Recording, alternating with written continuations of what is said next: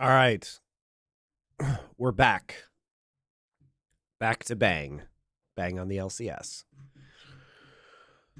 All right. C9 versus FlyQuest. That was the one you guys wanted first. So that's the one we'll do first. Actually, before we even go to it, Buppo did have some thoughts on who would benefit the most from the 2-week break, so let's take a look at that. Who would benefit for the most from the 2-week break? Is it Valorant? I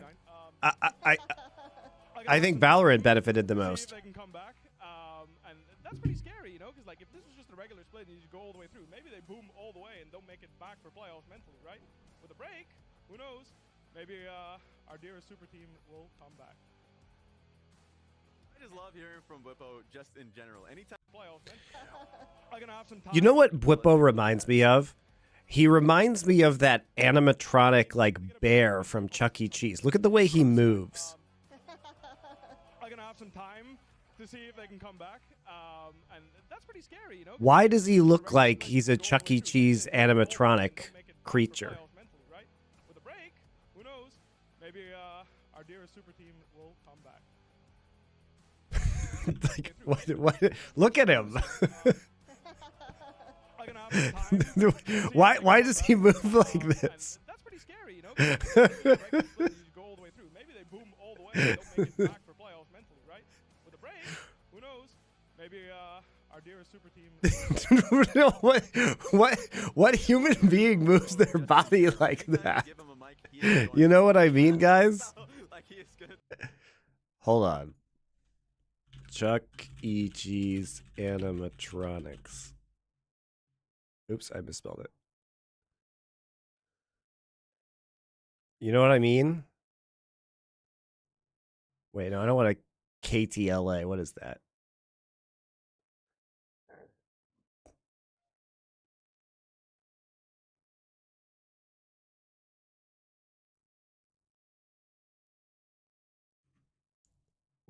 Why is it so hard to find? Stop malfunctions. I don't want this. Why is it so hard to find this?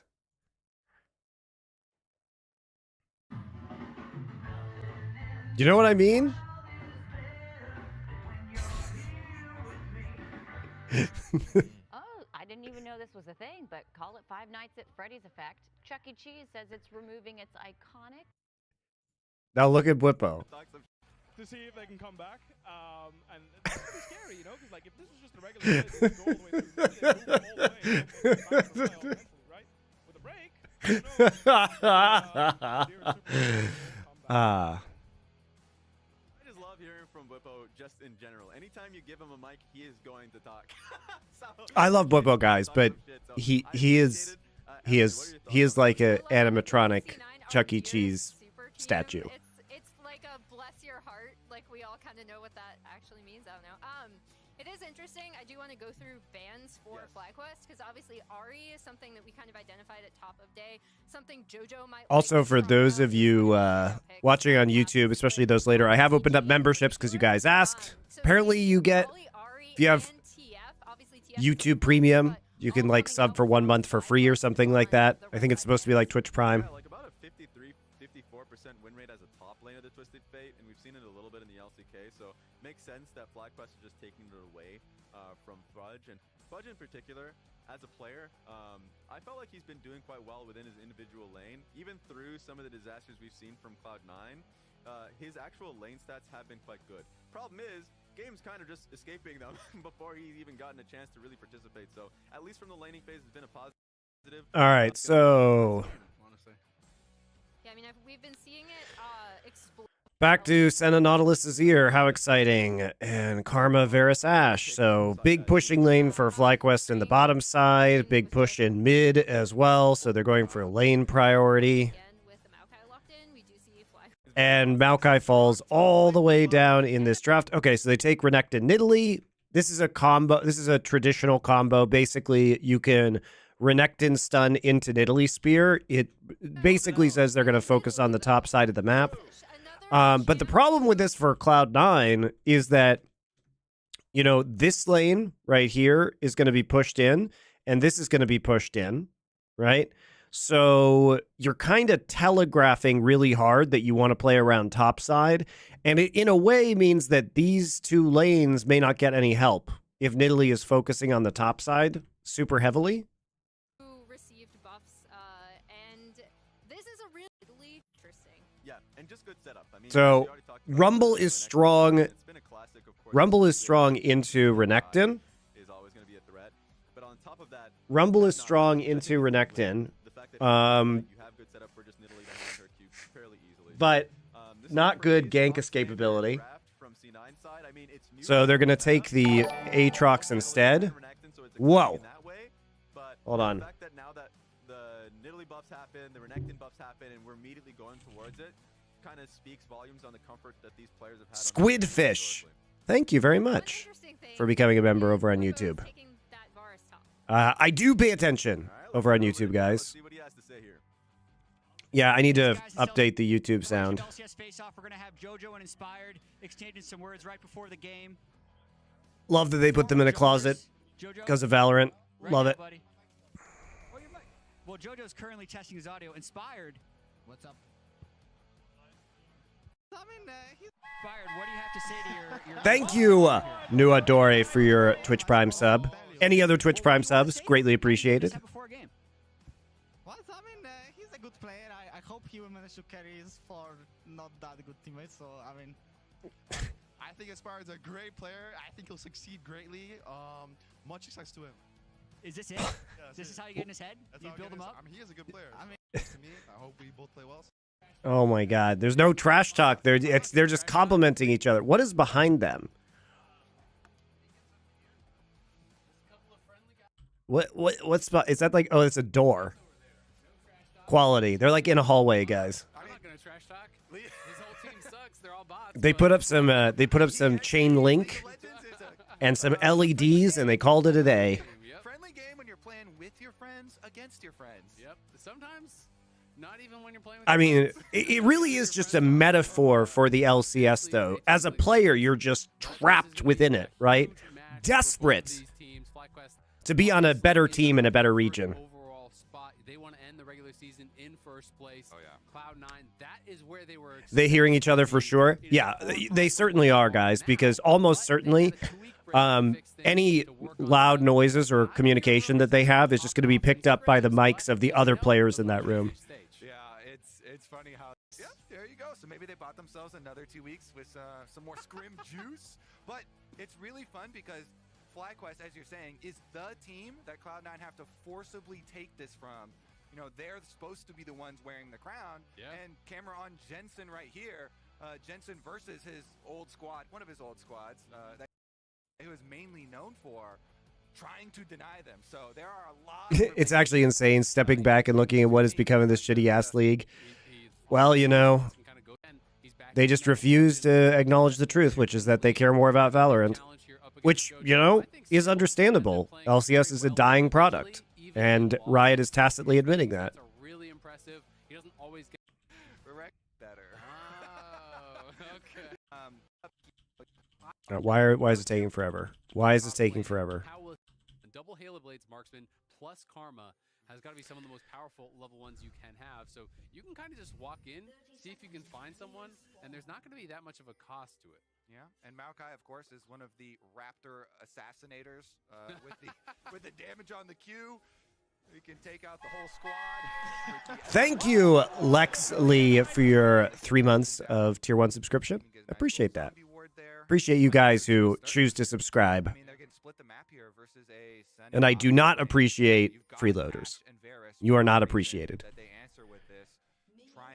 All right, Ward down here. Thank you. Jerky's Minion, you're back.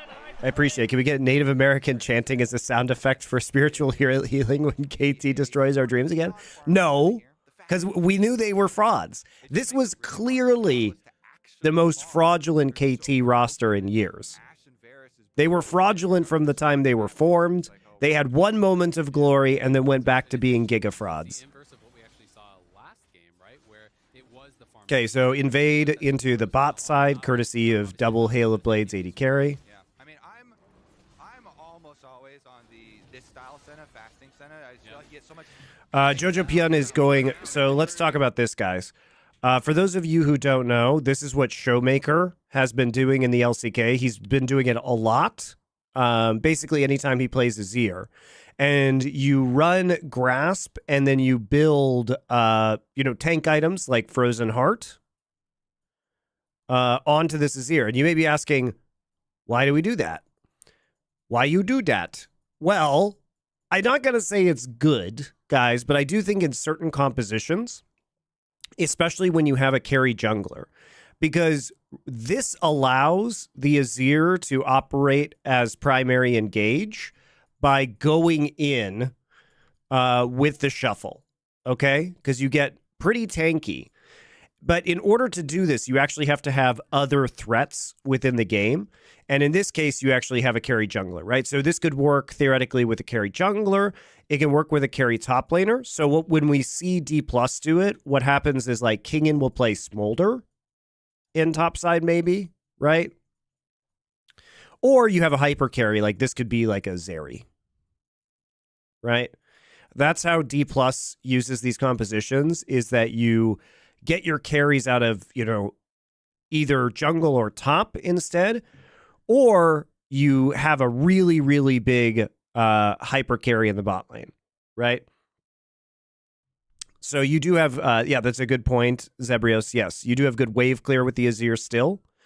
So you're allowed to basically become more of a primary engage tool. You got an Nautilus already. And also, the Senna is going to help keep you alive for prolonged engagements. So this is pretty interesting, I would say. I think it works in this composition. Rich in souls, Exactly, rich in souls. It does mean that they're making. So right now, though, when you split the map like this, you can assume that Nidalee that is going to be going into your jungle. You're going to be doing some vertical jungling. It's basically signaling that you are going to, in fact, dive in the bot side. Right. But Bwipo is maybe going to have a lot of issues. This is really creating that scenario where you're super. So this is actually very good by Vulcan and Berserker, because they prevent Inspired from hitting level 3. Absolutely. And they are up against a really so it's going to delay. It's going to mean that. So this is important, guys. So you cannot, if he doesn't take this camp of Krugs, then he can't hit level 3, and therefore they cannot dive on a stacked third wave. That risky duo doesn't pay off for Cloud9. Am I sick? Yeah, I am a little sick. Absolutely. And they are up against a really That's why I wasn't on the last couple of days. I could have been on, guys. I had a bit of a fever and I'm a bit stuffed up. So sorry, but I feel a lot better now.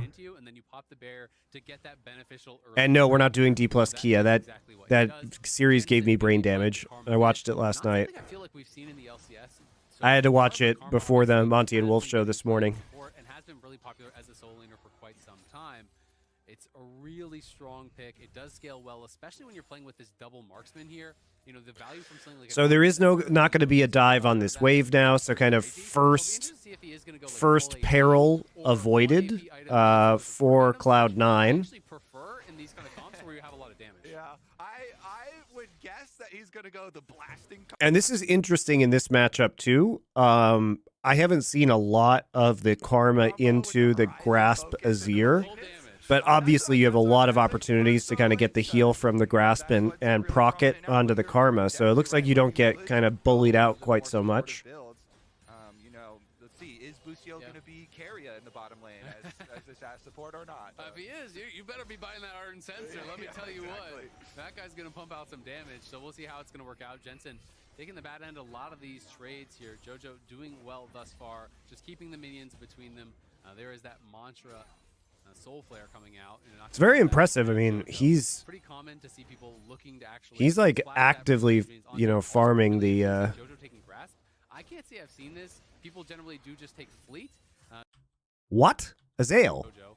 Pretty common to see people looking to actually splash that from the range minions onto him. Also, really interesting to see Jojo taking Grasp. I can't say I've seen this. Azael, you are a professional League of Legends caster. You just had 2 weeks off. Showmaker has been running this every game he plays as here. Are you fucking kidding me? What? Like, I think Azael's a good caster, guys, but like, holy shit. Dude, you just had 2 weeks off. Did you not even look at scoreboards of the LCK games? Did you somehow not watch a single D+ series in the last 2 weeks? People generally do just take fleet to be able to actually have that like, kind of dude. style. But the grass, he's going to be trading pretty heavily into it. He was casting TFT. More champions take double scaling HP runes and then just splash grass spin. Fair enough. Become a little bit of like but that's still bad, man. Like, wait, all of a sudden you should be at least looking at scoreboards. Like, look how long this takes, guys. Observe.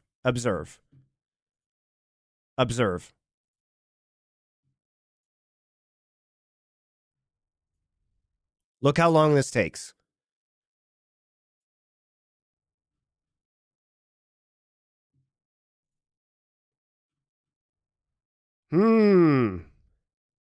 Let me look at the scoreboard. Do I notice anything weird? Conquer, yeah, Conquer, Aftershock, Phase Rush. That's interesting. That's weird. I wonder if he does it again. Let me just Oh, that's weird. That's strange. Wow, it really took me a lot of time, guys. Really took me a lot of time. Like, it, literally, as I can do this, guys. I'm running a fucking company and doing 6 podcasts and consulting, and I still know this happened. Like, give me a fucking break.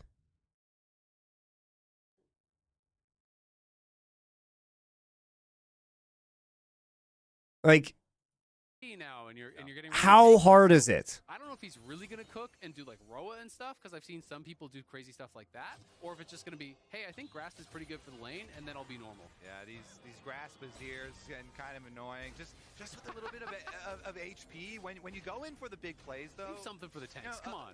A little bit of extra HP goes a long way. So we'll see how he pulls it off here.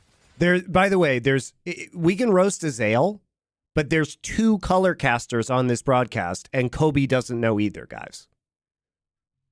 Kobe should literally just say, "Oh no, that's been happening. Like, Showmaker's been doing that." Yeah, I mean that's kind of like 2 color casters do not know after a 2-week break. I mean, it's fucking outrageous. Like, both of these guys are good casters, but like, pay attention. There's money on the ground. Okay. And pick it up. You're just not picking it up. You're too good for that? Yeah, it's like they're walking down the street and I'll they pick it see up. it. The only problem is Kobe definitely knows. He does watch LCK. Don't know about that. that is not for you. Is there like, do you have like a limit on like how much money it has to be for you to be willing to pick it up? We'll see if there's gonna be a dive here. The stun. Kobe does know. Okay, fair enough. Chance for Aatrox. Now you see him. They're like, do you have like a limit So on, this like, is how much money it has to be for you to be willing to pick it up? We'll see if there's gonna be a dive here. this is the combo that we're talking about, guys. You just get Renekton and stun straight into a Nidalee spear, and then Nidalee can pounce on you. I mean, there's limit on like how much it's a known extremely powerful. I mean, he pops ult to immediately get his rage up so that he gets the stun. It's free. Free. It's back, and it's a first blood for Biber. Run from it, dread it. You know it's coming. Azael cast 9 days of TFT and WoW during the LCS break. That's fair. Still works. Good as old. Still, though. You get the play off. Under It literally does not take any time to check this shit, guys, before you start casting again. If you're like, I've been out for a couple weeks, I wonder if the meta has changed in other regions. It literally takes you maybe 20 minutes to go through the scoreboards of, because LEC wasn't happening, to go through 2 weeks of scoreboards of LCS or LCK and LPL. That's all it takes, guys. It's not hard. And you see there, Like, the big thing that stands out, of that's not course, hard. You know, these guys are number 1 and number 2. There's no excuse for that. Like, that's great he was casting other shit, but like, it doesn't take any Whippo time. has done a lot solo, you know, getting for himself, whereas Fudge here with the goose egg, and you know, when Nidalee comes over and is the one to land the spear, still gonna be 0 for solo, but it's a team game. Team game. That's why you pick that combo. Yeah. Super his easy KP kill. just went up. Exactly. That's a dub. We'll count that. Plus, let's be honest. If they wanted casters to actually care about doing a good job, they pay them enough to do a good job. Touche. That's true. Can't argue with that. Honestly, the best feeling in the game for anyone is solo killing their opponent, and then having your teammates. I hadn't even watched any of the LCK games. I knew about Grasp Azir because I checked the Reddit post-match threads and saw people talking about it. That's another thing, guys. It's so easy every day to just look at the Reddit post-match threads and just see what people are talking about. The harshest flame or the biggest praise that you can get. Jensen versus You know what I mean? Cloud9, actually a better record than I would have expected, you know, given some of his times on some of the teams where he was struggling. So this is against Cloud9, obviously a lot of time with TL, some time with Dig, 18 and 23. Not too bad. Yeah, I think a lot of those W's. I think Azale is a good caster, guys, but that's just like... Actually, I'm sure most of the time this isn't true, but like it's not a good moment. I didn't expect you to call on that. I thought you were just gonna be like, you know what, you're right. But I don't blame Azale. If I was Azale, I would absolutely be prioritizing casting World of Warcraft and TFT over this dying ass league. So maybe he just made the right call on how he's going to spend his time. at Cloud9, But Cloud9 wishes they could be. they're also staring down this gold lead. Of course, a lot off of jungle and top side of the map, and Grubbies versus Dragon. Of course, the Grubs do give a lot more experience than the extra gold as well, in addition to the buff versus the Dragon that does not give as much. All right, well, Vulcan back. Honestly, the real truth about being a caster in that situation is you just don't mention it. Like, if you have been off doing something else and you're not as prepped as you would like to be, you just literally should ignore it. And just be like, you say to yourself, I don't know if that's normal. I'm just going to not talk about it. You don't be like, it's weird. I've never seen that before when it's been like everywhere for 2 weeks. When people are like, oh yeah, I'm going on a new diet, I'm fasting, but I'm also still gonna have that cheesecake's looking I'm pretty still nice. having lunch. But it's like, oh, If they wanted him to do work off stream, they should salary him. That's not how this works, man. You get high day rates because you're expected to be an expert. I'm still having lunch. Comes with the territory. That's how it is. I'm kinda gonna fast, And there's no choice. You have to work off stream. There is no other choice. still gonna have That cheesecake's looking I'm pretty still nice. having lunch. But it's like, Blabber walking up, gets smashed. kinda gonna fast. This is really dangerous, though. They do not win this. Trouble now. Oh, the enchanted Oh, arrow from never mind. They got the arrow. Sick. locks down Fudge. JK. You know what? That's the FlyQuest version of the Renekton Nidalee. They actually got the spear, but it was a ash arrow. It was an ash arrow into. That's And funny. Lucio nails him from downtown to set up Whippo. Whippo's like, I could do that too, buddy. Yep. Two is on the other foot. The Croc is on the other boot. In fact, it's easy to kill people that are stunned. Yeah, Facts. it's a good strat. Yeah. Why Stun did him he- up. Honestly, really nice stuff there from Busio, though. We had the questions of, is this bottom lane going to be, the Carrier style Ashe here, or is it going to be a flop? And so far, Masu and Busio, who are a big story for this FlyQuest roster, the youngest on the team. Masu, of course, was the most valuable prospect, and then Busio was the most valuable prospect the previous year. So combining them as like lot of value. the young guys on the team to really come up under the leadership of all the other veterans from the top side of the map here for FlyQuest has been a recipe for success so far this year. So far, sounds like they're getting the gold star from Kobe. And Chim Chim is a fan as well. That's Go the second Busio. gold star. There you go, 2 gold That's a lot. stars.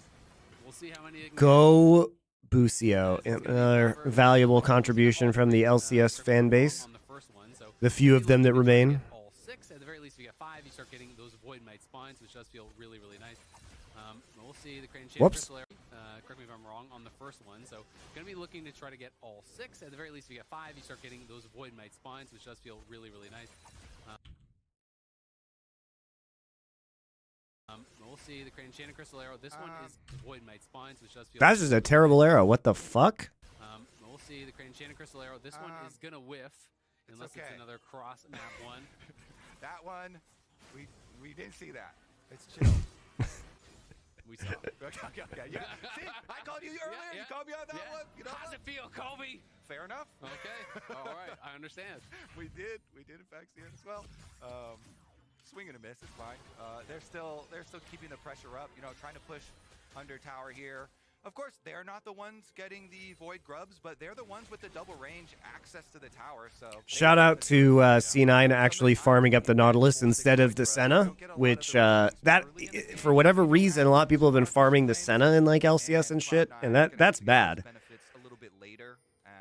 So much better to have the TP not. And we'll see. I mean, because so far, Whipple looking pretty good, but we're going to have Nice flash. All right, nice hook. But might be to his own chagrin. Egg on his face. Blabber going to be able to take him down. Does protect Masa at the very least, and does save him from flashing, and doesn't use his flash as well. Has to give up his life though. All right, egg on his face. And we'll see. I mean, because so far, Whipple looking pretty good, but we're going to have the depth charge coming in. It's going to try to set up that spear. I don't think you flashed there just because the hook is still up. So if you flash, you're just going to get hooked afterwards. And you're not going to flash outside of hook range. So I think probably not flashing there is the right play. On the warpath, that is 2 for Blabber, 2 for the Nidalee. Don't you want Bloodsong on Senna? You mentioned it previously. If Yes. If it does poorly, yes, I don't understand the question. Yes, you do. All the money too. A lot of weight here is on Blabber's shoulders. We'll see though, because it's really nice to rush into an early Lich Bane. This is the best, you know, assassin burst damage AP item that you've got in the game since Storm Surge was absolutely murdered. And so Lich Bane picked up here super early for Blabber off the first 2 kills. See if he can make Do his soldiers stack grasp on Azir? Yes, his soldiers stack grasp. Azir was changed so that on hits proc from his sand soldiers. On to Fudge, so you know he should be ahead in gold. There was a plate that went over to Fudge's blade, so it might be close. But drops are back. If you didn't know, when the next thoughts on NA casting talent in general? I mean, it's been good for a long time. But they're clearly having issues with play-by-play casters because Azael keeps having to do fucking play-by-play for some reason. Used to stay up so late watching you and Doa cast. Hope I'm well. I am well. Hope you're well. He's trying to kite back. He got no cooldowns right now, but Blabber's coming in. Blabber with the heal. It's a flash out. The stream is trying to give me a seizure by flashing everywhere. So they're pushed up on the bot side, going to go ahead and take first rake. This is going to result in Blippo being very far pushed up. He gets stunned again. Blabber's on his way. He's stuck in Renekton ultimate, dodges chains, and he gets an empowered Q, and he flashes out. Okay. Blippo didn't have flash to follow on the Q, so he's dead. Again, it goes to Blabber, though. 3-0 on the Nidalee. Okay, Blabber shows up again. Another kill for Nidalee. It's going to be a This Grasp Azir is working really well versus the Karma, guys. To the test this game. Let's see it. Checking on Berserker stacks here. 39 so far for the Senna. Even with so much pressure coming from kind of hard lane matchup early on. Jungle getting split against them. Oh, there's the Emperor's Divide pushing Jensen back. Jensen trying to flash out, but I don't think he can create enough space. He gets the Mantra Tether. It gives him a little bit of a heal. But Blabber's popping off, man. Thumbs up from Joe. Oh, there's the Emperor. On Berserker stacks here. 39 so far for the Senna. Even with so much pressure coming from hard lane. Thank you, Excedra, for your subscription. Early on, Jungle getting split against them. Nice flash. Jensen decides he wants to die. Jensen back. Jensen trying to flash out, but I don't think he can create enough space. He gets the Mantra Tether. Coming from kind of he's just like, early on, Jungle nah, I don't feel like flashing. Oh, there's the Emperor's Divide pushing Jensen back. Jensen trying to flash all right. out, but I don't think he can create enough space. He gets the Mantra Tether. He just kind of stands there and takes it. Bit of a heal, but it's not going to be enough. Thumbs up from JoJo. Inspired answering with London Kind. He's like, yeah, okay. Just waste flash afterwards. All right. Berserker now. Stepping forward onto Bustio here. Bustio not FlyQuest's greatest game. Between him and Vulcan, so no chance of a hook coming through, but it's Fudge. They just didn't do anything with the spot pressure whatsoever. And they let the Renekton Nidalee work, and apparently Grasp Azir just completely owns Karma. Who knew? Yes, I do now. they're really starting to rack up the gold, and all of a sudden it's a 3K gold lead now here for Cloud9. After that kill on top side, a couple plates went down. Kill mid, a couple plates go down. Yeah, I mean, that's kind of how jungle Huge does gold give leads. you extra gold for your laners. Even if I'm taking all the kills, as Italy, as Blabber, I'll focus on the early Void Grubs, so you get your global gold there, and then once you get a kill, just go to town on the turret plates. Jojo gets paid, and he gets his Leandries for it. Made that deposit early, you know, and now it's paying off. So don't cry to me when I'm about the kills, okay? Yeah. when I play with Flowers, he always tells me killing the Void Grubs is my gank. Yeah, there you go. He's like, hey, I did something for you. Now go to the tower, get some gold from that. Because he's not coming all the way up there. There's no camp in top lane. He's not going to give you a fish, Azale. He's teaching you how to fish. He's teaching me how to grub. We'll see. Exactly. We'll see if that pays off here for Blabber. 4 kills on him. What kind of build do you want to see him go from here? Obviously, you know, we're seeing a lot of Lich Bane, very, very powerful. When you're 4-0, you're playing the Nidalee. Are you just going full AP from here? Do you like some of the more supportive styles that some people go into with this more strong heal style that we see from Nidalee? Honestly, for competitive, I kind of do. For solo queue, definitely the snowballing. Just play for yourself, build for yourself, just completely blast people. I feel like for competitive, since there's going to be a lot more 5-on-5s, and it just makes it really hard against good players to do, you know, full Nidalee actually make. I mean, this is looking pretty insane right now for Cloud9. Like, FlyQuest just, I mean, they get the turret, but it's after all the plates go down. So, I mean, this bot lane's going to have to do something extremely impressive in order to win this game. Yeah, it's weird how badly Jensen lost this lane. I'm so used to seeing just Karma hard shove. Sonya's definitely super good item for him. Yeah, allows you to just dive right in there, make something happen, and we are really ahead. Sometimes you can dive right in there, one-shot someone, go into the stasis, have the rest of the squad come in to protect you. Jojo, by the way, I just checked, he's progressed 36 times. That's kind of insane. And you are getting HP every single time you do proc that, you know, permanently increasing your health by 7. So I'm not going to do the math, but that's quite a bit of HP given. What builds are you talking about in terms of why do people have frequent gas when it comes to item builds? Because item building is actually kind of hard in this game. Lethality users in the bot lane, Aatrox almost always build some lethality as well up in the top lane. So there's definitely value in having at least a little bit of armor, even if you just sit on it. You know, you have to think about Especially when you're playing poke like this, how your team is doing, what your team's win conditions are. What their team's win conditions are. They're also doing about a dozen different things in this game at once in terms of calming with each other and trying to figure it out. And also, I mean, the truth is that items are very important, but, you know, as long as you have an item, it's generally not the reason why you win or lose a game. On hit Varus is suicide this game? Yes. On hit Varus would be suicide this game. Like, here's the thing, guys. If you want to talk about itemization in this particular game, like, they are relatively low damage, and you might think, oh, they're actually going, like, this guy's lethality, this guy's lethality, this guy's lethality, right? So, but they don't have a tank, really, besides the tank Azir. It's probably another reason why building tank Azir is, I guess they have the Nautilus, is good in this game. But how are you going to step up and deal consistent auto attacks with Varus, right? If you walk up, you're going to get not ulted, you're going to get Azir, you know, Azir engaged on because it's the tank Azir. You might get hit by a spear, right? It's really, really hard.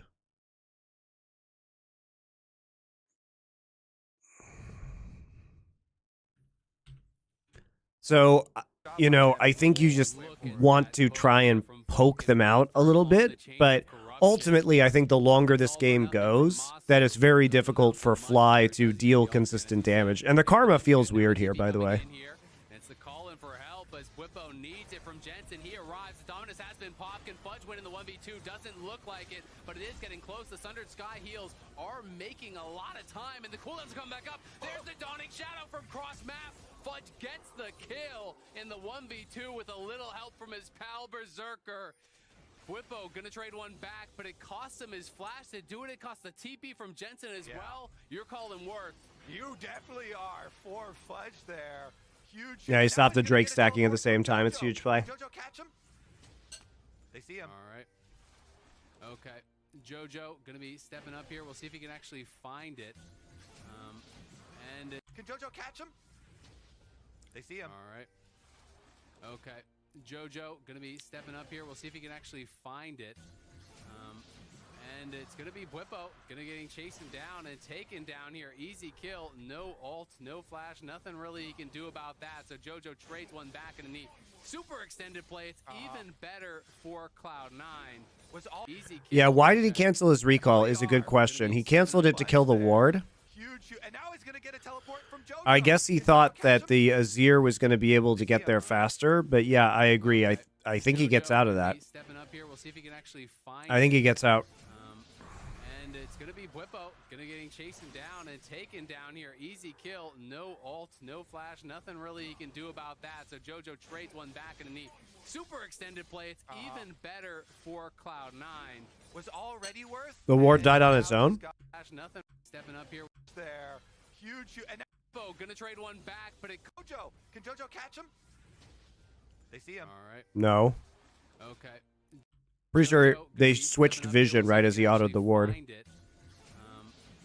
it's going to be Bwipo, going to getting chasing down and taken down here. Easy kill, no ult, no flash, nothing really he can do about that. No, So he Jojo trades one back in a neat he autoed it. It just looked weird because they toggled the vision off. Cloud9. Was already worth, and now just got extra games on top of it. Nice little bonus. Yeah. It's like, you order some nuggies and there's an extra one. Nice. You get a bonus nuggie. Perfect. Sweet. Jojo with the bonus nugget, and so, he gets a kill for himself actually too. He's gone Frozen Heart on top of a lot of the HP. No one knows who autoed the ward. There was a grassy knoll where the auto came from. Yeah, exactly. It's a grand conspiracy. He's gonna make use of It's that a JFK of to make wards. sure that aura is in range to apply the attack speed reduction. Yep, and we'll see how that does pay off for him. I mean, the Grat, so far so good. And he is going to have a ton of HP, very likely is doing that scaling HP rune style. A lot of people are doing a Rise, but it has become very popular across so many different champions. Dominus being caught there from Fudge will push Bwipo back, who responds with the World Ender. Nice sidestep on the Dredge line coming through as Vulcan fires that out, but Bwipo able to dodge it. Either way, though. Really pretty non-competitive game from FlyQuest. Look at this pressure. Love it. Rotate right over to mid lane where Jojo had pushed up the wave. Everybody spawn your Void Mites. They get in range. The Void Mites keep coming. The siege lasts even longer. All right, quick little update here. We are having some production issues, have lost power in some area. We won't be able to change the video source. We are just going to be sticking on the one observer for now. We'll give you any updates as those do come. Oh, I can't change the video source. Weird. I wonder if this would have happened if Valorant wasn't going on. Oh, they didn't fire all those people. I mean, Cloud9 overall are so calm right now. It seems to be such a clinical game for them with this draft, playing off the pressure for top side of the map. They're fine with the jungle split early on. Whatever. Boohoo. Vulcan didn't get a few extra CS on the Nautilus in the first stages, and one turret plate went over. But the Snowball, incredibly effective for them, especially now that they're opening up the map and they've got all these split push options. It just seems like this bruiser Azir. Inspire made the only good play this game. He was the one who actually created the trap with the Ashe on the top side that got the kill onto Fudge. Pretty good, right? Mid-stage game where they can just play those side lanes, use their split push. They've got the teleport ready here on. He couldn't do anything bot side because they stopped him from getting level 3, and they never actually tried to dive the bot turret. There are options here. Jensen, of course, did go with the blasting combo, the classic here for Karma, the Horizon Focus, and the Malignance. But it's they're really going to need to get some value out of this poke. They've got Lethality Varus on 2 items and Karma on 2 items right now. Like you got to get some value now with this. Yeah, it's hard. And Blabber, he just did the pit stop on that Seeker's arm guard. He's going straight towards Death Cap. So those heals are going to be massive. There's also Senna heals. I feel like it's going to be really tough to poke them down. Even if you're landing those abilities, you have to look more for like 100 to 0 burst than you do just a little bit of chip here. Vulcan moving up towards top side, so Fudge playing safe on that bottom side, as he knows his entire team is pushing up towards this top lane tier 2 and should be able to claim it pretty easily. Jensen, Busio, Masu in the area, but it is going to be too little too late there from FlyQuest, as they're just going to watch another tower crumble and Cloud9's gold lead extend to 6.4K. Absolutely beautiful from Cloud9. People are wondering, is this team going to make the changes necessary in the 2-week break to climb back up the standings? And so Yeah, it's been a very the convincing game from #1 C9. team, it seems like a resounding yes. Playing off the early pressure, keeping up pressure on the map here for every single secondary tower down here. 22 minutes approaching. And now, if they just push into the jungle, take over vision in jungle, they can force a lot of these plays on the Baron. It's so early here for FlyQuest. It's kind of rough scenario because you've got a lot of turn potential. The Azir with the tanky build can turn on now you. even as well. Yeah, and Vulcan is ready to go. He's got flash ready on Nautilus, ultimate ready. He's got his level 11 for the rank 2 ultimate, by the way. Vulcan is 2 levels above Busio. So, yeah, I mean, plan for Cloud9 looks wide open here, and FlyQuest got to get creative. Fudge on the round here, but Busio's in the area. We'll see if they can chase him down. The slice connects on nothing, so he has no dice. There's the enchanted crystal there. The tether's going to be there. The TPs are coming in here. Jojo arrives, Blabber in the area.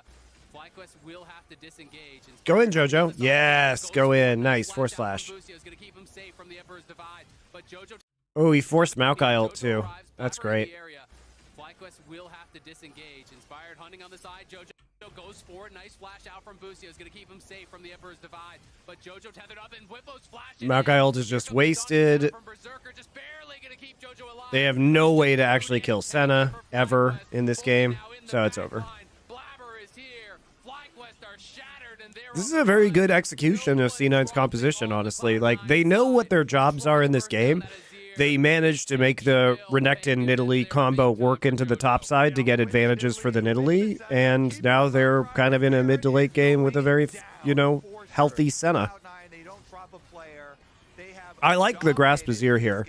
They have dominated this top side of the map and this Void Pit.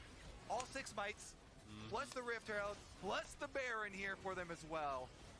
Cloud9 controlling purple, and look at that bottom side of the map too. Jojo Enjoyed the last couple of rides of the Horseman. I've watched my own industry implode from the inside for similar reasons. What industry is that?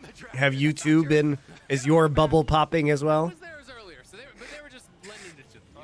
They were wrenching it out. The Baron Pit has been Cloud9's the whole game. LCS viewership was up this weekend compared to before break, and even without Cadril co-streamer LEC. Yeah, they activated drops, guys. They activated drops. They were scared as fuck. So they're like, release the drops. like the winter months or something. Exactly. They did everything there is to do. They took the grubs. They took a Herald. Matty Man, thank you.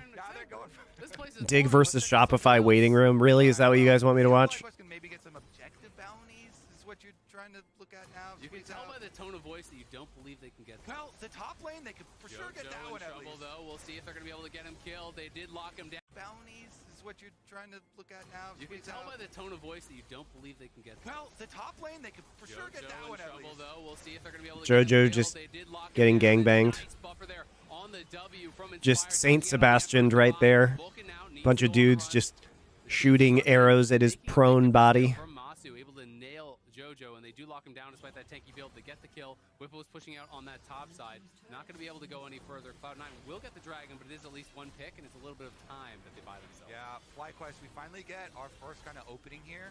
Objective bounty on top side while they get the pick onto Azir. So, as you're saying, some money back to them, but Cloud9 kind of quickly stabilized. Excedra, thank you for resubscribing. I forgot if I said anything. And yeah, you got your objective bounty. They retreat back to the dragon and try and at least keep pace there. Yep, and Blabber did turn one of those 2 rods into a Zonia's. Now is back on 2 rods, so he's restocked up. We'll see if they're going to become a hat this time. When you go for the early Lich Bane, that's adding another AP ratio to your kit. So like you just need to get more many rods as you want. Can't have too many. Death Cap is actually amazing.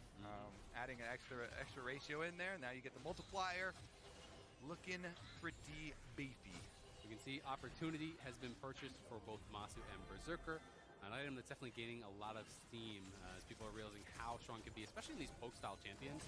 It works perfectly with Varus's kit, right? You're sitting back, you're not constantly hitting with the lethality. When you're out of combat for a bit, you get the bonus lethality, you get that extra damage on those big Qs that you're looking for. But it's Cloud9 grouping up 5 top, looking to push forward here. They've got a lot of engage. FlyQuest's going to have to be so careful. Nature's Grasp used here from Inspired just to keep them safe so they can clear out the wave as Masu's running back.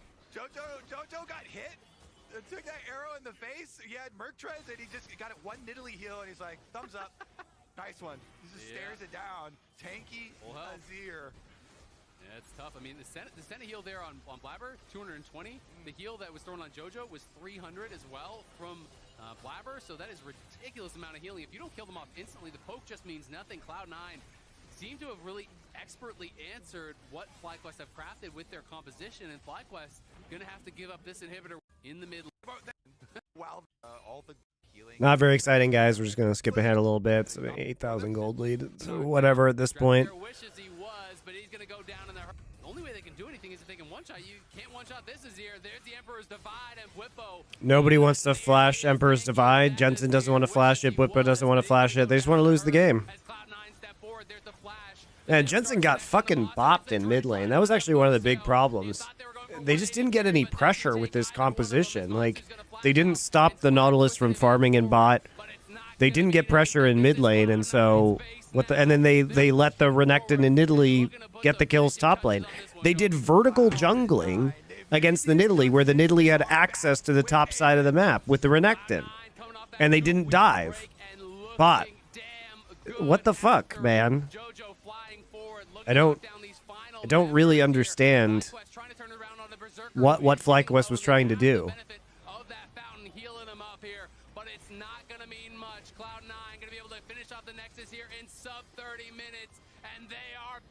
That was a snoozer. I mean, well played from Cloud9, but FlyQuest put up literally zero resistance. Work on to not get the damage. What is going on here? Right there, bro. Oh, I'm so okay. I think we're done here. No, On my Azir while he walked forward. we're trolling to not get the damage. What is going on here? Right there, bro. Oh, I'm so okay. I think we're done here. No, anyway, Blabber, big win after the break. It's been 2 weeks, Jet. Jet forgot how to read the post-game screen. I would say, like, we kind of just try to figure out what our team identity was on this team and what was working for us. And we just started shifting, I guess, our style into what worked more for us. And we just had to talk about, hey, what's best for us as a team, what chance we should be playing. And yeah, I guess it worked out. You guys want Dig Shopify? What game do you want next? Factor into all this fudge. How insane has Milky Way been in the LPL? Fucking crazy. But also his team is like blessed to win. It's so fucking weird watching them play. Blabber, another follow-up on the Nidalee in the season so far. You guys are now 5-5. So like, what are you really focused on throughout the rest of the regular season? Only 4 more games left. Well, currently we're still focused on getting into playoffs. It's not guaranteed, and it's looking rough right now. Actually, not that bad. After we win today, it's not looking that rough. C9 TL.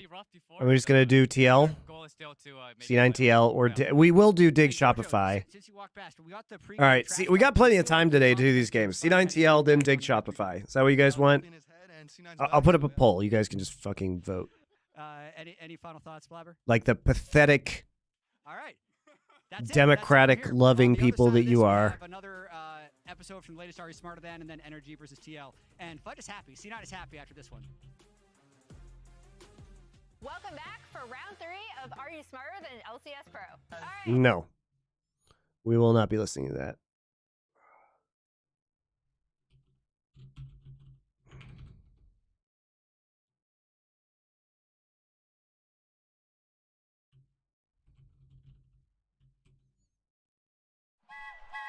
T1 and Bro. Why do you guys want T1 versus Breon?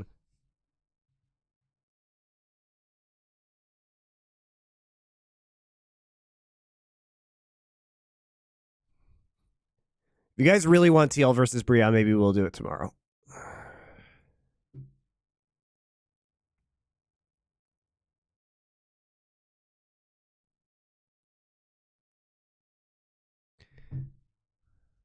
Mercaptothanol, thank you for the Twitch Prime sub. The rest of you should consider Twitch Prime subbing.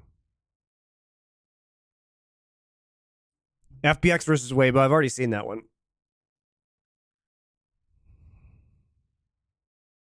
I do have YouTube memberships open now, guys, because you asked me to do that, and I appreciate your donations. So if you are over there on YouTube, apparently YouTube Premium does offer you free months of sub, I am told, or membership. I want the Eddie Kane cover of the Boys of Barnashrida.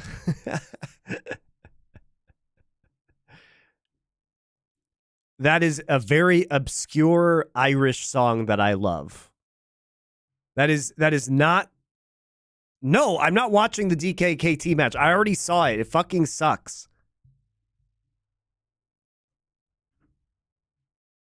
I talked about it on the Monty and Wolf show. All right, Dig versus SR. There you go. That's what you guys want, and that's what you get.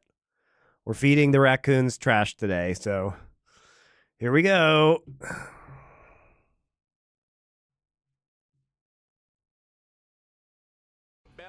I'm Captain Flowers, joined by Azael, and we're bringing back the notorious POB for the back-to-back cast here for game number 3. How'd you like your game number 2 in there, buddy?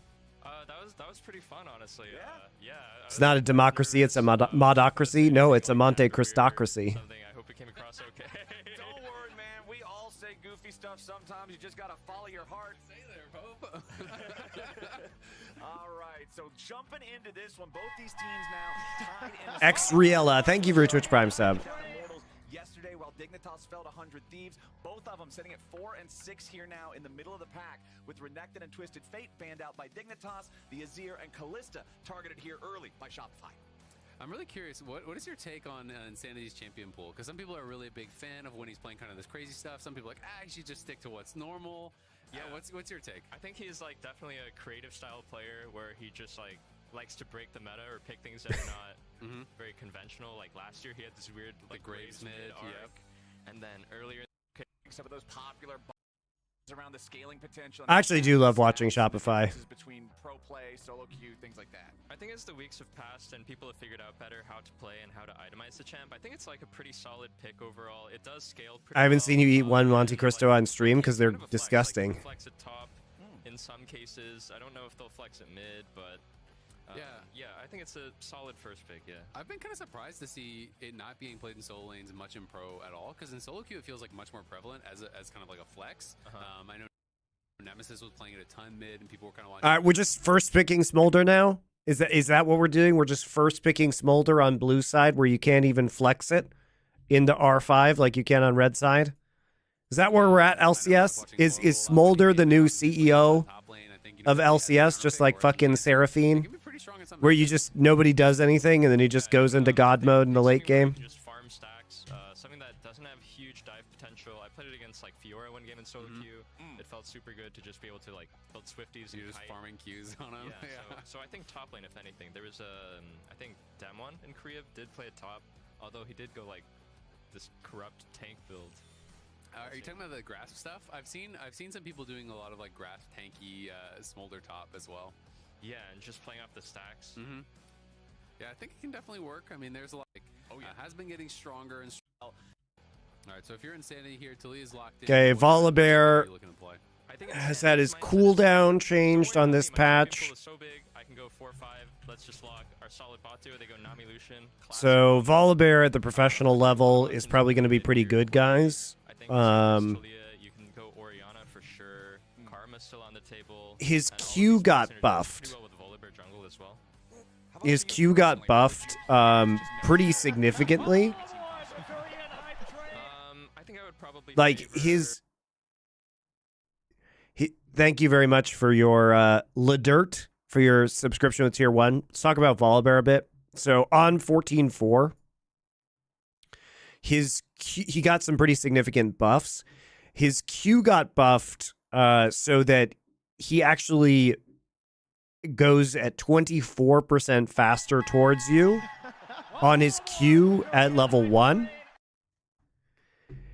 And he, which is like quite fast, and you max Q first, so you get really, really fucking fast as Volibear now.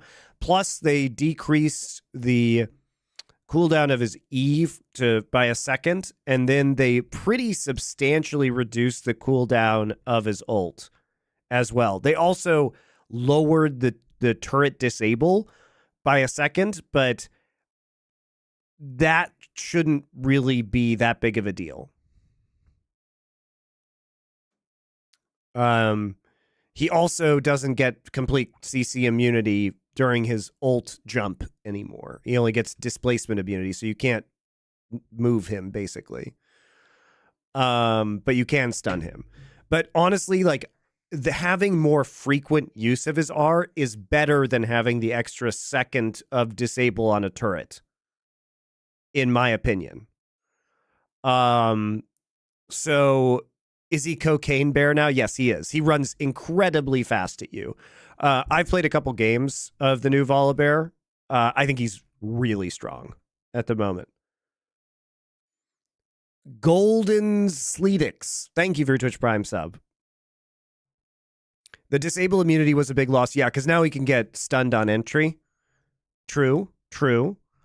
But the more, basically, you know, a pro team can use 2 seconds of tower immunity at his level 1 ult to kill almost anybody anyway.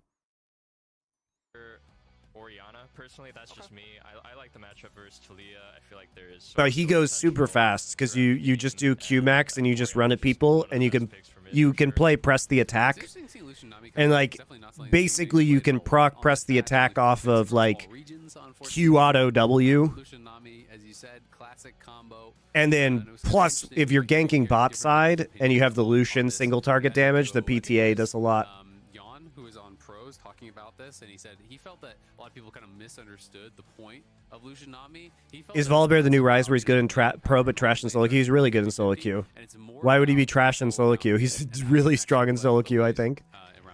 Because you can just delete people. He's a great duelist, guys. Like, you can actually just fucking 1v1 bully people with him. That's kind of how he was looking at the power of this pick and this duo. You know, how do you see Lucian Nami and kind of how it fits into pro play?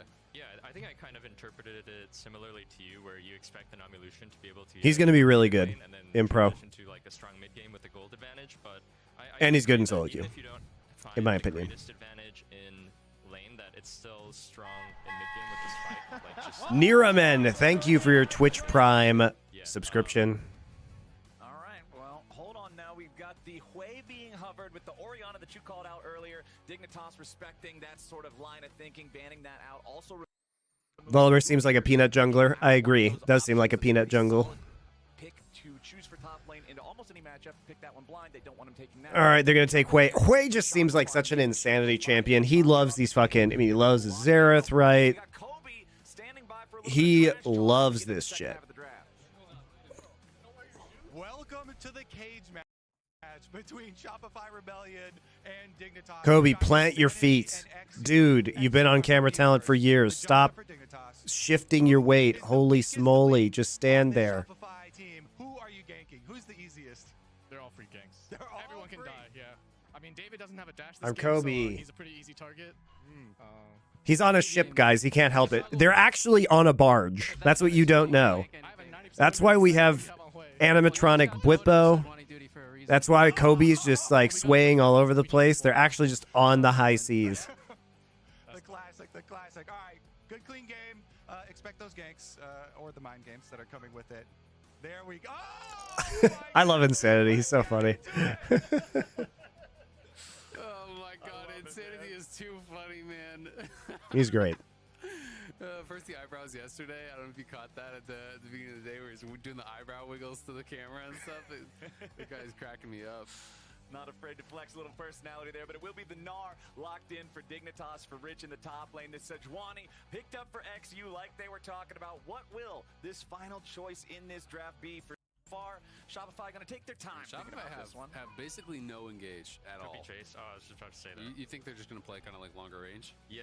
Chase is, you know, classic. Like a lot of top laners love playing that into Gnar. Chase just pretty strong buffs for laning. So I like the pick. So the Jason and Nar's not a surprise, but you do not actually. You have strong siege with this composition and strong kite, but you have no engage. Like actually, just zero engage. Zero engage. Like Volibear is not tanky enough under most of the rune and item choices, because with Volibear, you're probably gonna, your first item is probably gonna be what, like Sundered Sky, Sun Sky, or Iceborne, right? And then from there, you probably build Dead Man or Spirit Visage. So it takes still like 3 items before you get reasonably tanky. So yeah, this means that they just have to be first on objectives. They will never really be able to muscle their way into an objective, and this tank line is pretty scary if Gnar is in Mega, plus Sejuani, plus Talia. And now that Volibear's not CC immune during his ults, he can actually get stunned by Talia E if he is on top of it, and Talia is very strong into Lucian in general. Because he's low range, and you can kind of just use your E to prevent him from dashing in to do damage. Was I drawing? It wasn't on screen. Ah, shit, man. All my drawing hasn't been on screen. Ugh. I've been drawing a lot, guys. Why didn't you say anything? There it is. Yeah, I was writing a bunch of stuff on the screen. Shopify, I think their composition seems so much less forgiving to me. Wow, E-Cabbage is the first person who noticed. Like, especially when we're getting towards this end of the season, when we're getting I mean, if you see me like writing with my mouse, guys. After this one, with how close these standings He drew Vi equals turd. you gotta make sure that every single Sorry, you guys are just trolling me. Probably think it's funny. We were being polite. at teams that don't draft a lot of engage when they've been having some issues with communication and coordination already. So I think if they want to walk away with a dub here, they're really going to have. You're welcome for streaming GP fencing. And as a team, making sure they don't fall into Who is good versus Volibear? Lilia. Lilia's pretty annoying. Lilia's pretty annoying. Yeah, I feel like on paper, Shopify Rebellion, honestly, it looks like to me they have 3 winning lane matchups, and, you know, they have a jungler that can... Yeah, we already watched... Oh, no, we haven't watched C9 TL yet. We'll watch that one next. Then I can see their 5v5 being pretty tough to execute, you know, very squishy. 4 squishy champs with only 1 volley as frontline could get run over if you don't find a big lead early. Yeah, I mean, pretty much anyone who gets engaged on is probably going to get one shot. Control. Take no stacks at all. Solo queue, and you can get a lot both from instead. Yeah, great. Well, how did we skip that far in the game? This one. What the fuck? Play where people have all yeah, and yeah. I mean, what would you say? Am I going crazy, guys? What the? There we go. That was weird. Mike and Ike sponsors Dignitas. What is Gamertech? And Noble Chairs. Dude, these sponsors, though. I'ma slap you. Thank you for your tier 1 subscription. I mean, Mike and Ike's are good, but they're no trolly sour bright crawlers. You know what I mean, guys? Hey, did you know that Shopify Rebellion is sponsored by Shopify? The Sejuani we saw earlier in the day was rocking the Summoner Spellbook. Generally, that is an adaptation playing into Trundle, going back to the Aftershock in games that do not have. Does drug testing occur in esports? No, but in my opinion, it should. Seeing how fast he stacks up, getting to those critical breakpoints for the 25 early on, and then the 225 later for the execute. I will say I'm a little bit surprised that Tomo's actually playing cleanse. There's not that many good things to cleanse. Like, sure, there's some sort of CC potentially coming out from Hui. There's the Volibear Q. That's about it. There's yep, really Adderall testing should be a thing 100%. Totally agree with you. Was like spam pinging that he totally agree. Really happy to see it. I mean, I feel like when you're already playing kind of a losing 2v2 bot and then you're playing not that it takes any amount of effort to get a subscription, like a prescription for that if you just want to. Just try to cleanse it. Go to your doctor, tell them you have trouble focusing, and they're like, here's some amphetamines. Outrageous. But yeah, it absolutely should be a thing, in my opinion. Not for weed or anything like that, guys, but drug testing for Adderall. Yesterday from Tactical, where things went really bad really early, and it can super push you back on how fast you're going to be able to stack this up. The new kind of modern build we're seeing now is people still sticking with Essence Reaver, but it seems to be Essence Reaver into Shojin. Obviously, gives you a ton of CDR. You're going to have no limit on the amount of mana you have, and hopefully really be able to ramp up how much you're stacking in the mid game. As B-Boy and Zazel dropping that deep ward, looking to see if they can get a little bit of chip damage on them as they're walking to lane, but I think Tomo and Isles being very safe, not going to challenge through the tri-bush. They know there's no shot. One time, when I owned Renegades, guys, I brought up to Riot, to one of the leaders of Riot Esports. I said, I think we should do drug testing for Adderall. And he laughed and said, well, then we would have to suspend the entire league. So I tried, guys. I tried. That was the response I got. One of those situations where you look at what you might gain from that choice, and there's I thought it was a weird answer, personally. It's gonna go positive, so just try to gain one stack. Let's try to get the stacks going in the lane instead. Yeah, great choices. But remember that in the previous games we've seen Tomo on this champion. Usually he'll hit that 225 breakpoint around the 23-minute mark somewhere. So that's where I'm going to be expecting this one to be as well, unless things just completely go awry one way or the other. You can see junglers both starting off in their red side quadrants. You wonder why I hate Riot, guys. Shit like that. Yeah, you can really optimize the stacks, especially if you're scrapping early. You know, and especially if you are playing against some of these easier lanes, then you can get a lot both from CS and from kind of poking away on your opponents. The fastest I've seen in competitive is sub 20, you know, in 19-minute-ish range. That's about as fast as I've seen it. In solo queue, you can get it really fast, but it'll be interesting to see how they can do it. And also, I mean, even in that game from Tactical, he got it around 26 minutes after an absolutely abysmal start where he had no stacks at all because his team put him mid and then we're donating him wolves at Raptors over and over and over. Ooh, XU forced to flash out. I was thinking we were just going to get the full clear. Absolutely abysmal start where he had no stacks Okay, at all. so it is PTA. It is PTA Volibear, and so at level 3 you have your Q, and so this is what happens. By the way, guys, this is because remember his E does percent HP damage. So once he starts stacking this on you, he can really fuck you up. Of that hard-winning matchup in the 1v1 there with the Volibear versus Sejuani forcing over and over. Even in that game from is sub 20, you know, in 19-minute-ish range. Playing against some of these easy This is a nice play. They got a ward in, so they know exactly where the Sejuani is. The fastest I've seen in competitive is sub 20, you know, Early, right here, because they see the Sejuani walking up. So right here, Boogie actually just responds to this by cutting off where this Sejuani would likely be walking. Because his team put him mid and then we're It's a good read. Raptors over and over and over. Ooh, XU forced to flash out. I was thinking we were just going to get the full clear, but no, Boogie taking advantage of that hard-winning matchup in the 1v1 there with the Volibear versus Sejuani, forcing the summoner spell out of the Dignitas jungler. Yeah, I was going to be going in for a hook there, trying to trade back. Nice seismic shove in from Dove. It's getting pretty scrappy in mid lane here. So talk to us about this from the Hwei point of view, Pope. You know, you're saying you feel this is a winning matchup for Hwei.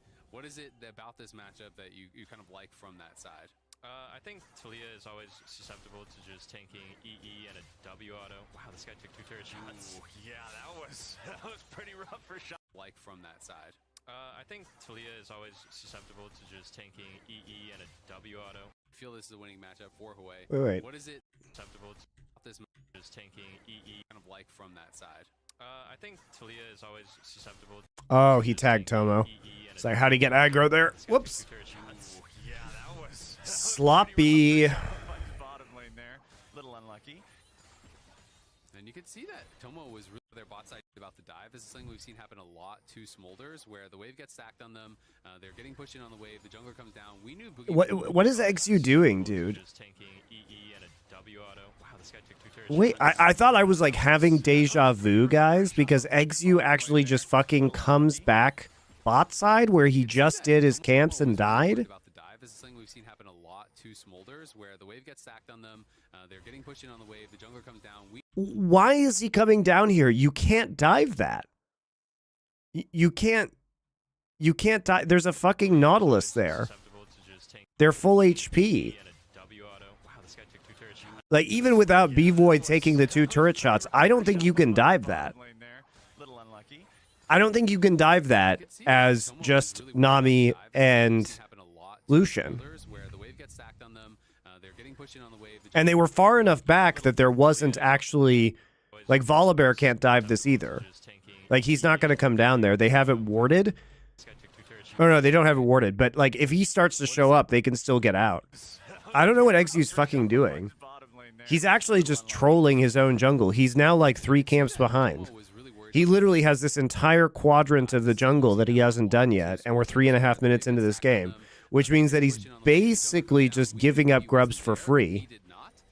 XU had been pushed out of their bot side jungle, so I think he was very nervous that Volibear, could have been down there, could have been wrapping behind. So that's why Tomo and Isles did back off. But B-Void takes a couple turret shots. It's going to be bad, guys. Boogie's going to be like a level or two up as a result of this. But very fortunate timing on that Scryer's Bloom to catch the ward right as it was placed. They obviously... Do they have a Targon charge? They do have a Targon charge for the cannon, so we'll be able to crash this no problem. Up to 11 stacks now. All right. Usually you He could invade too. 25 breakpoint around. I think the 6 or 7 minute mark has been where we're seeing it in pro play. Kind of depends a lot on early on if you can hit the double snot bubble on both enemy players at the same time. Since you do not have the AoE on your Q for the farming just yet, that'll be one of your faster stacking mechanics.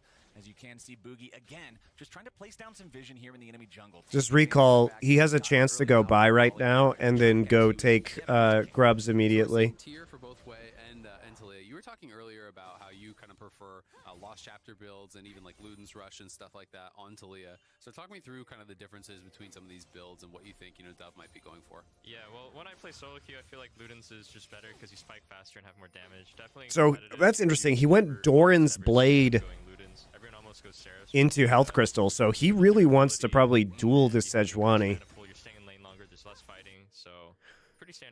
You can go Boots of Lucidity first as well, just for that extra boost of speed. Like 3 camps for a while, whereas Volley had full cleared, and then bot was like winning pretty hard, and then I don't know what XU's doing though. That was not good. Actually, that play just died creeps. A little bit rough on that one. Still, well, a +2 wave advantage for B-Boy up over Tomo, but Yeah, no, it's good. It's good, especially for like Xin Zhao or with Volibear for pressing an advantage. All of our solo laners now level 7. You can see Rich just tagging it now as another one of those choose flies out from Tomo as he gets closer and closer to the 25 CS mark. Yeah, that was really good CSing from Tomo. I don't think he missed a single one. You can even get... All right, so he's just gonna go for the Drake instead, I guess. All right, he's gonna go Drake instead of Grubs. Fine. I guess this makes sense. You're taking advantage of your strong bot side into early Drake stacks. Should be free. For a little bit of pressure.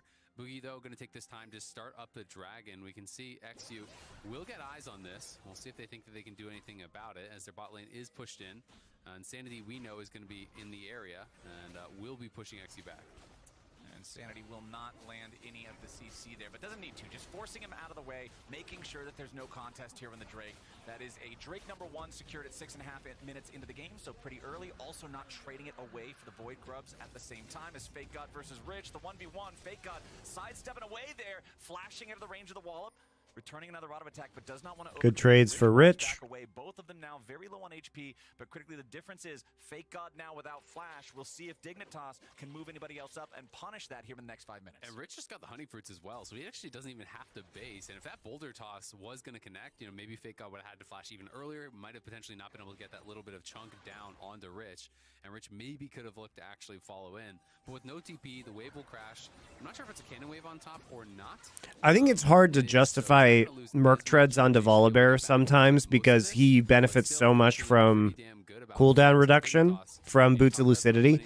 Not only because you get your flash back faster, but because, he kind of is a sustain tank. So the more Ws you can get off, and the more ease you can get off for shield in a team fight, the better, the more survivable you're going to be.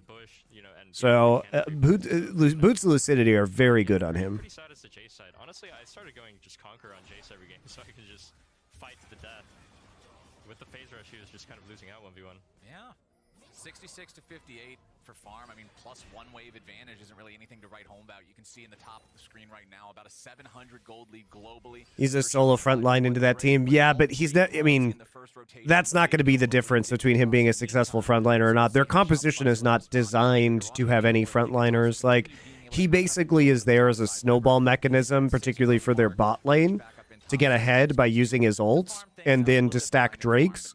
And then they just need to make sure they have priority. So I think ideally you play Volibear in this composition by diving bot with your ultimate, if possible, and then transitioning that into Drakes, because you just need objective priority. You need to get a kill with the Volibear and then get to the objective, because you're never going to be able to probably win a straight up front to back 5v5. You either have to win via poke, and they have to walk into you to do that. So you need to get into a situation where you're going to be capable of kiting. Now up to 39 stacks, looks like there. So really going to start to accelerate as you start to pick up more and more CDRs. You get more points in those abilities. You can Be better if he wasn't a front line at all, like Nidalee. You don't need more poke than you have. And his ult for tower diving and just his ability to isolate a target. Because remember, by having pressed the attack, you're amplifying damage for your team as well, and you can actually catch somebody out very easily and just 100-0 one target. I mean, he's really good at isolating targets, guys, now, because you can't escape from him. He's too fast. How do you actually get out of lane here? He's like Without making it too obvious, because Insanity is obviously just going to try to relentlessly. he's like he's like how Chem Tank used to be, guys. Think of his Q as like Chem Tank. That's how fast he is, especially with like a level 5 Q. He is so fucking fast with level 2 boots and a level 5 Q. You're not getting away. Which is fun because I think his Q with the changes really does fulfill like the bear fantasy. Like you cannot run. You can't run. And honestly, for both teams, you really want to find a win here. The last 3 games remaining, particularly from Dignitas' side, we'll talk about them first because they are the ones slightly behind right now in terms of the gold.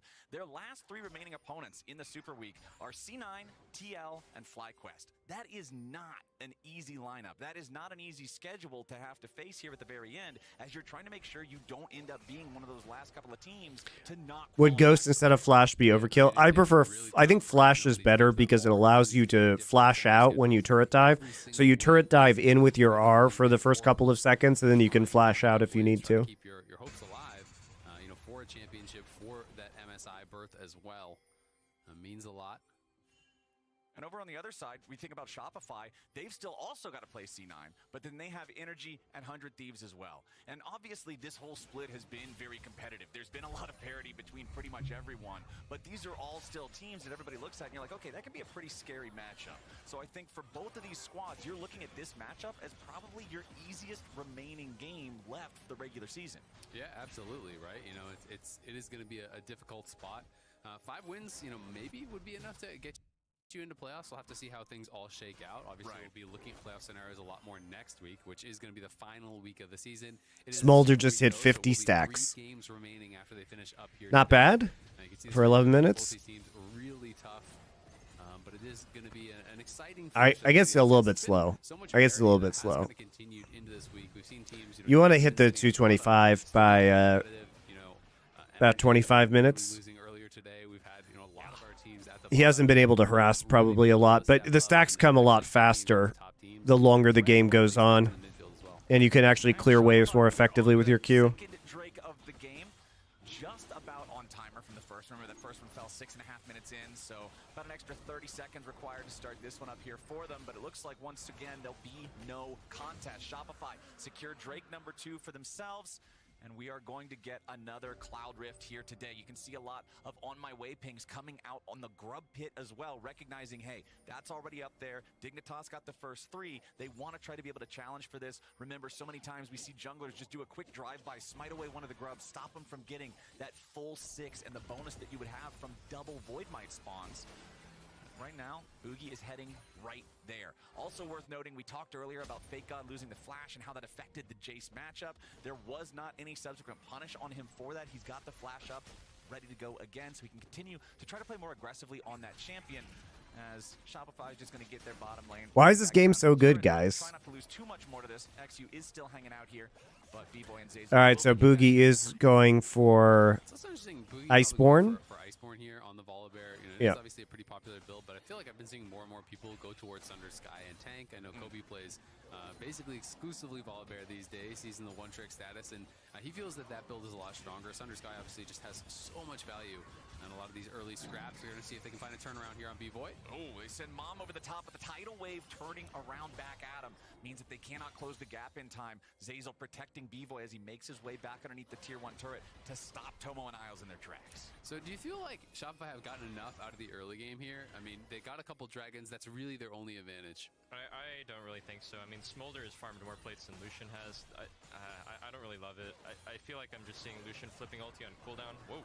Here comes the dive, though. B-Boy in some trouble, trying to get away from this one. Does have to pop the flash below half HP, and there was a lot of Dignitas. Yeah, they haven't really gotten anything done in the bot lane. We haven't seen any Volibear like ults yet, and he's level 8. It's not great situation. Is just kind of feeling the pressure to get something going, you know, realizing they're not getting enough done, they're not being able to Mandate done for Nami now. That's helpful. Just letting it rip. I mean, maybe a little bit of like, I gotta make something happen. Yeah, I mean, he might be getting like a modest first strike payout, but definitely not what you want to see from Nami Lucian in lane. I feel like when it looks good, it's like we're dashing forward, we're like chunking them to 1 HP, they're missing CS, they're burning sums, but he's kind of just hitting Nautilus with ult. Okay, we didn't flash Marl. Puts a little DPS into him, but Isles still walking away with about 1/3. A little bit desperate from Rich, but his Mega Gnar bar was almost done, so had to do something. Only a 4-grub game this time around, with Shopify having enough control over the topside river to immediately start up the Herald. Yeah, should be able to grab this Herald. Obviously, it was a bit of a dicey moment there for Miles. He'd already used his summoners down on that failed bot dive. But now Smolder are going to be rotating over towards mid. They're going to shove a Dove down towards that bot lane. And I think with Sejuani, you should definitely be giving Raptors over to Tomo. Looks like that's going to be the case here. As once you have the AoE on the Q, you can just start stacking up so quickly by farming a lot of these jungle Chance for camps. XU to XU didn't have smite. Otherwise he might have been able to steal that. Those extra jungle camps, especially Raptors and Krugs, you can get so many extra stacks off of that really accelerate you to 125, where it just gets easier and easier and easier. So you're picking up more CDR, you're getting more AoE. And you can really accelerate to where we saw, you know, from Tactical, even from a point where I want to say he was around like 50 stacks or something at this point in the game. He still got to 225 by 26 minutes because he got such a massive amount throughout this mid game. We'll see how quickly Tomo can stack it up and if he's going to be donated all those jungle camps as well. We talk about accelerating the pace of the game, accelerating the pace of your stacking or whatever, but unfortunately the reality of this game is no first blood in almost 16 Yeah. minutes. I am praying for a ring. It's really crazy that we haven't seen any kills yet. Along those lines, as neither team has really found the opportunity to make any seriously aggressive plays. B-Voy is Korean, Matty Man. Either perspective is fine. What's the big play that you would look for to really try to break things open here in this mid-game? I think it's going to come down to third Drake. I feel like that's usually the pressure timing when, if, for example, your dig side, you're like, okay, we drafted scaling lanes, let's kind of just scale up, give first 2 Drakes, then we can contest third. So I feel like it's about to get to that timing where maybe they're willing to butt heads. Smolder has some stacks, everyone has some items. Yeah, when you're looking at the Yeah, B-Voy's been pretty good. Even across the board here, so no, I was wondering when Wild Turtle was looking pretty solid at the start of the season about whether the B-Voy would be able to hold on to the starting spot, but he's been good. And they're going to drop Herald bot, so it should be a turret going down. Dove in trouble. Oh, Boogie with the flash for the engage, but now he's going to ult the tower so they can keep on diving. First blood over to Hue, and they're about to make it too. Boogie keeps himself alive. The Herald's going to be summoned up to take the turret as well, and Shopify Rebellion smacks him. We'll see if they can get anything back on the B-Boy here. The ulti tags him. That was close. That was way too close, man. The clutch Nami heal just to try and make sure that he does not die. Boogie keeps himself alive. The Herald's going to be summoned up to take the turret as well, and Shopify's going to ult the tower so they can keep on. Big one-item spike for that Lucian. Love to see it. Duo. And they're going to drop Herald. It's a really well executed play, actually. Drop Herald, flash Q, turn off the turret. Very nicely done. It's a good dive. Boogie keeps himself alive. The Herald's going to be summoned up to take the turret as well, and Shopify Rebellion smacks him. We'll see if they can get anything back on the B-Boy here. The ulti tags him. That was close. That was way too close, man. The clutch Nami heal just to try and make sure that he does not die to Smolder's mom. But Shopify now 2,000 gold in the lead. Insanity shielded him as well with the WWE there. The shield from Hue, I think, actually kept him alive because it looked like that was insanely close before that Nami heal landed. Hue going to TP up towards top. They're going to try to keep the pressure onto these additional towers. Dragon stacking. So I'm a little bit surprised that they didn't elect to actually fight the dragon before. Insanity shielded him as well with the WWE. Yeah, I'm really surprised they are giving this up. I mean, I get the volley's low, but volley can actually just heal almost up to full probably off of Crab alone, just from W and jungle healing. Just to try and make sure that he does not die to Smolder's mom. But Shopify, now 2,000 gold in the league. Insanity shielded him as well. How long it took you to learn Korean? How fluent are you? My Korean's pretty basic. I'm trying to go to Japan in October, and I'm trying my best to learn as much as I can to converse well. It's a lot easier to get by with Japan is very difficult to get by as an English speaker because it's harder to read things, because in Korean you can learn how to read Korean in like a couple hours, and there's a lot more signage in English, whereas Japan, it's a lot harder. You have to learn like the 3 different fucking writing systems, and nobody speaks any English. Like, English education's really bad there. In Korea it's better. So good luck, man. Japan's hard.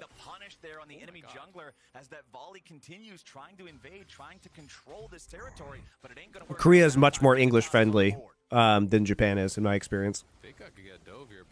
Love Japan, but unless you're going to Okinawa, then everybody just speaks English there because it's been an American military base since World War II. Very easy to get by with English in Okinawa. Finally got some Into the AM to support you guys. Thank you, Vobacon. You'll enjoy the clothing. They make good stuff.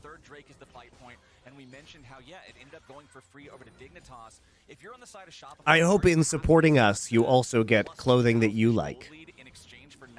We're trying to make an equitable exchange with our fans at LFN, which is you get things that you like, and we get sponsors. These guys look reasonably strong now, actually. Lucian and Nami both on 2 cores, so I think at this point, like mindset-wise, if I was Shopify, I would just be like happy that. And if you guys haven't gotten some Into the AM yet, you should, because their sale is ending today. And their sale is like 30 to 80% off, plus you get 10% off with our code LFN. So if you go to intotheam.com/LFN, and they do shipping worldwide and like free shipping to a lot of countries. Obviously US, but a lot of other countries in Europe and shit too. So there you go. There's your shilling for today. You watched Blue Eye Samurai per our recommendation and loved it? Yeah, also guys, go subscribe to the Culture channel. There it is.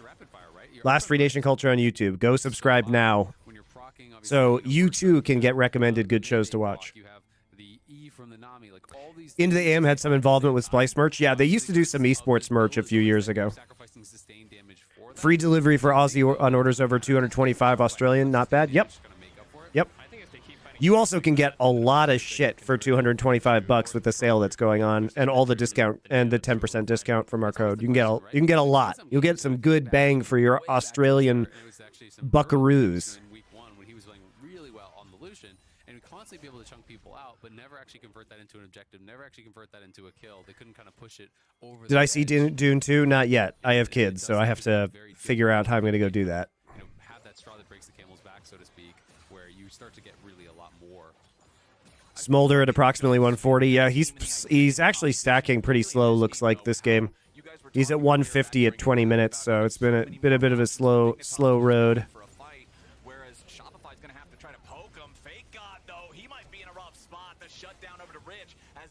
The shield from the Seraphs, and Boogie doesn't have the damage to take him out just yet. B-Boy swoops in, and he finds that quick 1-2 pop. He gets back away thanks to the healing from the Nami, and Boogie's ready to lock down Rich. He should die in the meantime, but instead he's gonna walk away. Insanity swoops in and spiraling despair consumes X.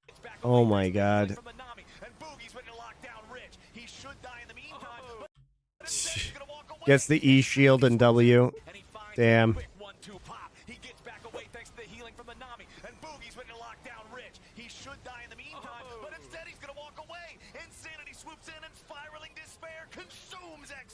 A double kill back over to the Hui. Dignitas lose 3. Shopify lose 2. We finally wow. a little bit of PvP on Summoner's Rift. Man, Boogie got out of there with no health whatsoever. That Taz lose Rich. He should Seraphs, and Boogie doesn't have the damage to take him out just yet. Look at Lucian. Okay, he dashes forward, gets Dove. Okay. Flashes out. He walks into Sejuani ult. just the Sejuani ult that was lying on the ground. That's funny.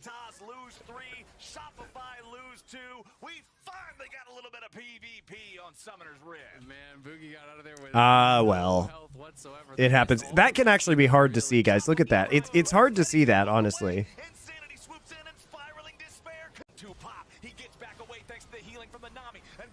Like, that's not obvious, guys. Especially when it's spiraling into the center and he just walks into the very outer edge of it, right? That's just unlucky. Dignitas lose 3, Shopify lose 2. We finally got a little bit of PvP on Summoner's Rift. Man, Boogie got out of there with no health whatsoever. That missed all from XU, though, really has to hurt. Felt like they could have got more there. He actually ended up picking up the Lucian off just the explosion. The origin of the term boosted animal. No. That was we said that with the Lucian play, but no, we were not the origin of it. That was a common term. That does the last little bit of damage he needs. Tomo not respecting Insanity's damage potential. Yeah, a little bit surprised that he elected not to flash or anything there. I guess just didn't think there was going to be a way out. But we can see the fight one more time.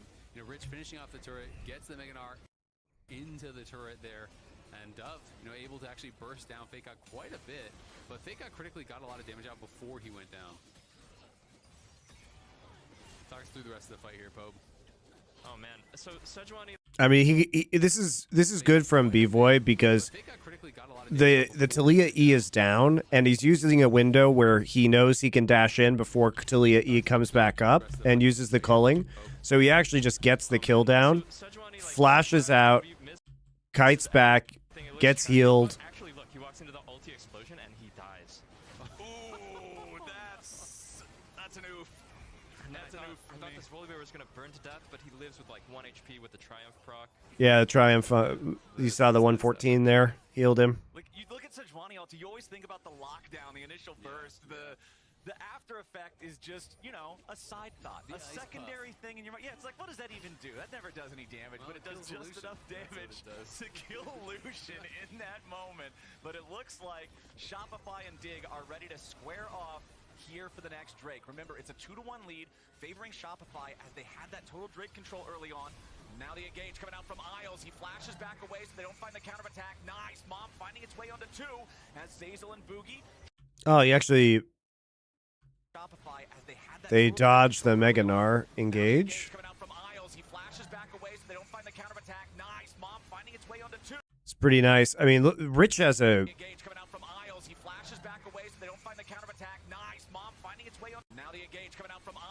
I mean, Rich is like right at Mega here. So he tries to get the engage, forces the flash out of Insanity. Dignitas falling back after their initial attempt does not find any full kills. Still about 3,000 gold favoring Shopify. And considering they did not get bursted down super low, now they're going to start up the Drake. They're going to try to force their opponents to either come into them, or they're just going to have to take... What's the Into the AM code? LFN. IntoTheAM.com/LFN. Get it now before their sale ends. Their sale ends today, guys. So the LFN code will give you an additional 10% off, in addition to like 30 to 80% off a lot of their items for the sale. So you get that discount plus the LFN discount. It's a very good deal. And they make good shit. They make good shit. I have a bunch of their like unbranded T-shirts and a couple of their graphic tees now. I have one of their tank tops. I have joggers from them. It's all great. Would recommend. Yes, the sale stacks on top of the 10% discount code. So you can get a fuck ton of money off. Just remember, guys, when you look at the shirts, they have a size guide, and it's like a matrix of your height and weight. And I'm a large in their size, and the large, it's like a fitted large, so it fits me very nicely. But, I'm kind of like on the border of medium and large in a lot of brands, so just make sure you get the right size. Limpy 7030, just look at the size guide. It'll have like a grid of your height and weight. XU and Rich coming in from the side. They found the enemy AD. Can dash out, and then it's pretty much always rapid fire next. Tomo though. Yeah, we got some problems here. B-Boy trying to escape with Get that sustain, be able to start shrugging off a lot of the poke that they can dash out. What does B-Boy get hit by here? He's trying to deal with... Oh, he gets hit by not ult. He dashes forward. This is what I was talking about, guys. It's very dangerous. When I was talking at the start of the game, it's very hard for him to get upfront damage because Nautilus is so strong into Lucian. Because if you need to be able to play on the edge like that to get damage down, and if you start doing that, then you can get targeted very easily by, like, not ult or Sejuani ult. And then, like we saw there, if the not ult hits you, because he doesn't have flash, if the not ult hits you, then what happens is the Taliyah just puts E on you, and you can't escape. I mean, he just gets hit by Taliyah WE right there.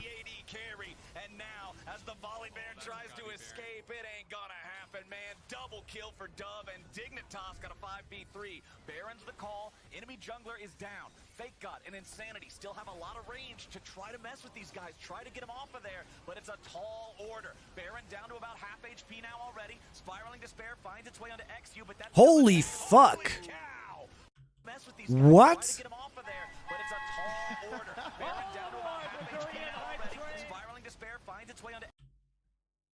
He literally just gets hit by the poke and the ultimate, and he just gets 100 to 0. What are his items? Oh, he has no MR. He has cooldown boots, frozen heart, and he's building Sunfire, I guess. So he...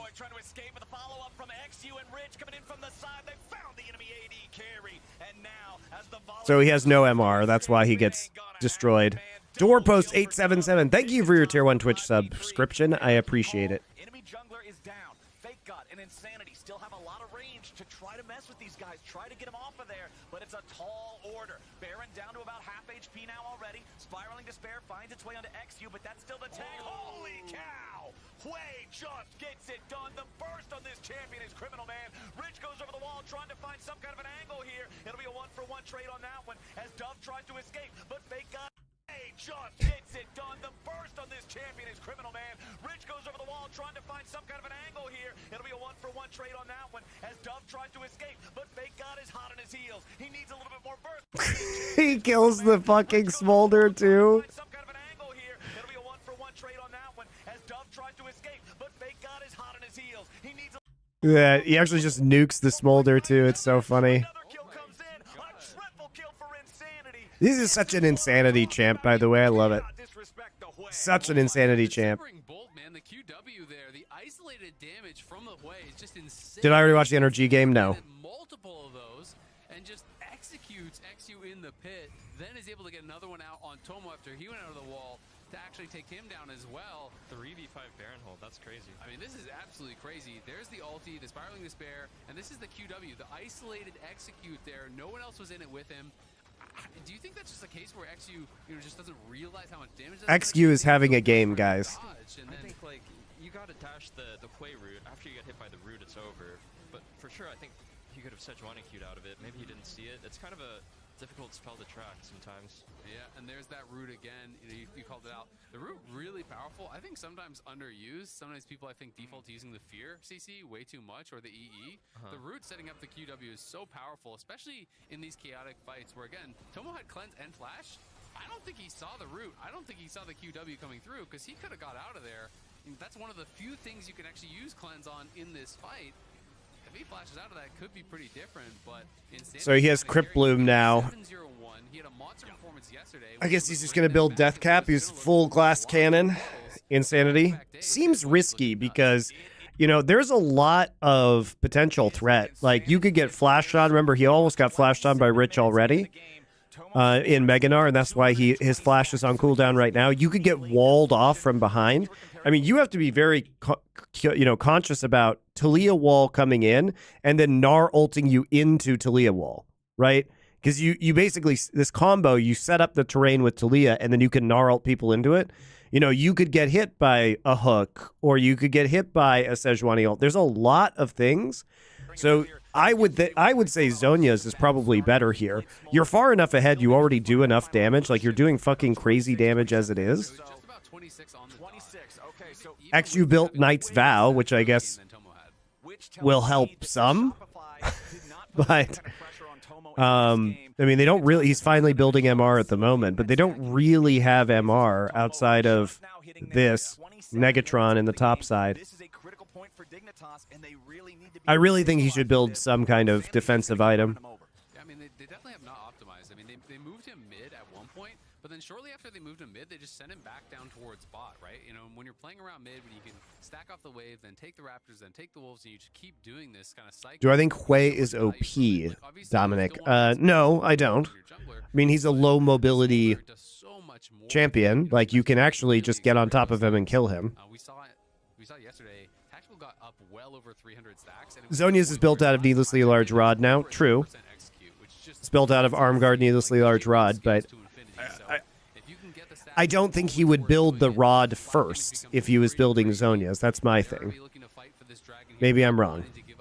Usually you build arm guard first so that you can get the value out of the arm guard active, destroy it, and then you get it again once you upgrade.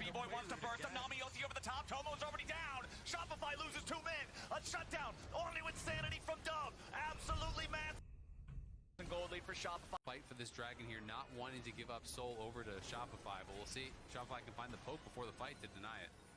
All right, we've still got a 2,500 gold lead. I mean, this is pretty disrespectful. Find the poke stacks, it's always worth doing it. Like, you know Rich is at Mega, right? You know he's Mega because you just saw him on that ward. There's a ward right here as well that they can't see. So you literally know he's standing right here on Mega. You know that because you just saw him walk there and you haven't seen him walk out the other side. And so to walk up like this, especially for Insanity, he doesn't even have a chance to flash it. It's a great combo by Dig, but they should have known that Rich was there in Mega.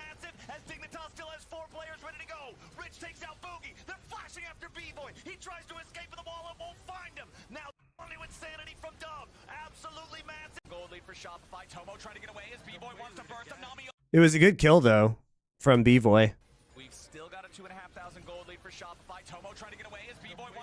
I like how Tomo just cleanse flashes for no reason.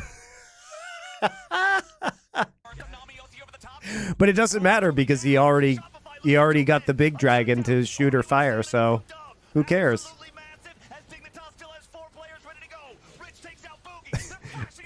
Maybe he thinks he can cleanse the Lucian ultimate.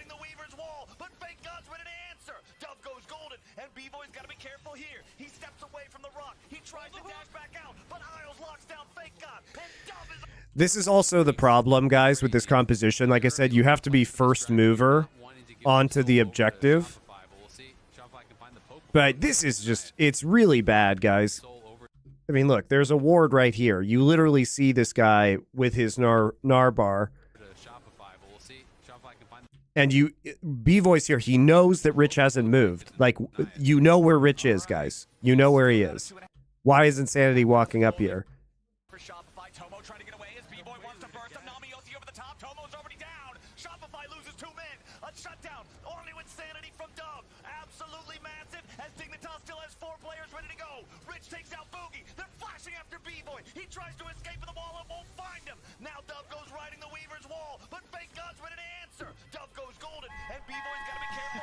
Swish 214. Thank you for your tier 1 subscription.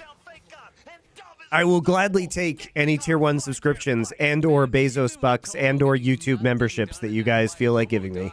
Pretty much for free. Watch Tomo on the left side of your screen as Rich steps up. You know, B-Boy's gonna come in. Tomo goes over, and Tomo basically just dies 100-0, wastes both the sums. It doesn't dodge anything, and they still are able to win this fight. Like, look at this. He flashes after, just into more of the culling, dies. But look at the damage here. Dig over the wall. Such a good CC combo. Insanity also gets one shot though, and he's definitely way more useful of a target than the Smolder.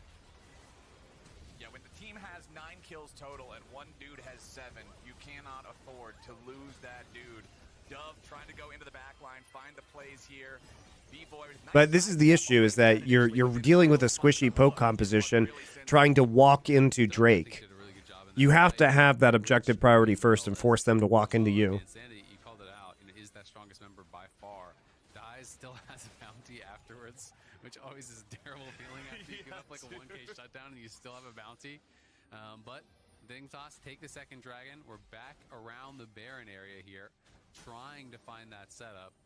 I haven't really been able to get anything going in the side lanes, it feels like, from Shopify. The Jace has felt like a side note. You know, it doesn't really feel like FakeOut has been able to get too involved whatsoever in this one.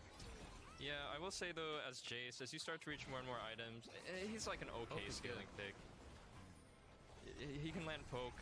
They don't really have any heals on the other side, and if you can hit Fleer or Smolder with QE, I think that's decent enough value to make the pick feel worth it. Yeah.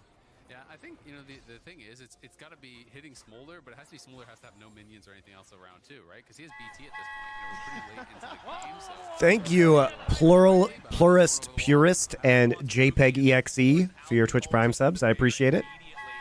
Thanks, guys. Does not connect with the Glacial Prison on anybody else from Shopify's squad. Double control. Are you able to do YouTube memberships now? Yes, I have enabled it. Thank you very much. And if you are a YouTube member, I can do things like release my videos to members only sooner. So First time this game here in the past 60 seconds or so, a Dignitas gold lead. Even though it's only a couple hundred, it has been in Shopify's favor the entire time. Otherwise, Shopify now trying to retake control of the topside river. Yeah, so what do you think is the job now here for, you know, for Insanity, for Dove? And what should the mid laners be looking to try to get done over these next couple minutes? next power rankings win this next week.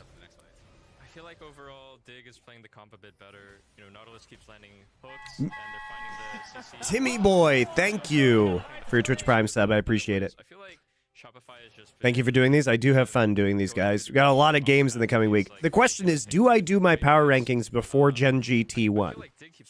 I feel like I probably have to wait for Gen G versus T1. Because inevitably, when I put T1 at number 1, if I do my power rankings, Gen G will beat them. And if I don't do my power rankings, then T1 wins. Because that's how the world works. The world is actually just influenced by my power rankings. It's a crazy power that I have to immediately, you know, put BLG as number 1 and then they lose to IG, right? It's a strange power that only I possess.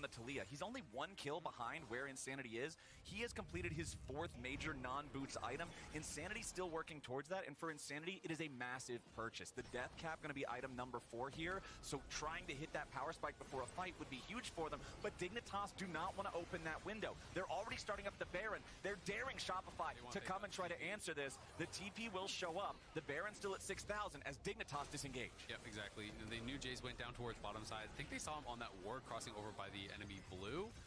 So saw him going down towards bot. They wanted to get that TP. As soon as the TP comes out, they weren't looking for an actual fight. They just back right off. Look at that poke, though.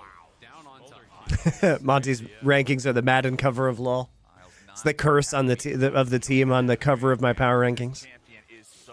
I think I'll probably wait until T1 versus Gen G. So early next week, I would say. As B-Boy, again, just trying to look to trade really swiftly with this on-hit build, with this proc, I should say, since it's the Storm Razor plus the Rapid Fire all together. Dignitas trying to stay grouped up. Double buffs ready to go here on the whole team. And they'll push up as 5, or push up into the river as 5. Yeah, okay. Now it's a question of just, you know, Shopify looking to try to control around that Baron area. Obviously, the idea is always, oh, if Dignitas go for the Dragon, we take the Baron. I don't feel like those plays ever really work. And FakeOut may have just caught himself. Fake guide. Looking to try to control around that Baron area. Obviously, the idea. Just a reminder, this could have been Licorice or Revenge. But instead, he jumps on top of a Mega Gnar and then gets ulted. Yep. Yep. Yep. Guys, do you think he should flash? Do you think he should flash, or do you think he should jump on top of Rich as Rich is turning into Mega and then get ulted into a wall and killed? What do you guys think? What do you guys think? for the next 45 seconds, but the Drake is spawning now. Dignitas should be able to secure this one for free, and Fake God is a costly mistake on that one. Yeah, I mean, he takes that trade in mid. He still has flash available. I think he went hammer form and just kind of went in and killed himself. Yeah, kills bad, man. I mean, Nar just jumped on him and ulted him into a wall. Flash ward and kill Talia. Well, I mean, now is the sole point. Yeah. For Dignitas, that's 3 straight dragons for Dig. We have 4 if you count Smolder. He's got 305 stacks, so they already got their Elder in, man. 300, I think, is the benchmark where it hits 10% on It was the most North American Jace play ever.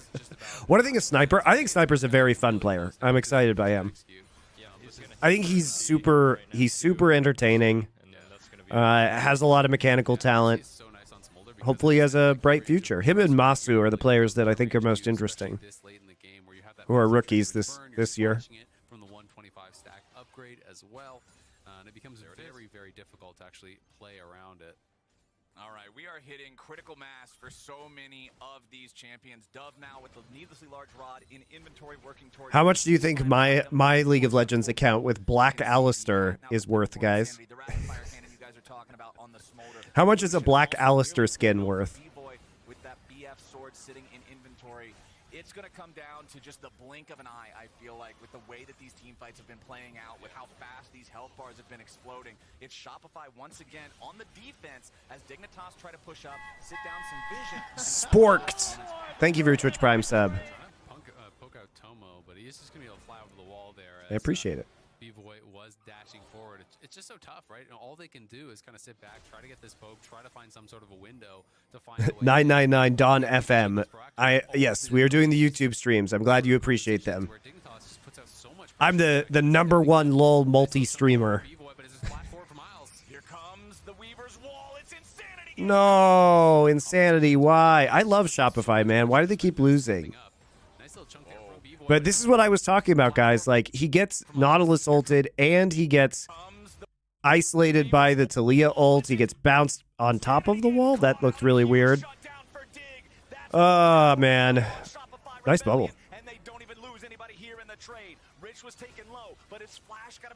He's so vulnerable into this Dignitas composition.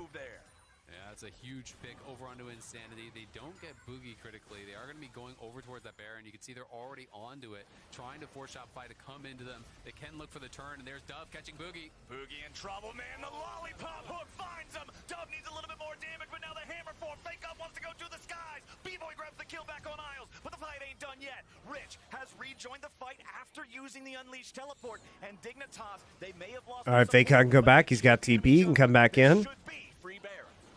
It's looking like it's going to be there. Baron, B-Boy, and Zazel trying to get something done. The TP's coming back here from Fake God. We'll see if they can make a miracle. Oh, he's Mega. It's no shot. The Gnar bar charged. He's ready to go. Mega Gnar, the ulti, ready to cast. Baron down to 2,000 HP. You know, it's really just indicative of their comp that, you know, like I said, it's very hard for them to get in onto objectives. If Dignitas has priority with the comp that they have, and this is why they've lost like 3 Drakes in a row, even though they've been on Soul Point for forever, and they can't control Baron at all. Like, how do you muscle your way in? Like, you just don't have tankiness to face check for vision, and even if you see them on it, you need time to poke them, and you can't engage. They have 0 engage. Through this replay here, Bo Belter. All right, I think they had a really good engage. Lucian dashes in. They immediately come with the Talia. I mean, it's a very well executed engage by Dignitas. Thank you, Dandamite777, for your Twitch Prime sub. Easy CC to play off of. Gnar hits Mega, and he's juggling aggro of like 2-3 people. I feel like the fight is just pretty much over after the play one shot, honestly. Yeah, I mean, we're just seeing the power of that engage, right? The power of the combo, you know, the guaranteed setup there with the depth charge from the Nautilus. Sonya's flash doesn't get him out of there now. It's a hard comp to play into. Like, they needed to get that fucking Soul or a Baron much earlier. Much of a result, unfortunately, for him is, you know, it was all kind of just into the back of Rich, who was able to flash out and survive. And on the other dashes in, they immediately come with the Talia ult, and they get the one-shot on Hwei by comboing with Talia combo. This feels so good as Talia, by the way. Just have this easy CC to play off of. Gnar hits Mega, and he's juggling aggro of like 2-3 people. feel like the fight is just pretty much over after the play one shot, honestly. Yeah, I mean, we're just seeing the power of a lot of damage. They couldn't do the same. And look at that Q poke just through the minion from Tomo. It is just getting so deadly here at this point. He is now over that 10% XQ benchmark.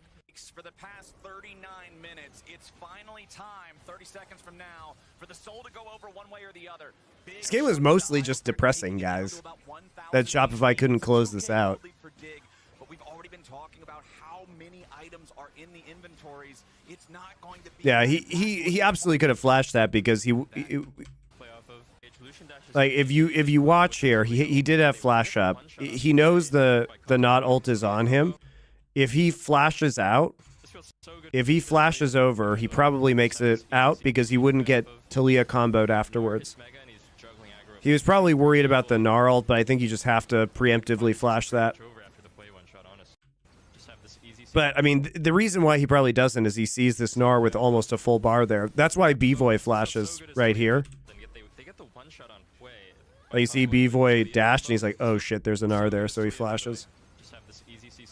But, yeah, he should have flashed. And then if the Gnar does hit Mega, you can use Zhonya's, and at least you can waste a lot of time and potentially have your team deal some more damage.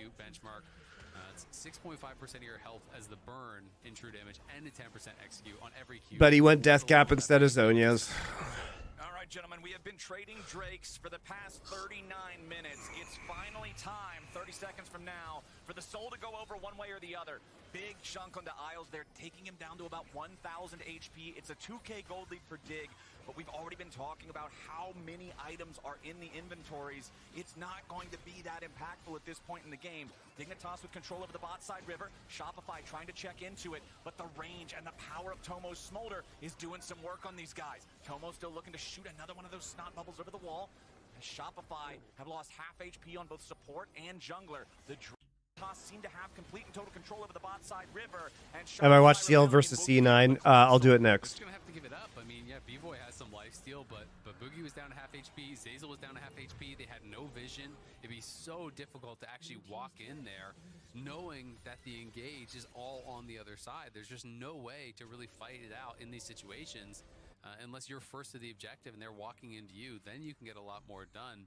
Now it's just extra doomed, guys. Sejuani, Smolder, Nautilus, all with Cloud Soul. I mean, Cloud Soul's useless for Talia, and it's kind of useless for Gnar. It's not great for Gnar because it doesn't set up your engage, right? And like once you've used Mega Gnar, I mean, do you need it that much? But really good on Nautilus and Sejuani.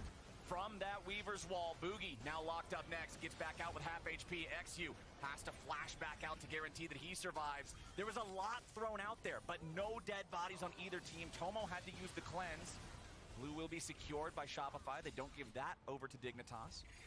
And your job just gets even harder now with the Cloud Soul on the other side. So much additional move speed to this team. If it wasn't already hard enough to escape the engagement. What is that rolling raccoon? Big rack.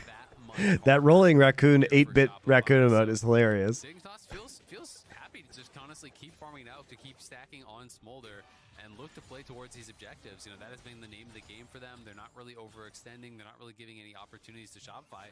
And it feels like a game where unless there's an easy opportunity given to them, they're just going to play for Elder. They're just going to wait for Baron, wait for Elder, just keep stacking up these objectives. So I'll go ahead and ask you guys, Probetter, I'll start with you. What do you put Shopify's chances in this game now? Because it really does feel like the cards are entirely stacked against them. Yeah, I mean, maybe like 15, 20%. I feel like this Lucian is 6-slot. He can still dash forward and potentially one-shot Smolder. Smolder mispositions, but I think it's Smolder's game to kind of lose. I think it's Dig's game to lose, especially now that they have Q on it. We're getting pretty confident though. Yeah, Lucian. Unless it's 100 come in, they know probably the only way they could really lose this is Tomo getting randomly one-shot. So they're going to be playing around that. We have the Knight's Vow for him. We have the Locket for him. You know, this kind of support itemization obviously does make a lot of sense at this point in the game. Sejuani also picking up a Knight's Vow as well, which is on. He's talking about itemization. It's a 3,000 gold lead for Dig, and the entire gold lead is the difference between Talia and the Hui. Dove is full 6 items. Insanity still only sitting on 5+ control wards. TP coming in now. Shopify trying to disengage. The mom flies out, but it only hits B-Voy. Dignitas not. All right, come on, please end this game. Dignitas not getting a whole lot out of that one here just yet, but the Glacial Prison finding Insanity, forcing him to trying to disengage. The So Mikhails clears the Sejuani ult. Dignitas not getting a whole lot out of that one here.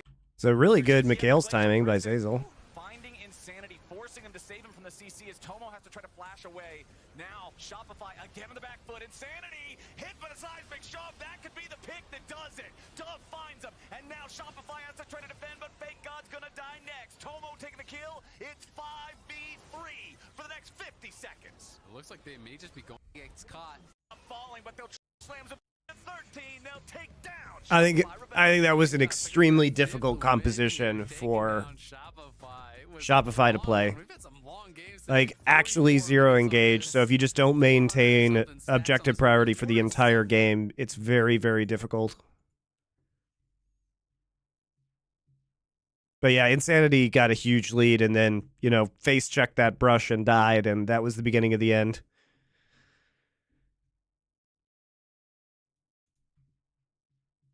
All right, Team Liquid C9. I'm going to go to the bathroom, guys. About this Team Liquid versus Cloud9 match. And then I'll be back. What the fuck is a raccoon feast? It's when we feed the chat raccoons trash because they demand it. So when we have a lot of trash to feed them, it's a raccoon feast, Degon.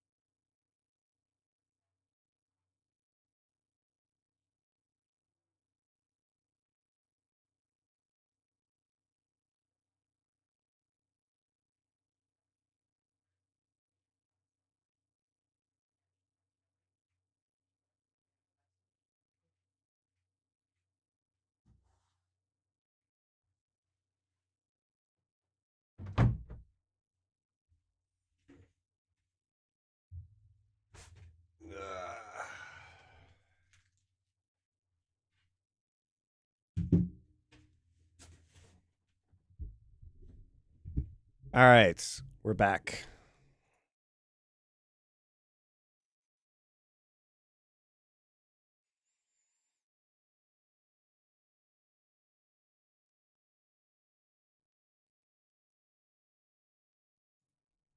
Matchup. Cloud9's a team you beat earlier this week. Sorry, they beat you. Yeah, I wish we beat them. I've ruined things. I'm sorry. Kind of got stomped, honestly. Oh yeah, I see Team Liquid, but I mean, he's just a very strong early game jungler. Like no one. Can The CEO of North America, first pick. Of course not, Senna. But APA replays it. Top lane and Taking the Nautilus away, so they see the Nautilus, and they are going to counteract with the Tom Kench.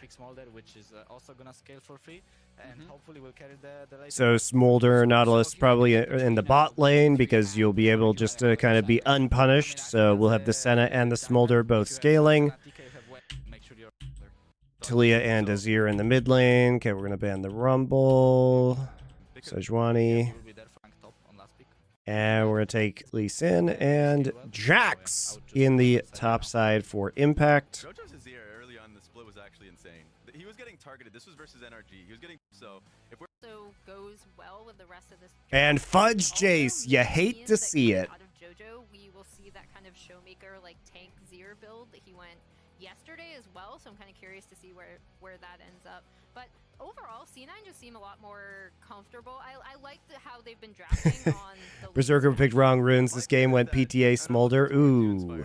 What lane are you hovering over? Because you'd want to protect the Jace, but obviously Smolder and Nautilus are going to be under threat with Senna. So it's going to be hard to be able to maintain both sides, right? I think honestly, Smolder and Nautilus will be completely fine in lane. Like there's no way that Senna TK.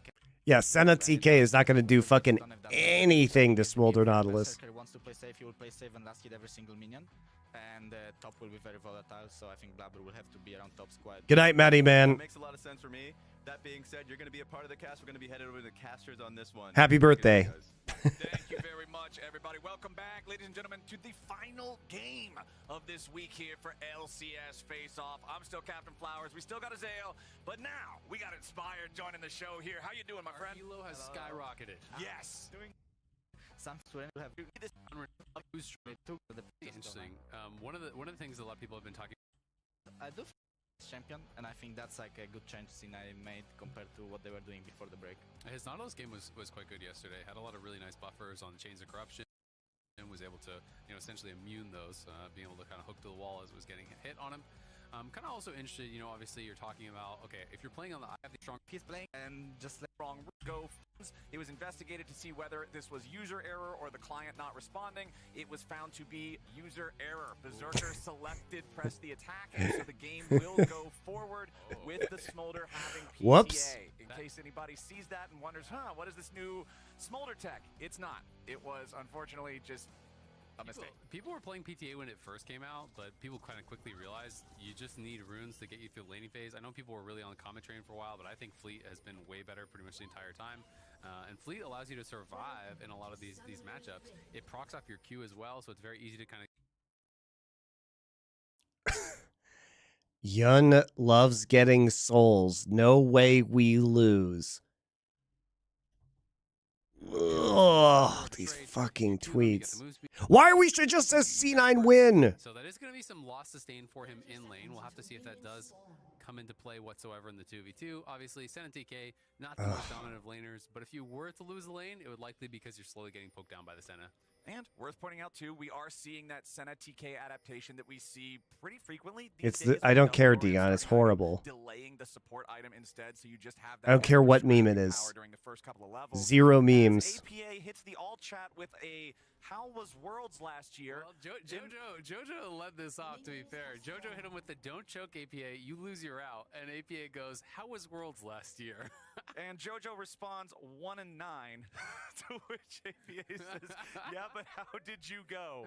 We're getting the banter early on in the alt chat here. I'm also surprised JoJo didn't type anything yesterday. he was coming off a lot of losses, Yeah, he had to unplug his keyboard for a little bit there, and disable the all chat. How are you feeling about this? Because we've Fleet Azir, so it should be a standard Azir build.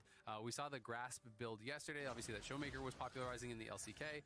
Do you have any kind of like preference on Somebody those Azir builds and how you have to, you know, somebody play them told Azale what Showmaker was doing. For the AP build today because he has Ivan in the jungle, so he's like basically solo AP. Yesterday he had Nidalee for the damage and they were getting ahead in the game.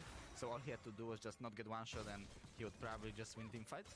And right now he just opts into more damage. So I think that's just the difference in the builds.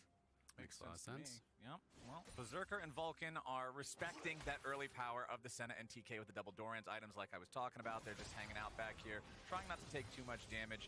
Again, we'll be comparing the stacks as the two hyperscale into infinity against one another with the Senna versus Smolder matchup here. Core JJ on the Tom Kench also. Remember, it was yesterday where we got to see, it was Huhi's Nautilus playing the farming support alongside the Senna that just became an unkillable meatball. I'm curious if we'll get to see Core JJ reach anywhere near that this time around, working together with that Senna in the bottom lane. As you can see, Blabber just going about his camps here with the Ivern. Very, very fast on this champion. I actually am a bit surprised that JoJo isn't playing the Grasp Azir again, considering that he has the Smolder and the Jace on his team. And you still do some damage because you build Leandri's first into Frozen Heart, right? So, hard to kind of make these early plays happen, you know, against an Ivern as well, as he's going to get knocked back. Whoa, they try to bring Blabber in there, flashing to get in range, but just not quite in time. Impact using his own flash to get back. He's very low, but he wants to stay underneath the turret so he doesn't lose all of these minions. Umpty going to come up and just try to shadow this, make sure that Impact is not in any danger of a dive. Umpty throws out the Sonic Wave, but he doesn't really connect on anybody with it. Fudge gets reinforced there by the shield from Ivern, as Umpty is going to walk it on back towards that turret.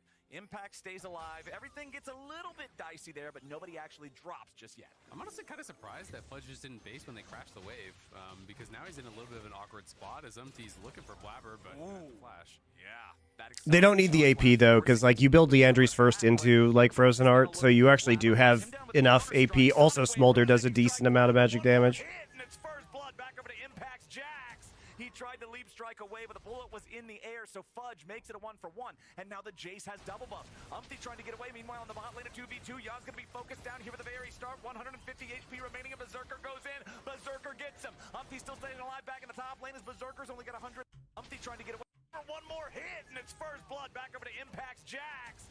He tried to leap Nice to get the double buffs onto Fudge. That's pretty huge. Makes it a 1-for-1, and now the Jace has double buff. Umpty trying to get away, meanwhile on the bot lane a 2v2. Yeah, what the fuck happened down here?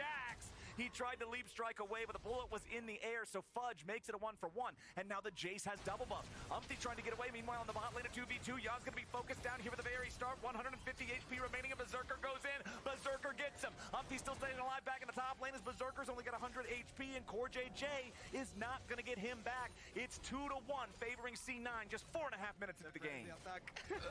Press the attack! Yeah, man. 42 The attack was pressed, guys. The attack was pressed. But man, dying early to a Smolder lane, that is doomed. That is a little bit embarrassing, yeah, I agree. That is really, really doomed. And he's going to be able to get a Sheen off that buy, so Berserker going to be feeling really good about it. You know, got very It's okay. Don't worry about it. The Senna will just have a support item now. And Tom Kench will be the one farming. Surely this will turn out well. That is literally my dream matchup because it is so easy to farm stacks off him. Every time he's killing minions, I'm queuing him. Every time he steps up for another minion, you're Wing him. You're getting so many free stacks. Yep, that's a good point from Azale about how easy it is to farm the Smolder on a Senna lane, because if you have Tom Kench or Ornn or Nautilus who's farming, it's very, very easy for you to get Smolder stacks. That's a great point he makes. Way more off the minions because you have the AoE, so it really ramps up how quickly you get to that benchmark. You know, he's gonna have 25 here, pretty much already. Yeah, and now we are in the part of the game that I was talking before, that Senna just starts roaming. Oh, there's flash in the mid. Flash for flash. Vulcan not afraid to try to just go in here after APA. Talia now without that flash. I like the timing on this too, because just now you can see on the side of your screen, both mid laners hitting level 6. This opens up the window for JoJo to go in for the all-in. Yeah, definitely. I think Vulcan knows that he doesn't need to have flash to be useful. He has Hex Flash unlocked currently, and Talia needs to be really scared to walk up to enemy mid wave. And we didn't really get to talk a lot about, you know, the kind of What else happened up in top lane? We aren't going to have the chance. This is exactly what I'm talking Jojo about. still has flash too. Lost the flash earlier, and Jojo sees the opportunity. Oh, I guess he used the flash on the engage. We aren't going to have Wait, the what? chance. This is exactly What else happened? Oh, he flashed right there. He used the flash to get the engage. Nice. the chance. This is exactly what I'm talking about. AP. We don't see the start of that. Really get to talk a lot about, you know, the kind of Looks like they were just hiding into the. Looks like they were hiding in the brush here, and he comes in with the shuffle and flashes, gets the shuffle and the flash in before the E goes down, so he doesn't get stunned until the end of the play. So it's good between Jojo and Vulcan to set up that play. Commit his and go in, finding the third kill of the game here for C9. this game is already getting out of control. You know, C9 with this good of an early game, with this sort of composition is so rough. And yeah, to finally get back towards the top lane, it's like, yeah, Impact got a kill, but Jace got the kill right back, got double buffs, and didn't have to use his flash. So Jax is trying It's me, Lion Man. You're back with a different YouTube account. It's really, really tough here. And there's Jojo on the entrance. The E a little bit late for the stun coming in from APA. I think he was going to be dead either way, though. I'm not sure if Jojo maybe cancelled the last part of his... Really tough here. Lane. It's like, yeah, Impact got a kill, but Jace got the kill right back, got double buffs, and didn't have to use his flash. So Jax is trying to play that 1v1 against double buff Jace with no flash is really, really tough here. And there's Jojo on the entrance. The E a little bit late for the stun coming in from APA. I think he was going to be dead either way, though. I'm not sure if Jojo maybe cancelled the last part of his E with flash. So that's why Talia didn't E get didn't stunned? stun him. Because I think if he was trying to cast his E on full range, I'm pretty sure Talia E was in time to stun him there, but he just cancelled it. Yeah, it's a good play from Jojo to flash to make sure the E wasn't coming in. It was a slow E by APA, though. I don't think it was on cooldown either. Double buff Jace with no flash is really, really tough here. I think it was just badly done. The E a little bit late for the stun coming in He knew because the flash was down, though, that he was going to have that time. It's a good play by Jojo. The last part of his E with flash, so that's why Talia E didn't stun him. Because I think if he was trying to cast his E on full range, I'm pretty sure Talia E was in time to stun him there, but he just cancelled it with flash. That was pretty well played by him. Nicely done. Gonna be able to find the kill for himself. That one, of course, it did go to Blabber, but again, 34 stacks here already for a Berserker. He's gonna be working towards the S river very fast. And Cloud9 might be off to the races here in terms of leading with gold and kills, but Umpty has at least been able to find a little bit of a consolation prize. The first 3 grubs did go the way of Team Liquid, and you can see now Umpty going after that first Drake. Blabber's walking down towards it, but the objective is already secured. So Team Liquid making sure they aren't just hemorrhaging here in the early game, even if the gold is favoring C9. So you're in empty shoes right now, Inspired. You know, what are you trying to get done in these next couple minutes to kind of claw this game back a bit? Yeah, I think as Umti right now you are kind of on the clock. Like you need to find opening in top lane. The moment this thing gets this kick and his flash is coming back up, I think he needs to surprise Fudge with some creative gank.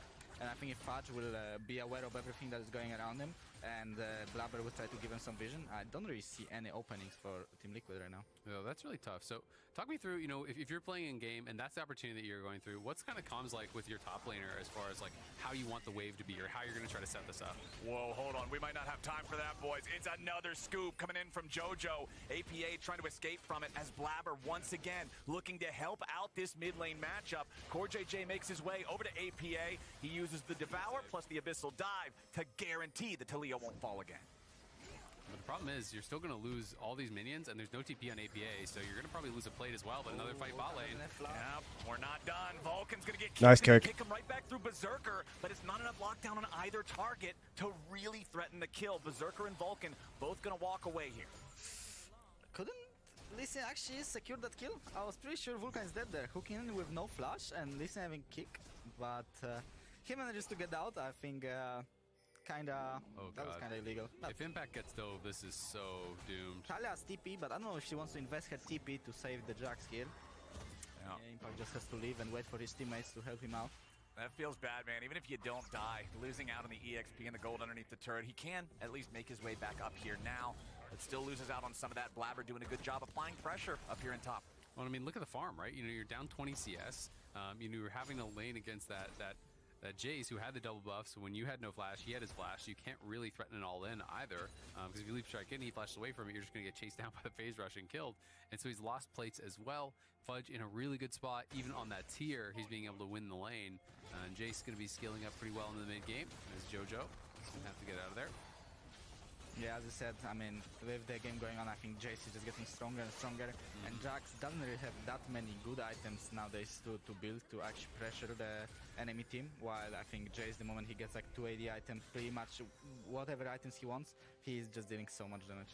Yeah, there's a lot of poke. One saving grace I would say on TL side is at least you have Senna. It does have actually quite a bit of heal to help you deal with that poke, but TL obviously trying to start up this grubs up on the top side, and they do already have 4, so they want at least 1 more, and they should probably be able to get it. Didn't use his smite on the first one, so they are very likely going to get the Void Might spawns. Yeah, Jojo is pushing mid to make sure that Talia has to choose, either contest grabs or drop the mid wave, but Jojo says he doesn't have enough mana, so he's just going to base, and he just gives up the objective.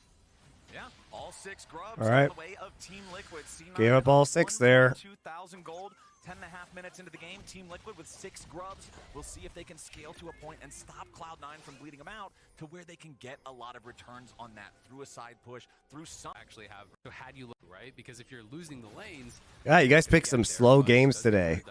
Just gonna complete the Cheers, Monty, helping me through a bout of insomnia. Top fella. You're welcome. I'm here for your middle of the night needs. So C9, as you said, Fudge is going to be aware of it very clearly. C9 Misleading stream title? Which part? I feel like it's not. I think C9 just sees Team Liquid. Are you referring to bangers only? It's definitely a raccoon trash feast. We're going to combine the power of the Nautilus with the Jace, knock him up into the air, smack him in the face. Vulcan, unfortunately, the Team Liquid. The surprise brush Nautilus. Now we're going to combine the power of the Nautilus with the Jace. Nice knockback on the Counter-Strike.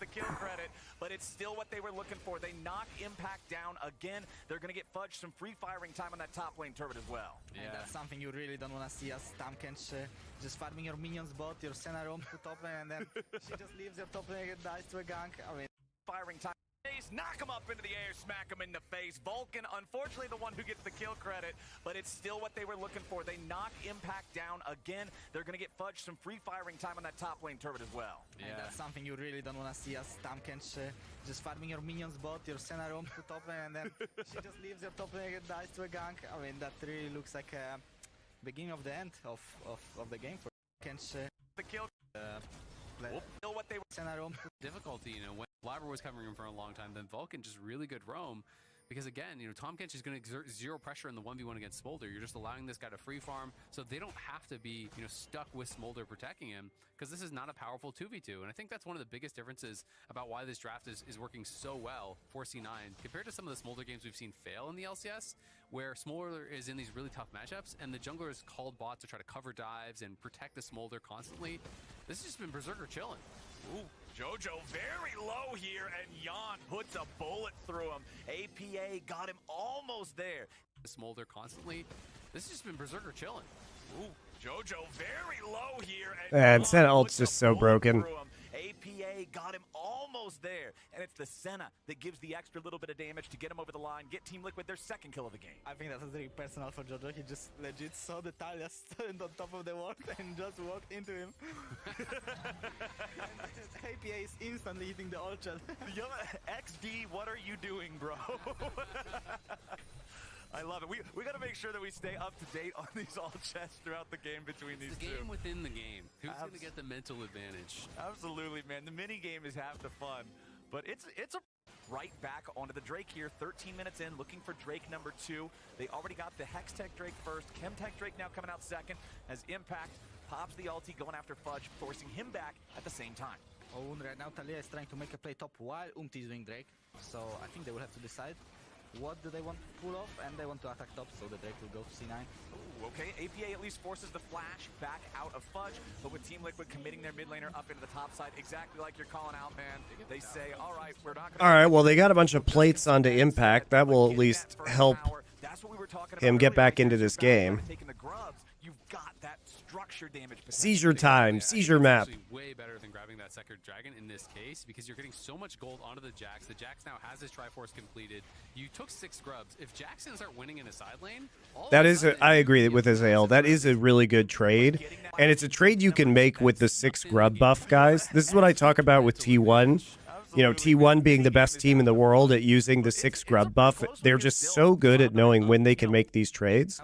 And giving up a single Chemtech Drake, which is going to be C9's first stack, you know, when you can blow Jace's flash, get a couple of plates here in the top side, and then take the first turret. Because you can do these towers super fast.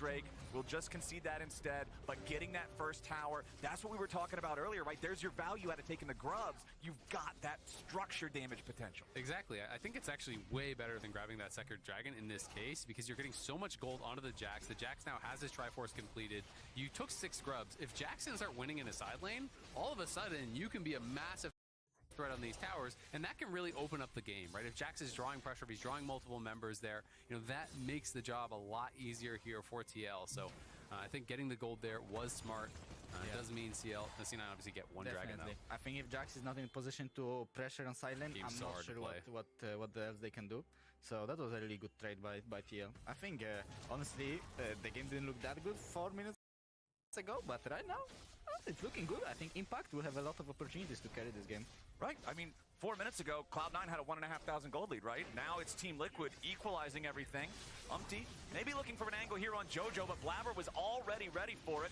JoJo now making sure that he doesn't get counterattacked just yet. Impact is here too. Jumps in here with a helicopter. Looking to turn JoJo into a landing pad, but Fudge is ready to follow up. They find the Sonic Wave under the Jace, but Umpty's so low, he just can't follow it up with a resonating strike, kind of make any sort of a play. Already had to use his flash there as well, so can't reposition for the Dragon's Rage. Vulcan standing away from the side there, wants to lock down APA. The Talia once again in some trouble, and once again saved by Core JJ. Berserker and Vulcan backing away now as Fudge and Impact have both made their way back into the fight. The 1v1 between the top laners off to the side. Counter-Strike will not land the stun, so Impact's got to back away again. JoJo may be locked down here. The shields from Blabber keeping him safe. All of this fighting, no kills just yet. Impact gets the stun. There it Nice is. from Impact. Impact takes him out. And he's going to be able to get the tower off this as well, and they're just going to give huge. the solo gold over to Impact. That's so huge. Void might spawn, going to be able to take it up. C9 trying to get something back here in mid, though. Teleport wants to try to defend this turret, but APA, he teleports in only in time to die. That one's got to be all chat worthy on there. The mom over the top. They summon up the Azir turret after they take the enemy objective, so there's no counterattack. Going to be able to take it up. C9 trying to get something back here in mid, though. Why is he TPing? Why is APA TPing? What the fuck, man? What the fuck? Why is he TPing and flashing? He used all of his sums to do that. They summon up the Azir turret after they take the enemy objective, so there's no Why? well, Why? From C9, APA just maybe overestimating how defensible that objective really was. Yeah, not going to be able to keep. Would you believe me if I said that wasn't APA's worst TP of this game? Jesus Christ, dude. That's just teleport inting. That was so bad. I mean, the tower's going down, and they have a Nautilus there who could just hook you right off of the TP. You literally see them with 4 people in mid lane. I mean, all 4 members. You just made a play. Your jungler and top laner are in the bot lane, and you're TPing into a dead turret where you just get insta-CC'd. He teleports in only in time to die. Spawn going to be able to take it up. C9 trying to get something back here in mid, though. Teleport wants to try to defend this turret, but APA trying to get something back here in mid, though. Teleport wants to try to defend this turret, but APA, he teleports in only in time to die. That one's got to be all chat worthy. Why isn't there a CC bar above his head at any point in time? Where's the CC indicators? Where did they go this game, guys? The mom over the top. They summon up the Azir turret after they take the enemy objective, so there's no counterattack.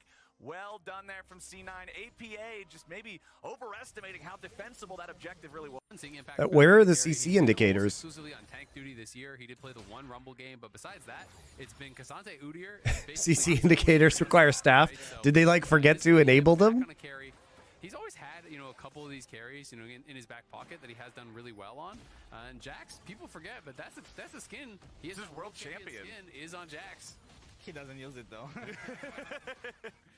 The old skins, they don't look as good as the new ones. We'll just put it that way. Not quite as stylish, but the Rift Herald now in the eyes of Team Liquid.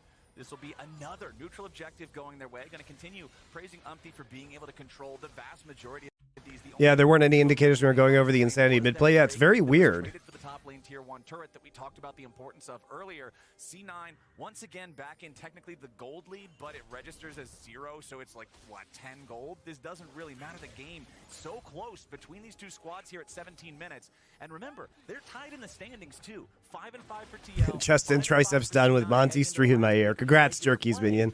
Every single one of these games matters a lot.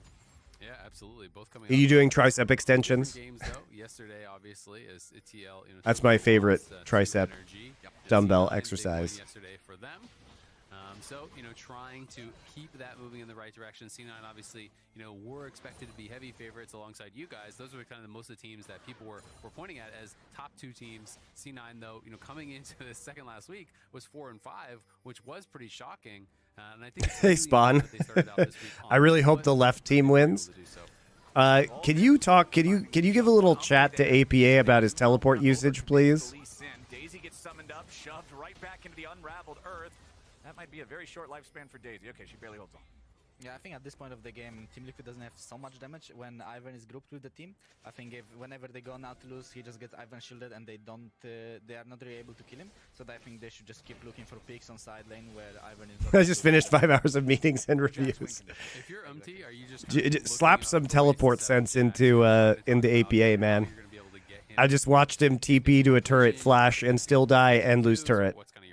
It made me very sad. Just like running from camp to camp. When your camps are gone, you just like show on one side and try to surprise enemies on the other side by like instantly running there. I think that's why he chose the blue smite this game to like be pretty quick on the map and like run from bot to top pretty fast. Right now seems like they want to use their grabbies and just group on bot side and trade bot tier 2 for top tower and probably recall and defend their tier 2 tower top side. But we'll see. Cloud9 allows it. And it's the second worst TP of the game. There, another banger coming. Spawn, I have to say, as much as I was making fun of his macro, your Cloud9 game was fucking beautiful in terms of macro earlier this split. The way that you guys used Udyr and then lane swapped for tempo and then just took every objective was fucking like world class, no joke. That game was gorgeous. As C9 again just steps forward, trying to force Team Liquid out of the C9 blue side jungle. As the third Drake of the game has spawned, it is Ocean Rift. Team Liquid grouped up down here, ready to threaten for this. They're potentially thinking about fighting this because JoJo's basing, he has TP. Fudge just finished his second item. He's TPing back, so I think second item as well. So they're going to look to try to get something done. At the very least, they're going to try to push for mid, and they do have mid prio now. But Dragon getting pretty low here. Yep, Dragon down to 5K. Team Liquid not wanting to overcommit to it. Impact is driving the Herald into the bottom lane tier 2 turret. They just want to at least get some kind of an objective. The Drake will be slain by APA. Team Liquid going to grab Drake to overcommit to it. To try to get something done. At the very least, they're going to try to push. Our best game by far. We have good tempo plays at times now to figure out the old team fighting aspect of the game. Well, Spawn, you're a good coach, so you should know that when your players are, your carries are APA and Yun, I would advise you avoiding team fighting. The more you can play away from the enemy team or like cross map, like I think PvE may be your style, my friend. I think that may be your style. Let's not go crazy with some team fighting stuff. Want to force the issue too hard there in the bottom lane, even though he was driving the Herald. They're just trying to split the attention of C9. Vulcan get locks down. However, he buffers through it there with the dredge line. Mom comes in over the top as Fudge tries to step up, but up he goes for the get. He's found Fudge. The chase is caught, or is he? It'll be a 1-for-1 trade here at the very start as Vulcan now gets seismic shoved. APA landing the CC here on a 2 as JoJo wants to press forward. Impact by the counter strike here yet again, but he's not going to. Path of Exile League of Legends. Oh, that's actually such a shame, guys. APA almost got a couple of kills there.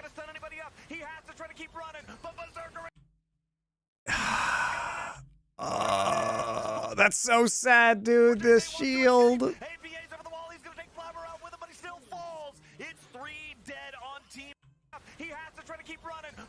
That's so tilting, actually. He almost got 2. AP actually played that fight well, guys.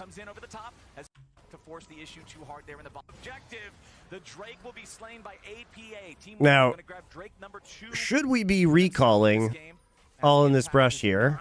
want to force the issue. Perhaps not. They decide basically they opt into fighting this after they see people on the pink ward.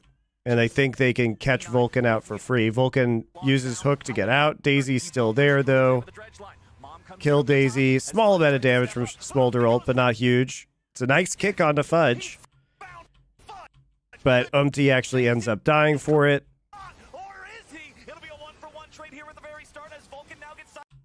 I mean, it's huge plays, though, by APA. I mean, that's a 3-man W onto Talia E. He gets a lot of Qs down, lots of Q damage, and then he gets another EW right here. He unfortunately doesn't hit Blabber.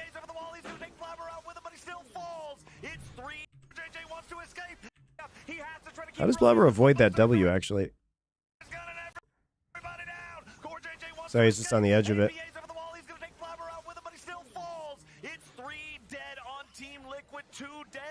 Why away with the overlay let us see stacks, but it does. It's right here. 194. He's almost there. He's actually stacking very quickly this game. Got some kills. The Azir getting fed, the Smolder getting fed. We can see it one more time. Talk us through this fight, Inspired. I mean, it was a really good kick by Honestly, like, I thought the fight might be just over if Jace get one-shot there, but I'm not sure. Maybe they couldn't chase him correctly or just one-shot him in the CC. Like, right now, no one could really follow up in time, and he gets the flash out, which buys so much time for Azir and Smolder to just free hit. And after that, I think Team Liquid just runs out of damage, and with the Ivern shields and Nautilus, now Jojo... ABA played that fight well, though. He's atoning for his teleport sin from earlier.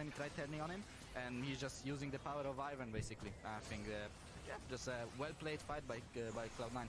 Yeah, they did it really well, and you called it. The fact that they couldn't actually kill Fudge off, instantaneously made such a difference. The fact that Impact has to go back in, he's actually getting hit by both the Azir and the Smolder to try to finish him off. Then he had nothing left, and Jojo now almost catches MT, who is going to flash out of there. They have the Azir turret up in mid, and with Azir, you always have to be nervous about these Baron turns, because now there's no flash on MT. They have Daisy out. They're going to be starting this up, and they're going to force TL to try to come.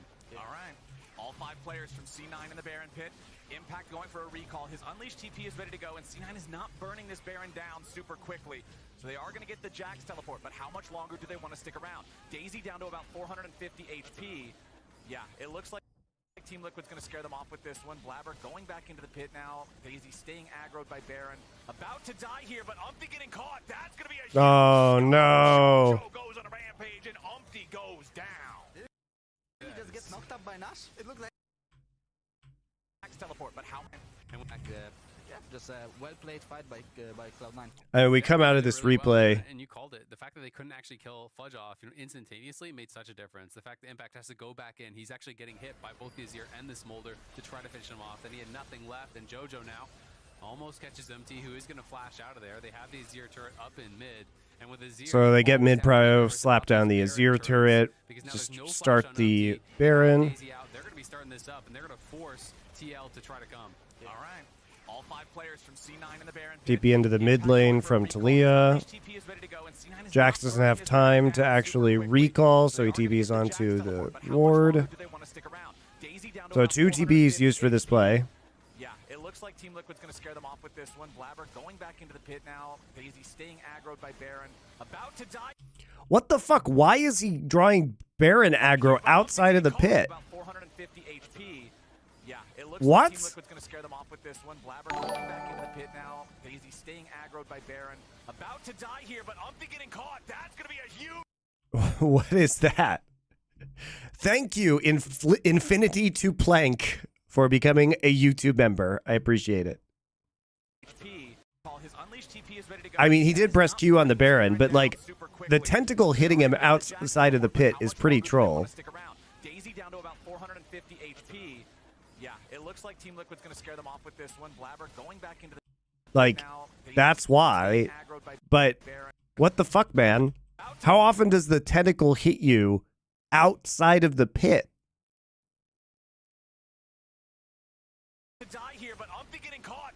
That is actually mega troll, guys. Did he just get knocked up by Nash? It looked like a 5v6 fight. Oh, Impact coming in for the the counter-strike. Vulcan's going to be bursted down first, but Smolder summons Mom. APA gets the kill on Vulcan, so now we got ourselves a 4v4. Yeah, it's really far away from the wall. That's like the weird thing is it's like it's very far away. Because he's like really far away, and he still has, I guess, the Baron aggro on him. About to die here, but Umpty getting caught. That's going to be a huge scoop. Jojo goes on a Jojo takes advantage of it, though. Did he just get knocked up by Nash? It looked like a 5v6 fight. Oh, Impact coming in for the counter-strike. Vulcan's going to be bursted down first, but Smolder summons Mom. APA gets the kill on Vulcan, so now we got ourselves a 4v4. C9 still trying to keep the aggro here in the Baron, as Fudge has got to be careful. He jumps in after Yawn, but Impact's ready to fight back. Fudge stunned up, gunned down. Yawn taking him out as Team Liquid. All right, they can't actually do the Baron, though. Okay, so big fail on the Baron. Despite the Baron help onto Umpty. Those graphs are just all the team fight damage. I want to see the Baron damage in that one. What, you haven't seen KT versus Damwon yet? Oh, yes, I have. I watched it last night. It was horrible. It was a terrible day to have eyes. You don't have to force Nash when your Smolder doesn't have sums. You can legit just wait for your third items to come in, and then the game is pretty much free. But they took the risk. They wanted to finish it way faster than... Yeah, and here's the initial catch. So good to be able to get empty. Pretty good, honestly. Like, it does. From this position, I don't know what goes wrong now. Well, we can see. I mean, they're in the pit. Impact goes forward. You know, gets a stun there. And it's a nice flip back for APA. Nice combo at APA, yes. Exactly. So Vulcan dies right off the bat. The Dawning Shadow hits multiple people, and it's this point where it really starts to get risky. What's the wall? Forward, you know, gets a stun there. It's a nice flip back APA, what is the... Exactly. So Vulcan dies right What off is the this bat. wall? The Dawning Shadow hits multiple people, and it's this point where it really starts to get risky because look how What was the wall supposed to do? It's a nice flip back for APA. Nice combo at APA, yes. Exactly. Like, I love how he just, like, takes a moment after getting that kill, and he's like, yeah, now's the time for the wall. And it's this point where it really starts to get risky because look how much damage they're just taking from the Baron the entire time. The Baron is Like, his Q and WE usage have been good, but his ult and TP usage have been terrible. Was standing in the pit and he knew Lee Sin is dead, so he was like calling to finish the Nash. His teammates were in position where they couldn't really damage the Nash, so it ended up that Blabber staying in the pit ready to keep fighting while his teammates are clicking away, and that kind of made the fight hard. All right, as we're back to live and C9's back into the Baron pit, important to point out, Smolder hit 225 during the replay, 23.5 minutes into the game, so the true damage burn and execute is now active for the C980 carry. YouTube has soundly trounced Twitch as a viewer for me. Well, that's why I'm double streaming Infinity to Plank. I appreciate your YouTube membership. Wants to try to save Impact. Another massive shove coming out from APA, and Vulcan's already down. Impact stays alive for now as Berserker's trying to fight these guys off. C9's got to be careful, though, as APA's still looking to go fishing one more time. Jojo tries to escape, but another rock gets thrown over the wall, and the shutdown goes to Core JJ. Yawn still looking, Team Liquid still cooking. Blabber, 300 HP left here on the Ivern. YouTube is better as a player. Yep, true. You know, I like how Twitch was supposed to shut down in Korea, but I don't even have to use VPN to watch it. So, like, everybody can still watch it in Korea. It's supposedly shut down on the 27th, but I don't have to use VPN to watch it. So I don't know what's going on, guys. It's very weird. Maybe it's just that they're trying to discourage Koreans from using it because they demonetized, like, Koreans. Let's watch this Baron fight. So we're right back to the Baron. And they know they don't have TP anymore. And wall just came up. Okay, well, we got there, sort of. For the C980 carry. Umpty maybe looking for a steal here. He goes over the wall. He steals it. Team Liquid gets the Baron thanks to Umpty. And All right. Well, I guess we used two TPs to stop the last Baron. And Vulcan's already down. Impact stays alive for now as Berserker's trying to fight these guys off. C9's got to be careful, though, as APA's still looking to go fishing one more time. Jojo tries to escape, but another rock gets thrown over the wall, and the shutdown goes to Core JJ.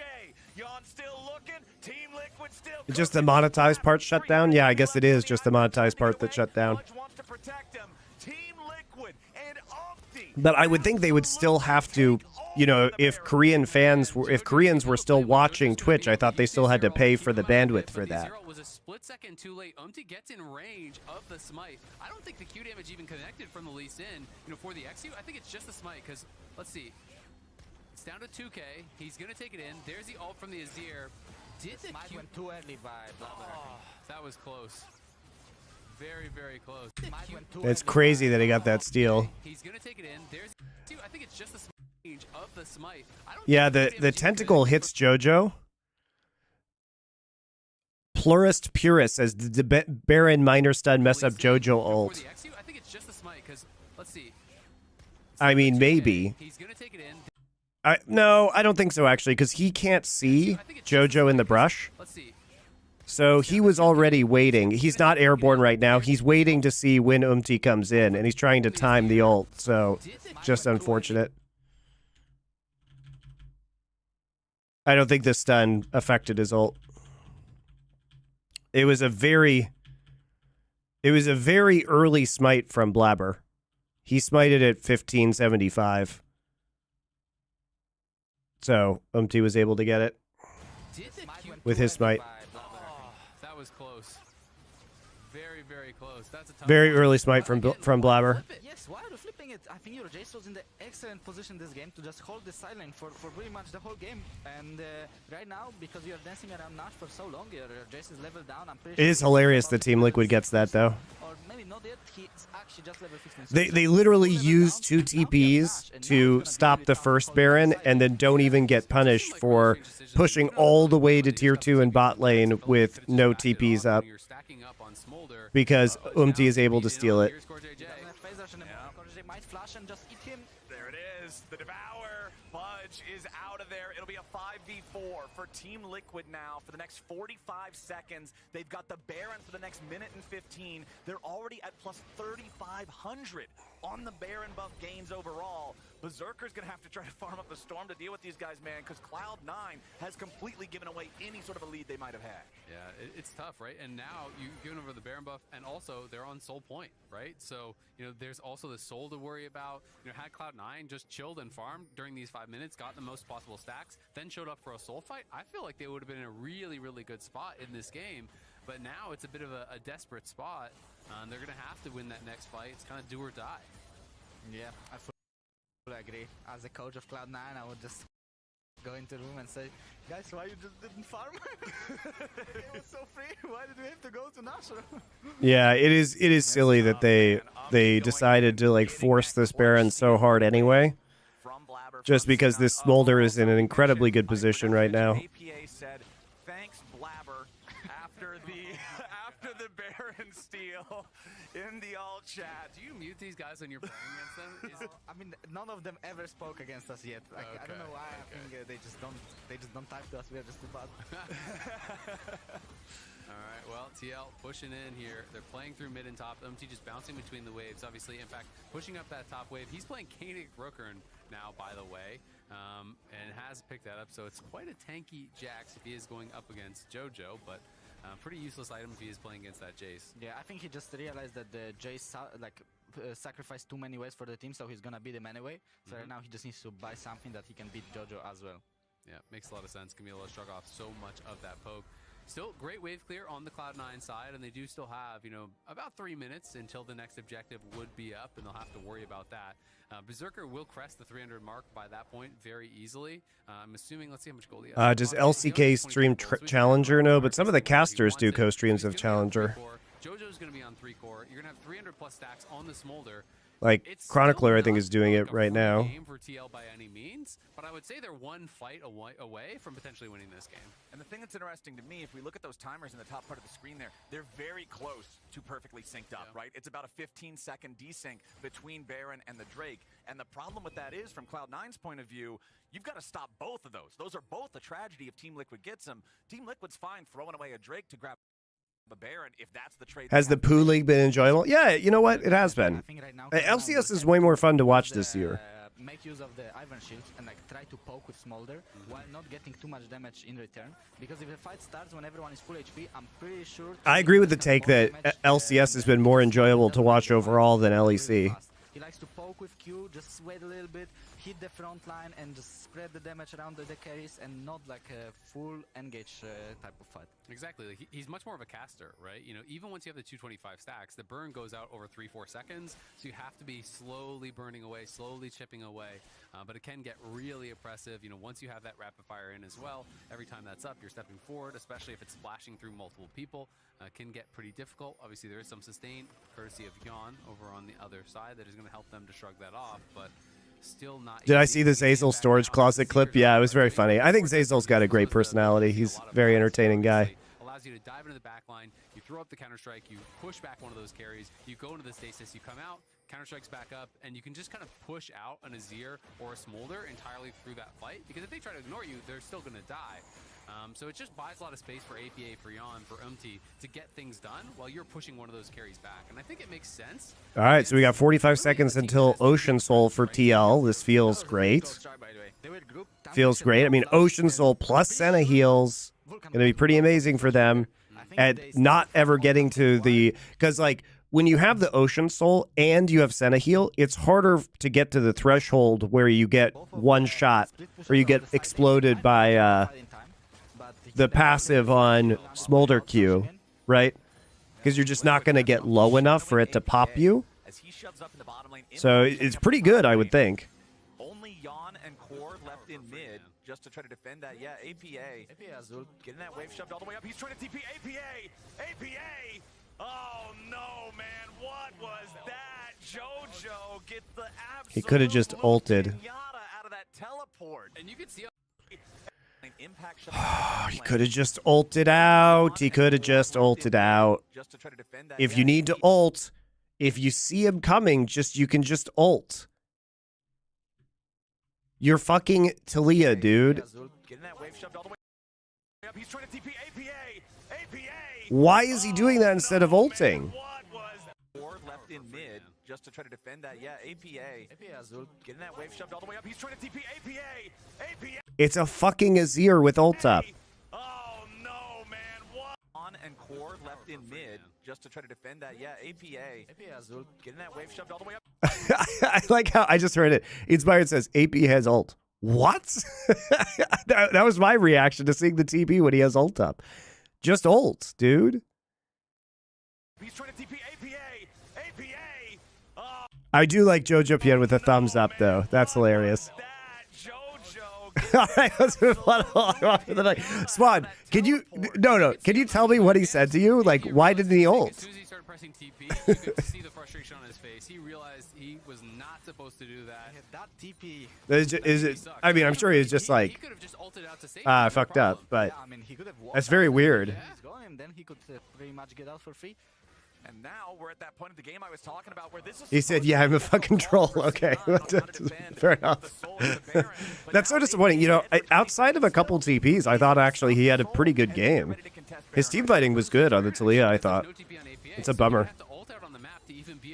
You know, without those TPs, he probably would have been like MVP of this game. No joke. They want to reclaim some vision in this area. They are going to be going back to base. So Berserker, another 1,500 gold in pocket. And this is going to be able to probably got BF. You know the depressing thing, Spawn, is that he was doing what I said he should do, which is literally just cross map.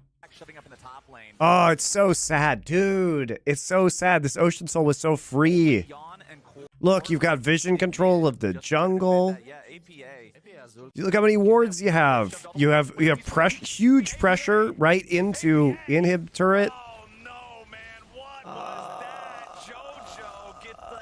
Dude, it was fucking free. AP realized his mistake as soon as he started pressing TP. You could see the frustration on his face. He realized he was not supposed to do that. Think you can get everything here? Yeah, your setup was. It looks good.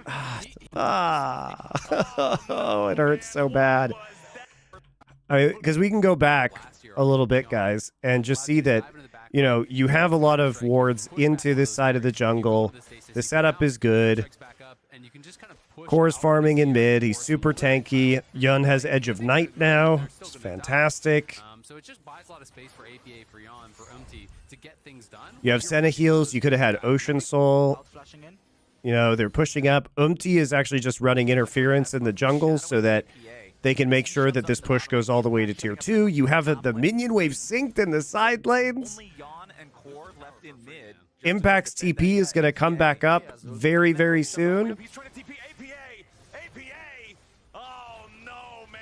What was that? JoJo get the absolute loot pinata out of that teleport. And you could see on the player The cam, Jax was coming around for a flank, as soon as he started too. pressing TP, you could see the frustration on his face. He realized he was not to Loot pinata. Getting that wave shoved all the way up. He's trying to TP APA. APA.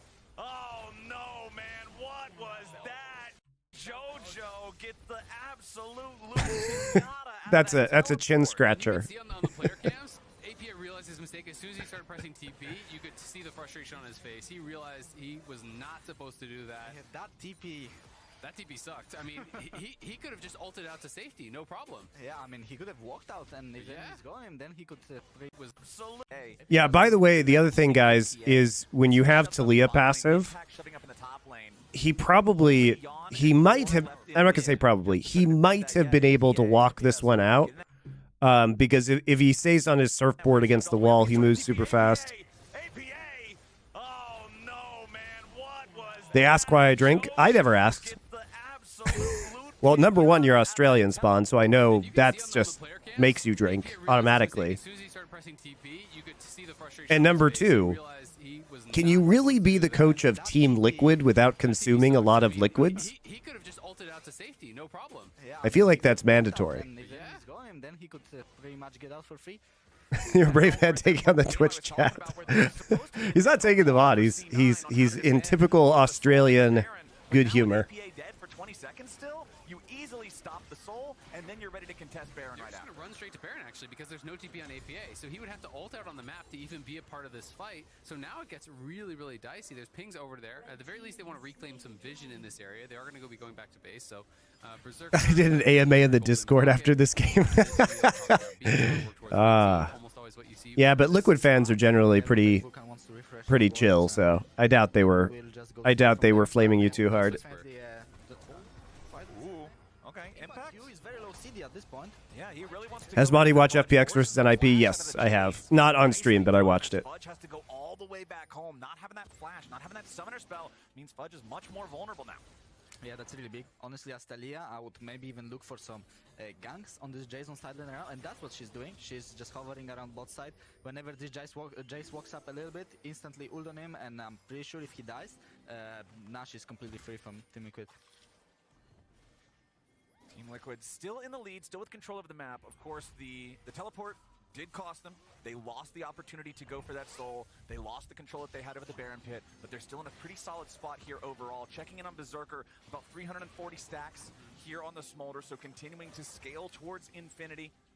I'm a little bit surprised by the last... Did I know Milky Way is contracted to RNG? The GOAT could be contract prisoned. Maybe RNG will just build a really good team around him, guys. Not like they haven't had good teams before. More damage, right? You just need BT and things to stay alive, but maybe he just sees it like I have Ivern, so I'm safe. That's what I was talking about, but the wall was placed a little bit close. Hooray for China illegal loans. No, Papa Smithy, what are you talking about? I know that I'm constantly told that Riot HQ has esports priority over everything. So surely there would be rules that would be enforceable by Riot globally, right? There wouldn't be like some rules for everybody outside of China and then special rules for people inside of China, right? When it comes to, I don't know, roster moves or contracts. That wouldn't be true, right? This is going to be really tough. China isn't part of Riot rules. There you go. Yes, I know.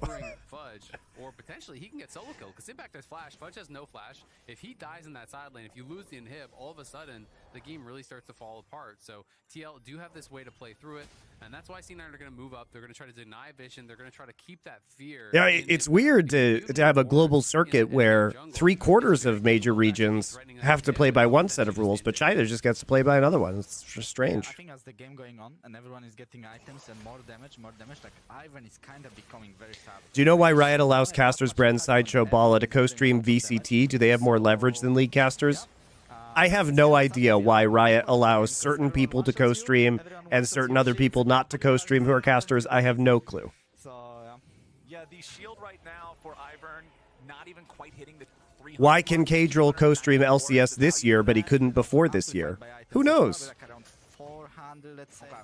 So I mean, it's still quite a lot, but let's be honest. Like if the Talia full combo hits you with full items, like you are dying anyway. More than 400's not exactly going to prevent that from becoming a disaster. The Demon One other players co-stream the games they're in while they're playing. Their mods do a watch party. That is funny. Overcommit, though. Their greatest sin so far this game was committed in the Baron pit. They gotta be cognizant of that, as we've got 90 seconds until the Drake spawns again. Still soul point here for Team Liquid. Cloud9 sitting on 2 Drakes of their own, so if they can manage to get this next one, we'll be in another situation similar to the previous game. They see everyone okay. Cloud9 over on this side, so now they have to fully commit to the Baron or base right now, and they're going to hard commit to the Baron. Dom can co-stream LCK. Okay, C9 I'm pretty sure. Burn it down. Cannot make his way into the pit here this time, but Vulcan. They have to fully commit to the Baron or base right now, and they're going to hard commit to the Baron, so it's going to be a flip potentially. Okay, C9 looking to burn it down. Cannot make his way into the pit here this time, but Vulcan's the sacrificial lamb. They're going to kill him off. It's honestly not a terrible trade. As now JoJo's under pressure. If APA and Umpty can find the pick onto the Azir, that could be huge. But JoJo disengages. Now Berserker, he could be in a bad spot. He tries to flash. Yeah, if they actually get some, and they get a shutdown onto Jax here. Like they trade inhibitor, and they actually get a bunch of kills, and Drake is coming up in 50 seconds. So this is actually a hugely good play for Team Liquid, actually. The shot calling is working. Now you get Soul for free, and you got Inhib. Yeah, that ended up being horrible for Cloud9. They hard commit to that. They lose the inhibitor on bot side. They lose so many members as well. Holy shit, what a great trade from TL. That was a really good call. This game could potentially even be over. Thankfully, Fudge was able to push out bot. Just go to Drake, guys. Please, please, please. Just go get Soul. Please, you have 20 seconds. You just stop. Stop. Stop. You can't win the game. You can't win the game. You can get Soul, though. No, no, no, no, no, no, no, no, no. They have Baron. You can't win.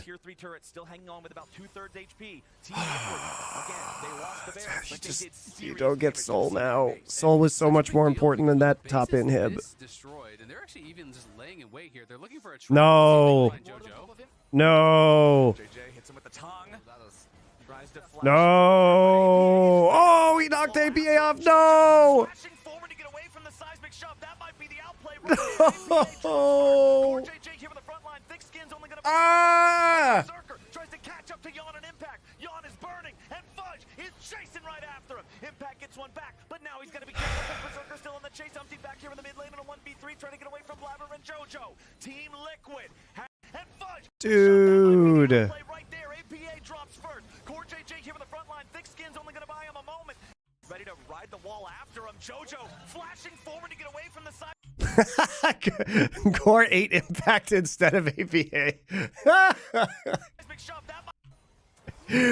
Impact leap strikes in front of Core when he's trying to click on APA. Look at this. Impact fucking trolls this play. He literally leap strikes onto Core, and Core's like desperately trying to click on APA because he's coming out of Zonia's, so he spammed clicking Devour, and he just eats Impact.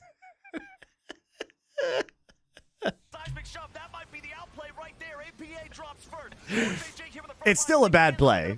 It doesn't matter if he eats APA or not. Like, I still think they all die, but that is funny, Spawn. That is funny.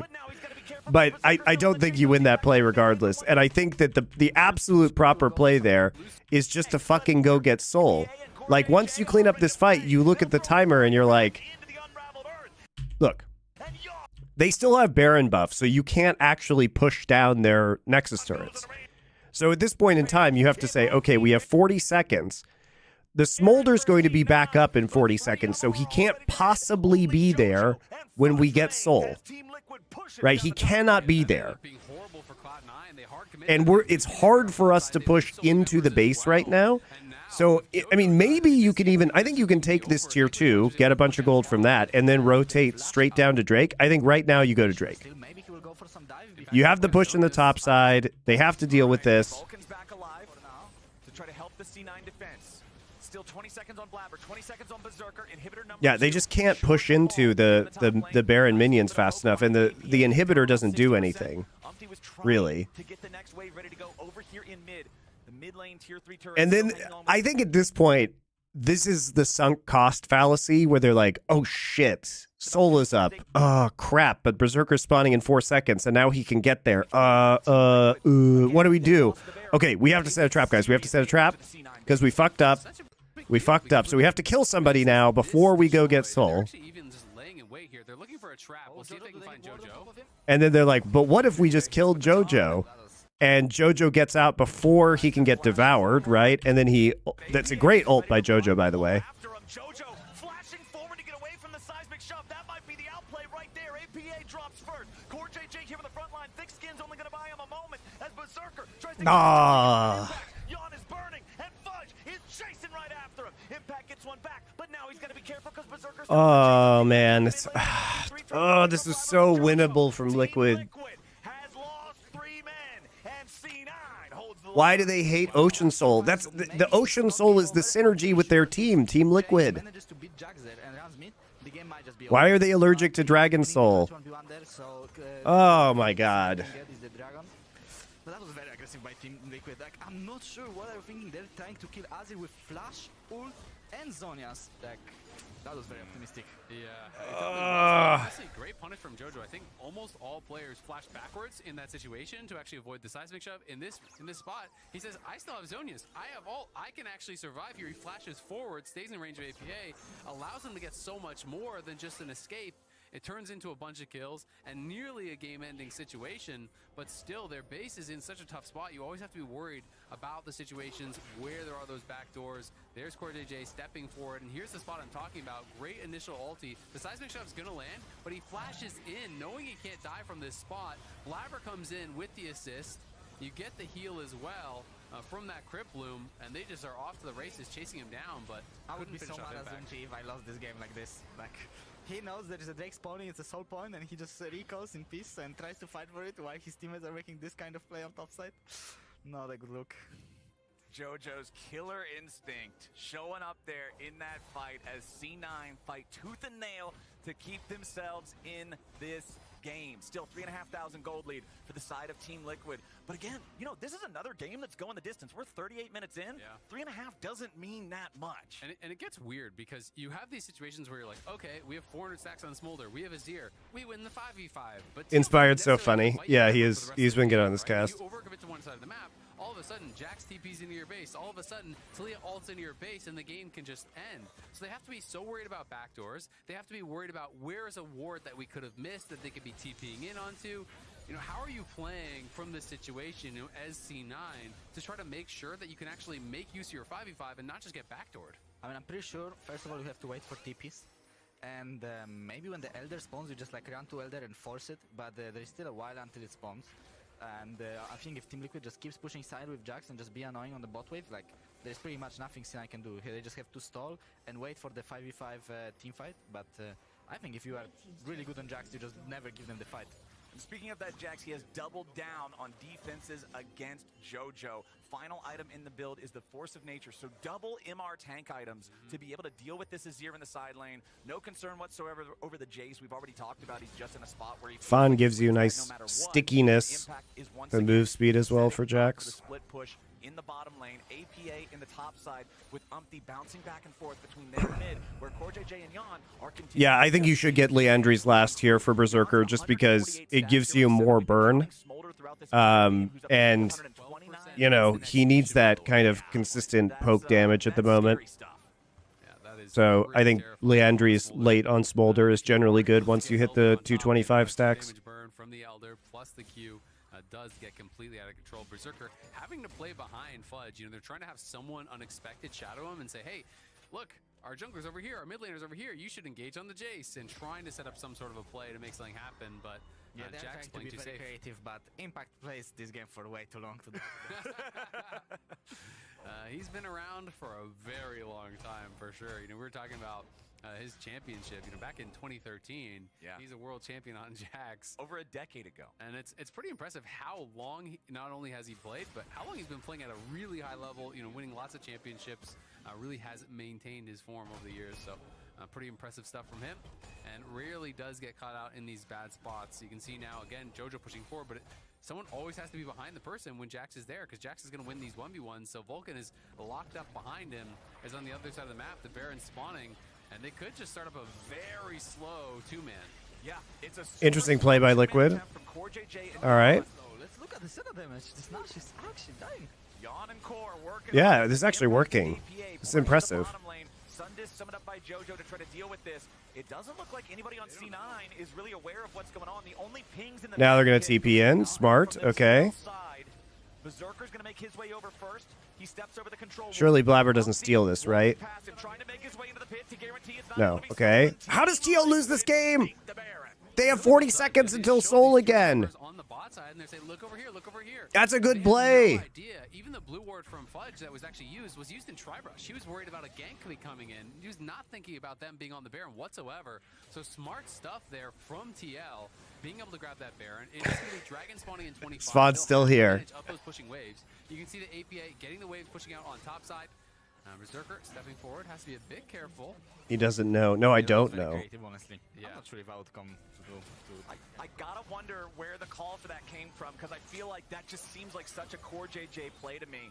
I feel like I've seen similar types of calls from him before, but no way to know here right now. Smolder with so many extra projectiles coming out of that Q now. C9 going into the bot side river, looking for the Ocean Soul. It's 3-3 on the Drakes. APA is trying to ride the Weaver's wall to catch up to the rest of Team Liquid. The Drake is already burning super low. It's down to 2K. It is secured by the Smolder. It is secured by C9. They've got Ocean Soul now. But now TL can run mid, right? TL can try to run mid. Yeah, they have the inside track. Try to defend that. That's their last inhibitor tower here. It gets pretty awkward from this position, but And there's go no top. minions Go fast top. enough. So I think C9 are going to be able to get Top. back there in time. They're just going to try to tank this up and burst it down, and we'll see if they'll be able to do it. Jace is back Okay. at base now. They do get that final tower down. Yep. Not able to knock down any of the actual inhibitors just yet. Ooh, Vulcan trying to catch Umpty? And JoJo's right next to him. Dawning Shadow over Oh, the nice top to hook. keep Umpty protected. Nothing there to come out from the seismic shove. Team Liquid still trying to play it safe. Impact coming around from behind, but Fudge is ready to intercept him. Berserker gets the kill on Umpty with the execute. His Impact is now stuck going golden. Young grabbing a kill back on Vulcan as now he dies. Impact still trying to fight, but the helicopter crashes from behind. Ooh, Why is Empty going in? And we'll see if they'll be able to do it. Jace is back in base now. They do get that final tower down. Yep. Not able to knock down any of the actual inhibitors. Like, he literally takes Q2 back in. They do get that final tower down. So there's Q1. Knock down any of the actual He comes back in with Q2, gets stun locked by ult and passive root. And JoJo's right next to him. Dawning Shadow over the top to keep Umpty protected. Nothing there to come out from the seismic shove. Team Liquid still trying to play it safe. Or the issue is, like, he's useless now, and he just dies to Berserker. I just don't know why he goes in. Impact still trying to fight, but the helicopter crashes. Everybody on Team Liquid's dead. C9 ace for one. It's not just the helicopter that crashes. Team Liquid crash and burn. Trying to play it safe. Impact. I don't know, man. Ooh, Vulcan trying to catch Umpty, and JoJo's right next to him. He does nothing, and they waste Senna ult as well. Nothing there to come out from the seismic shove. Team Liquid Berserker literally just flaps over, cues him one time, and he explodes. ready to intercept him. Berserker gets the kill on Umpty with the X. Jojo Pian has a really good engage, by the way, guys. That's a sexy play. Still trying to play it safe. Impact coming around from Look at behind. Jojo, Fudge is ready to because his intercept him. soldiers are up Berserker here. gets the kill on Umpty. Look how he The bends this. execute is Impact is now It's a great stuck on ult. Golden Young, grabbing a kill back on Vulcan as now he dies. Impact Now they're just in a choke point eating AoE smolder Qs. Okay. C9 ace for one. It's not just the helicopter that crashes. Team Liquid Oh. crash and burn in that fight as they are torn apart. Why? Who Oh, man. finally are gonna Feels be able to bad. close out this game. Wow. What a way to lose. Wow. I guess Nautilus was looking very juicy in the mid lane there, so we I just can't believe how many opportunities they had to fucking get Ocean Soul, and they never got it. During the whole game, they were split pushing all over the place, and right now they just gave them the free 5v5 with Smolder with 482 stacks at this point. Yeah, we'll be really strong in. C9 getting themselves a 2-0 week after the break, coming back, trying to finish the regular season strong. They'll defeat Team Liquid and move to 6-5 here in the standings. Big week for C9, but this one was a lot tougher than they would have liked. Definitely not the easiest of games. Looked like it was going to be pretty smooth in the early game. All right, the next game that was picked was TL versus NRG. Getting a Is big that Baron still what you steal. I guys think want? Impact playing really well through side lane, made this game look like it was going to get very tricky. But it just felt like Team Liquid got a little bit antsy. Everyone on They Reddit could was have blaming stuck to APA. I mean, course, he also continued to played play really these well sides in the at team no fights, inhibitor so towers remaining. was it his fault? Like, I mean, the TPs were bad. He had a couple bad TPs. Kill could win through a backdoor. They didn't have to necessarily 5v5, But it was all, I mean, the main thing was that his first TP lost them the soul. But then it was them deciding to stick around in the top lane instead of just fucking walking to soul when they had Baron. So I liked a lot of their macro plays, honestly. The second Baron was really clean, too. We've pressed the attack. Let's see the press the attack, Devachak. Yeah, let's check the press the attack here. Let me open this thing up. Where did he go? There he is. Okay, we'll open. Good night, Papa. 489. What are the choices you have? Any LCS games that have been played this week?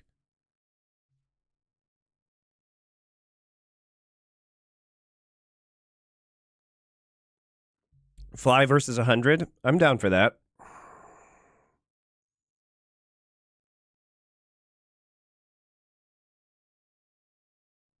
We'll do a poll. You guys can pick between our last game today. We'll do the other one tomorrow, probably.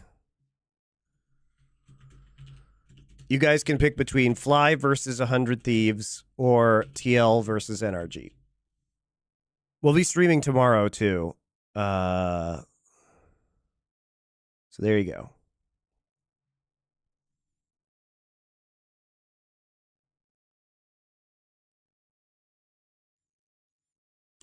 Watch the Thomas Crown affair. It was okay. Didn't hate as much as Richard and Thorin. Yeah, it's okay.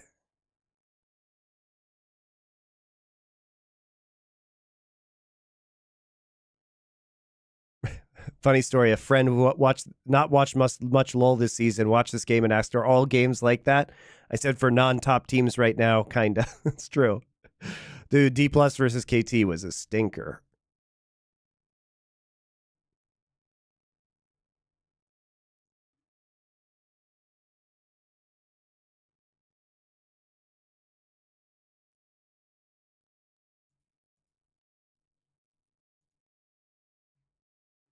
Why not LPL? What? Because I've seen most of the LPL games that are good. I didn't get to stream this weekend because I was a little bit sick, guys. So I took some time off so I wouldn't be like feverish, and you can still hear it in my voice a little bit. But we have BLG versus WE tonight, and top versus. We'll probably do one of those series tomorrow, and then do some more LCS games. Is what we'll probably do tomorrow. Probably check out the BLG games versus WE tomorrow. That's probably going to be a banger. So we'll do some LPL tomorrow. What else we got this week? Weibo versus NIP might be interesting. This is going to be a banger. BLG FPX. This one might be interesting. WE versus Weibo. Top versus OMG might be okay. This is going to be really fun, though. FPX only has one game this week, too, so they can prep extra hard for BLG. That's going to be interesting. FPX's fucking banger-ass week last week. They beat top NIP and Weibo all in one fucking week. Woo!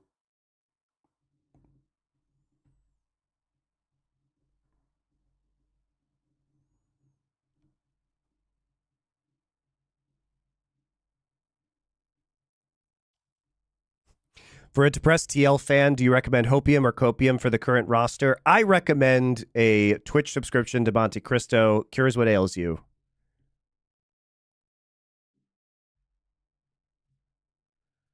And also, obviously, we have some banger LCK games happening this week, guys. Whoops.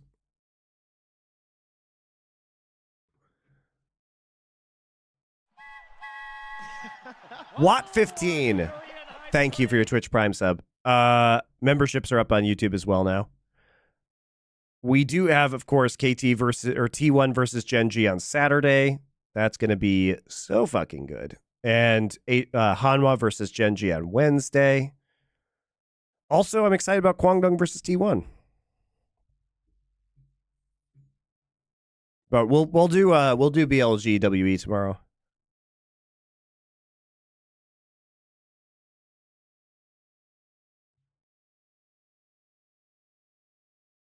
When am I going to do the next tier list? Probably after this week, guys, because as I said earlier, when I do my power rankings, inevitably, if I put T1 as number 1, T1 will lose. And if I put Gen G as number 1, Gen G will lose. So we'll wait till T1 versus Gen G is done.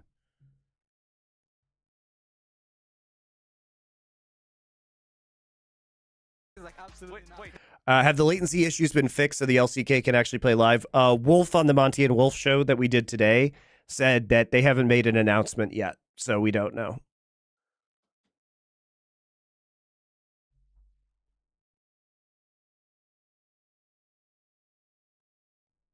I'm going to go get some water, guys. I'll be right back. And then we will do, what did you guys vote for? Fly versus 100 Thieves. That's what you voted for. So we'll do that one. Let's pull up that game.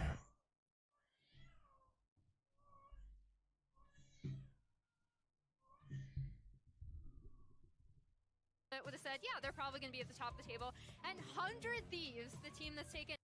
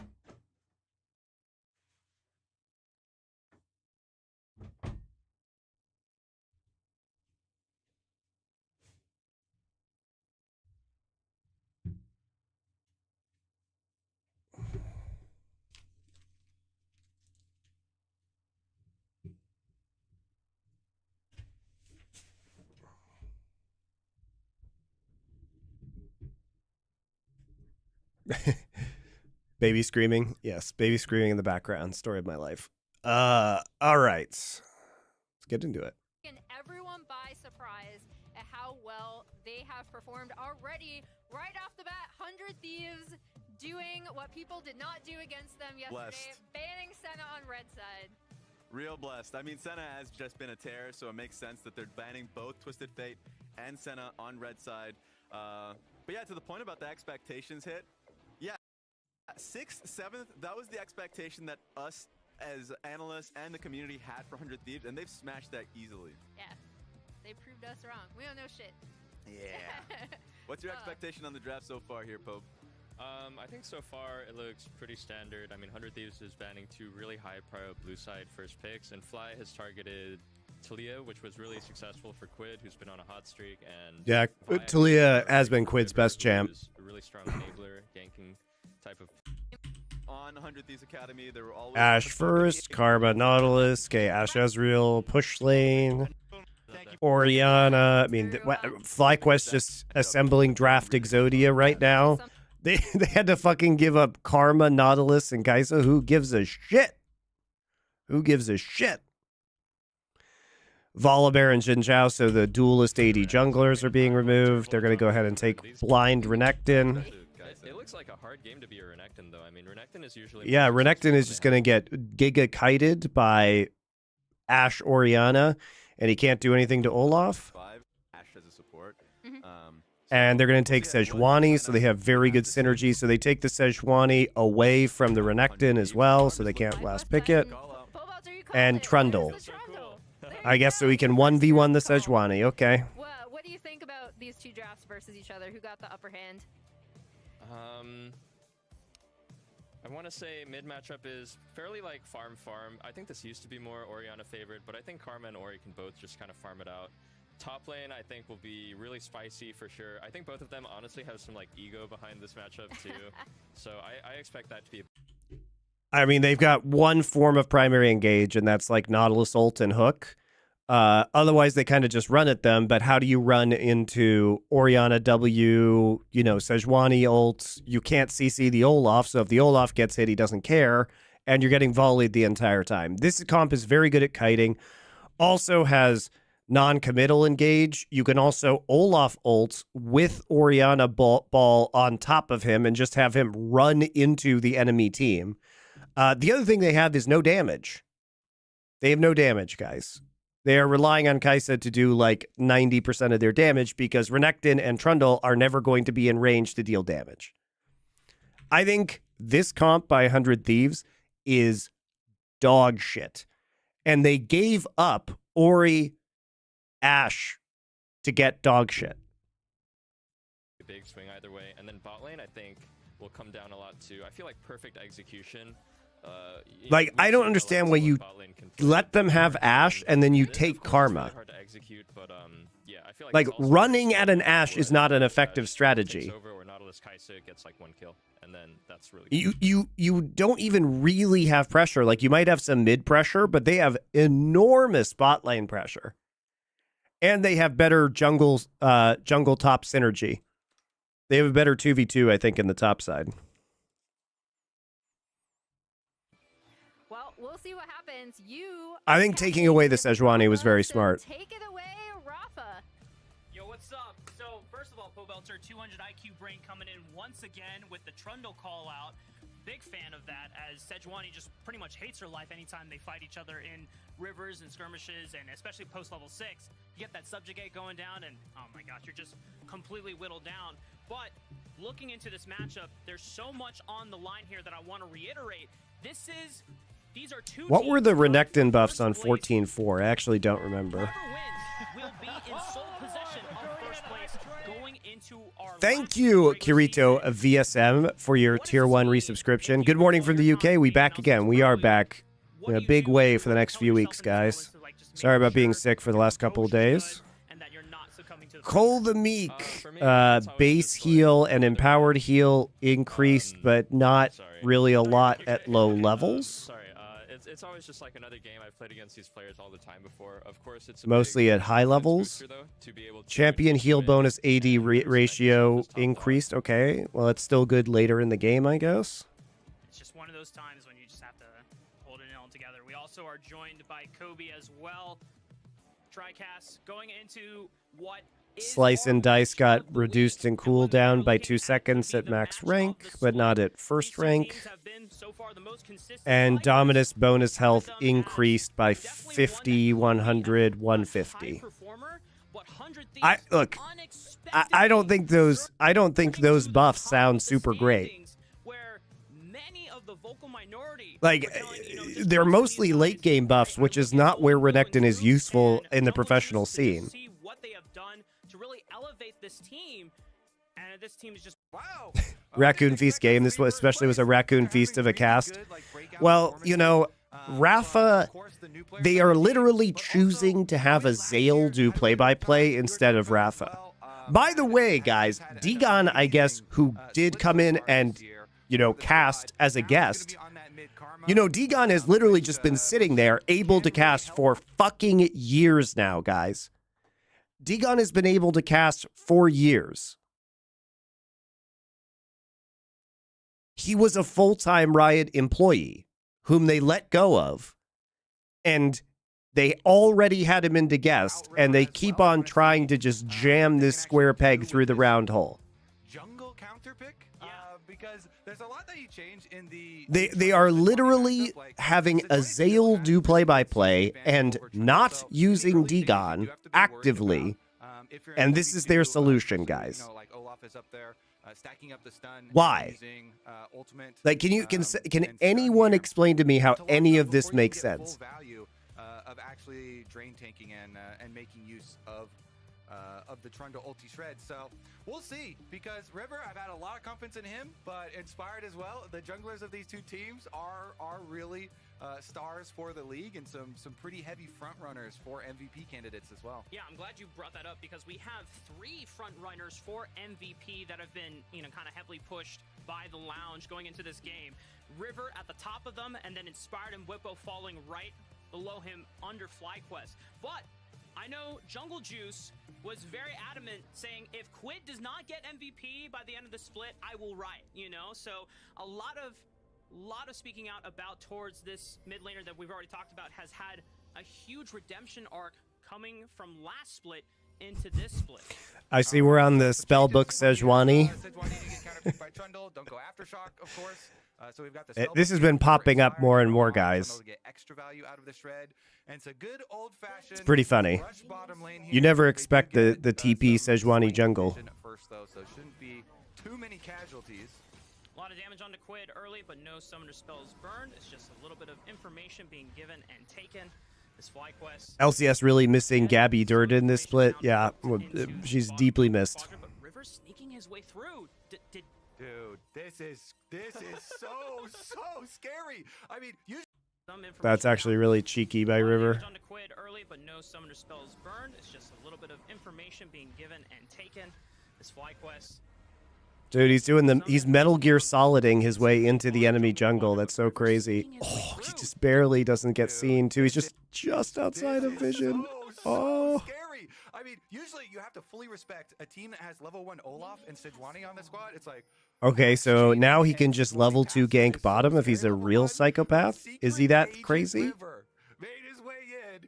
He passed right through the guard. Oh my god, they will never know if he just level 2 gank spot. Lucio and Masu totally saw him when they were circling back on the tri-bush, but he must have just snuck right out of their range. River's just gonna get a free red buff. Yeah, that's a heist. I feel like River is really good at identifying these like small angles, like cheeky plays. He's very creative. That is actually crazy. That is bonkers. Well, he's gonna get it. Oh, Grasp Karma actually, wow. Oh my gosh, don't tell me it's not tank armor, right? Is it just like a laning rune in this case? I think it could be just a laning rune. Karma, I think, is really good with Malignant. Oh god, he's doing it. He's got Pillar now. He's fucking crazy. Awesome flash from Ayla connects onto Masu. Can he flash over the wall? It doesn't even matter. First blood for This is so sick. The secret agent master plan. That was great, guys.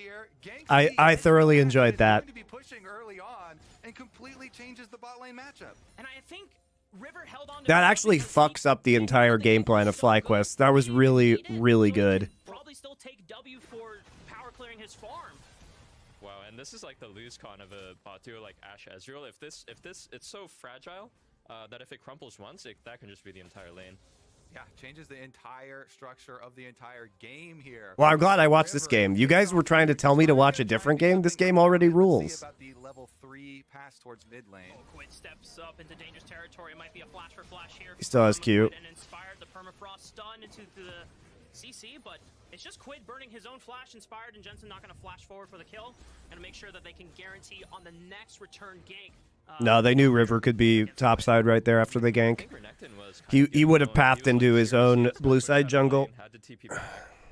Olaf gets to proxy, walk back to lane, have better Cute. hold on his buy, and Super just walk back cute. and save TP advantage. So I think Olaf definitely getting the better of the matchup here. Would you say that Bwipo's winning the trash talk So far, right now?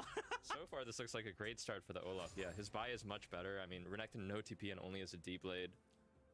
Yeah, this looks rough. And you can see to it even affect River. Like he's like, okay, Olaf is proxy farming already, and on this side of my jungle camp, so he It's a good read by Blippo to proxy in that case, because you have to do some level of punishment for a level 2 gank in the bot side, so that's a good read. Very safe to proxy farm at that point in time. Blippo's like game sense is very good. The Olaf, he really does feel like it's his pick. Jensen has to flash. Jensen No? might have to flash here. He just walks on out. Oh, relying wow, only good on hold speed, actually. And just trusting that Quid does not have the damage to take I guess Quid with only Doran's ring and running Grasp is not too scary. Orianna too. So definitely have some confidence in him being able to deal with possible pillar, ganks in the future from River. So River looks topside. Jungle surfing action from River. Bwipo forced to pop the ghost, but he does not have flash. So as soon as River just waits out the ghost time here, he can just pillar and lock him into place. Sniper hits him with the stun.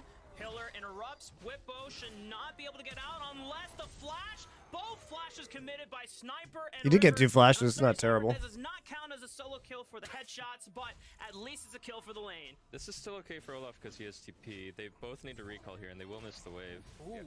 Oh, I think. Oh! River sidesteps it. No way it allows him to get out right. Oh my god, it does! River! He's freaking smurfing this game! That was clean. That was clean. Sejuani W is overloaded on the damage on the second part of it. Oh my goodness. Steps his way out. As he said, Olaf does have teleport. Teleports back, so the wave isn't going to be that big of an issue, and still gets back to pushing. Jensen is 24-4 on Ori since the start of 2021. Yeah, I know he's been good on that champ. More than just like what you're expecting from jungle. He's got the secret agent level 1, ganks on bottom side, then runs through River, ganks up on top side, dodges out, doesn't give the counter kill over. Crazy stuff. I feel like the off-season pickup of 100 Thieves grabbing River when Golden Guardians like exploded and ceased to exist was one of the biggest heists that we have seen in the LCS. Inspired still gonna be able to take up Void Grubs here for them though, so collects all 3 during the recall of River. Yeah, River has clearly elevated his team, and one of those players that he has elevated is Sniper in the top side, the rookie who has been on a tear, picking up solo kills against multiple top laners. That's it. After his first That's a cute graphic. Gaining that confidence thanks to his team. I like that. Thanks That's to the fun. coaching staff, and now Bwipo is in his sights. He didn't get a solo kill technically, but maybe, just maybe, with the extra help from River early on, he might have the tools necessary to take down Bwipo. Yeah, okay. Is it going to be fair if like he gets like 6 ganks and then he gets a super big lead? Alright, that might be a little inflated. Are you like, oh shit? I don't know, Phil Belter. If you get ganked 6 times and then you solo kill, is it still a solo kill? I don't qualify that. If there's like outside interference and then you like lose a sum or you get chunked to like half HP and then you die 1v1 after. You type top gap after the 6 like gank? solo kill. Yeah, that's fake to me. We'll see though, because Bwipo, you mentioned the early CS lead that he was able to get, and got right back on track there as well. So should be feeling pretty good about that one. Meanwhile, this grasp is doing work. I gotta play this. This looks dope. OP, baby. Just get that free extra HP. Yeah, he's no flash, but he rushes Merc Tries into Ori's Sedge. He's pretty much unkillable, and he is actually just torturing mid right now. The Orianna was the counter pick, but Karma's doing great right now. Yeah, this grasp Karma is interesting. We got to see, the grasp Azir into Karma just preventing the hard pushing earlier, and now it's grasp Karma just like bopping this Orianna. With playing against him. Yeah, River is super difficult to play against in solo queue. I don't know, whenever I get him on my team though, he's like off-roll, he's like playing ADC or something. So like, I haven't had the most success with him honestly, but always like super difficult to play against. Jensen just forced the shockwave away so he can pick up majority of it and get a chance to recall because the pressure has been relentless from Quid. No dragons have been picked up. Just as I say that, River is already on it. for first dragon. I don't remember who took the first rotation of grubs. I want to say it was Inspired. Yeah. It's literally on your screen, Rafa. Also at the top of the But it's on the HUD. See the grubs up right next to the gold between the towers. But we are going to get the dragon picked up here for River while Inspired is on top side, and Sejuani does have ultimate ready. So I wonder if there will be any sort of payback there. Sejuani swapped to Ignite. This guy's out for blood. Yep. Oh, flash for flash from the supports. Ayla trying to nail I don't know if you've seen it, but in Spain, there are very big rumors that Perks is still in LEC due to contract clauses. I don't know, dude. I don't know what the fucking drama is. They know 100 Thieves are on Dragon. Invades on top side of the map, and with the ping there, it looks to be indicating we've got a big double stacked wave here for Bwipo, almost 3 waves, and Inspired looking to head up there. All right, here we go. Here's the dive off the stack wave. Oh my gosh, it's gonna be a party. His ult is ready too, Busio. It's all the fans for Sniper. They want to get his autograph. Jensen doesn't have shockwave though. I don't think. Does he? It's hard to tell because the. Why did they make the ult so tiny on the overlay? I think it's not up. I realized it a little late, but Empowered Q, the stun from Inspired. Rivers here for the assistance. Pop subject in on Bwipo. He's isolated from the rest of the team, but he throws out one axe to make sure he at least gets the kill before he eventually falls to the rest of 100 Thieves. All right, Ayla arriving too. They hook it in, so it's Now it's up. 3, 2, 1. Okay, now it's up. So they did that without having Ori ult up. I think you're pretty happy about that if you're 100 Thieves. I think even if he... Can you just get back to the studio and show these noobs how to cast? No, I'm on to bigger and better things, guys. You know the rest of the team is coming, and he's like, ooh, should I bait a little bit The more? problem with the casting noobs is that they haven't figured out how to free themselves from the prison of Riot. I freed myself years ago, guys. I do not have to be in the prison anymore. He gets at least one. I'm free to say what I want, free to do what I want. Dream would be to deny 2 of them, so they can't even get to 5 Void Grubs, but that's too risky. They're outnumbered. Yep. Full rotation up there for FlyQuest. And Ayla, as you can already see on the minimap, is heading back towards bottom side, so they're going to give up the others. Can't get in, but at least 100 Thieves did take away All you guys have to ask yourself is the following question. If casting was so great, then why isn't Cadril doing it anymore? Void Mites tearing away at the towers. Masu is by himself against Ayla. Because he could still do the same co-streaming and, you know, cast LEC like he did. Oh, wait. It's because casting is a waste of time if you don't have to do it? Yep. That's it. Sniper might be... Oh, he's looking for the flash down on a Jensen, but he still has flash, so he should be safe. As he flashes away, the shockwave pulls him right back in. Can Inspire look for something? Not even the pillar can stop the damage out of Jensen to take out Sniper. Nice moves here from Jensen. Pulls him in. Uses the phase rush early on to get a little bit extra damage on the Renekton, and then as they commit towards the tower... You are analyzing an LCS game, so what have you gained, really? Good play, Jensen, or are you saying... Well, look, I've got a lot of hungry raccoons that need feeding. I don't want them to eat me. I do this for them. totally over it. Pretty much they opened top lane to make that play. How can you be free, Monty, when you owe your career to Mark Merrill and his original creation, League of Legends? Maybe in pain of suffering, yeah. Certainly in a lot of pain right now. This is where you start saying it's a team game.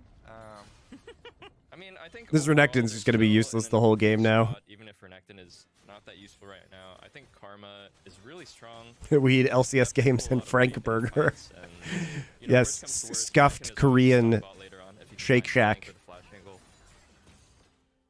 Yeah, honestly too. I mean, Kaisa with the buffs from Kaisa, I feel like you can put a lot of faith into Meech. 100 Thieves, their young bottom lane has performed quite well for them. There it is.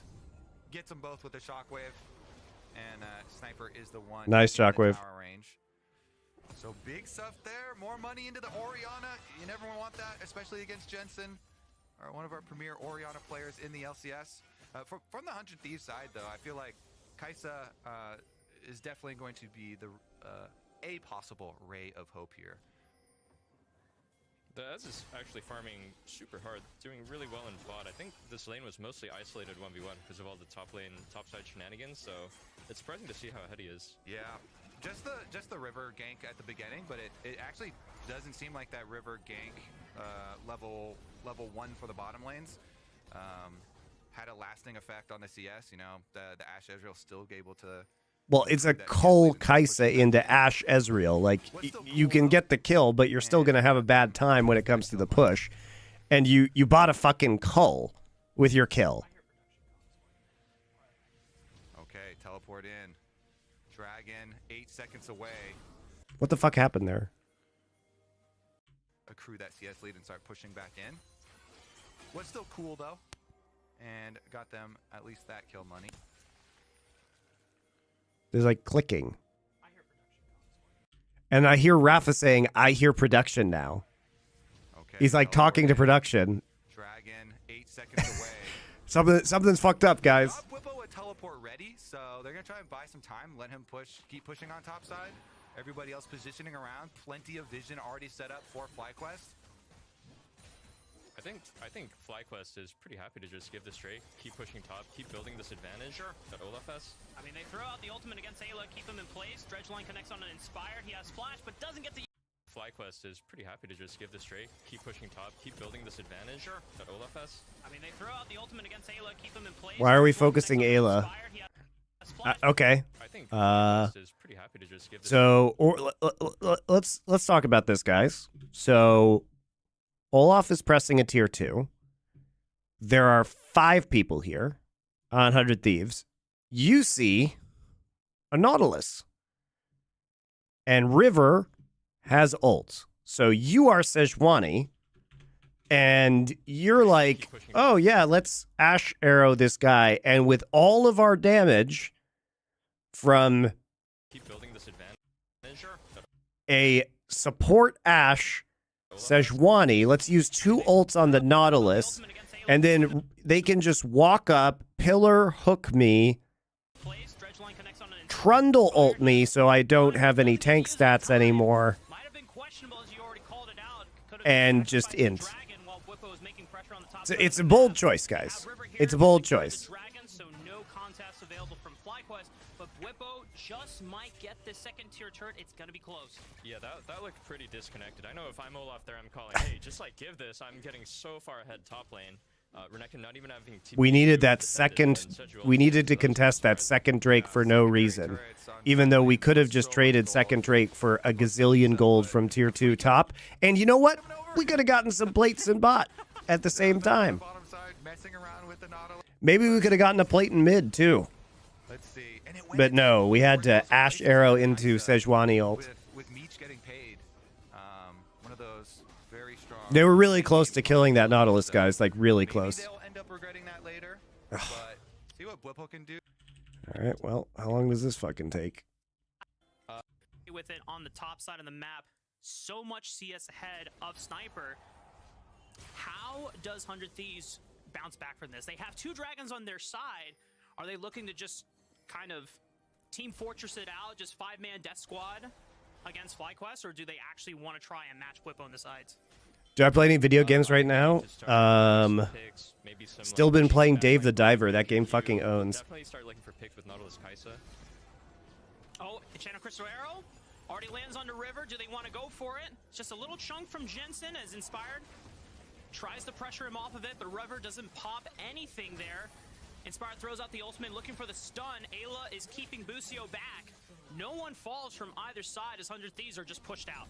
Yeah, with this whole time too, FlyQuest have the Ezreal pushing on bottom lane, so I mean, this Masu here on the Ezreal is quite rich as well. It's not just going to be the Olaf that you have to worry about. You know, Jensen with the extra kill that he got in mid lane, and the Ezreal as well. Famous indie game Dave the Diver with investment from small company Nexon. It doesn't matter what the game, if the game was an indie game or not. It's still a really fucking good game. What's Balatro? You know the game that I've been hearing is fucking super good? Is the Solium Infernum game? I've heard that game is great. Doesn't seem like maybe I'll play a little bit of that on stream. Teleport from Whippo, but just to go to the other side, oh man, they really don't like Sniper right now. They've brought all the fans here, and Sniper, can he get out of this one? He has a flash to work with, already sliced through one, tries to slice through another, pops the Dominus. He was looking for at least a trade. That is a hard one to stream. Why is it a hard one to stream?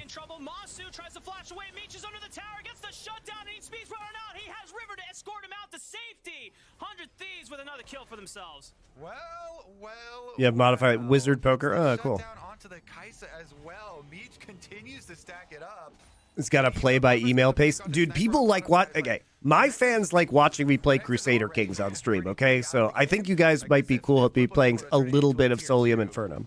Then he'll get paid, but River Sniper up.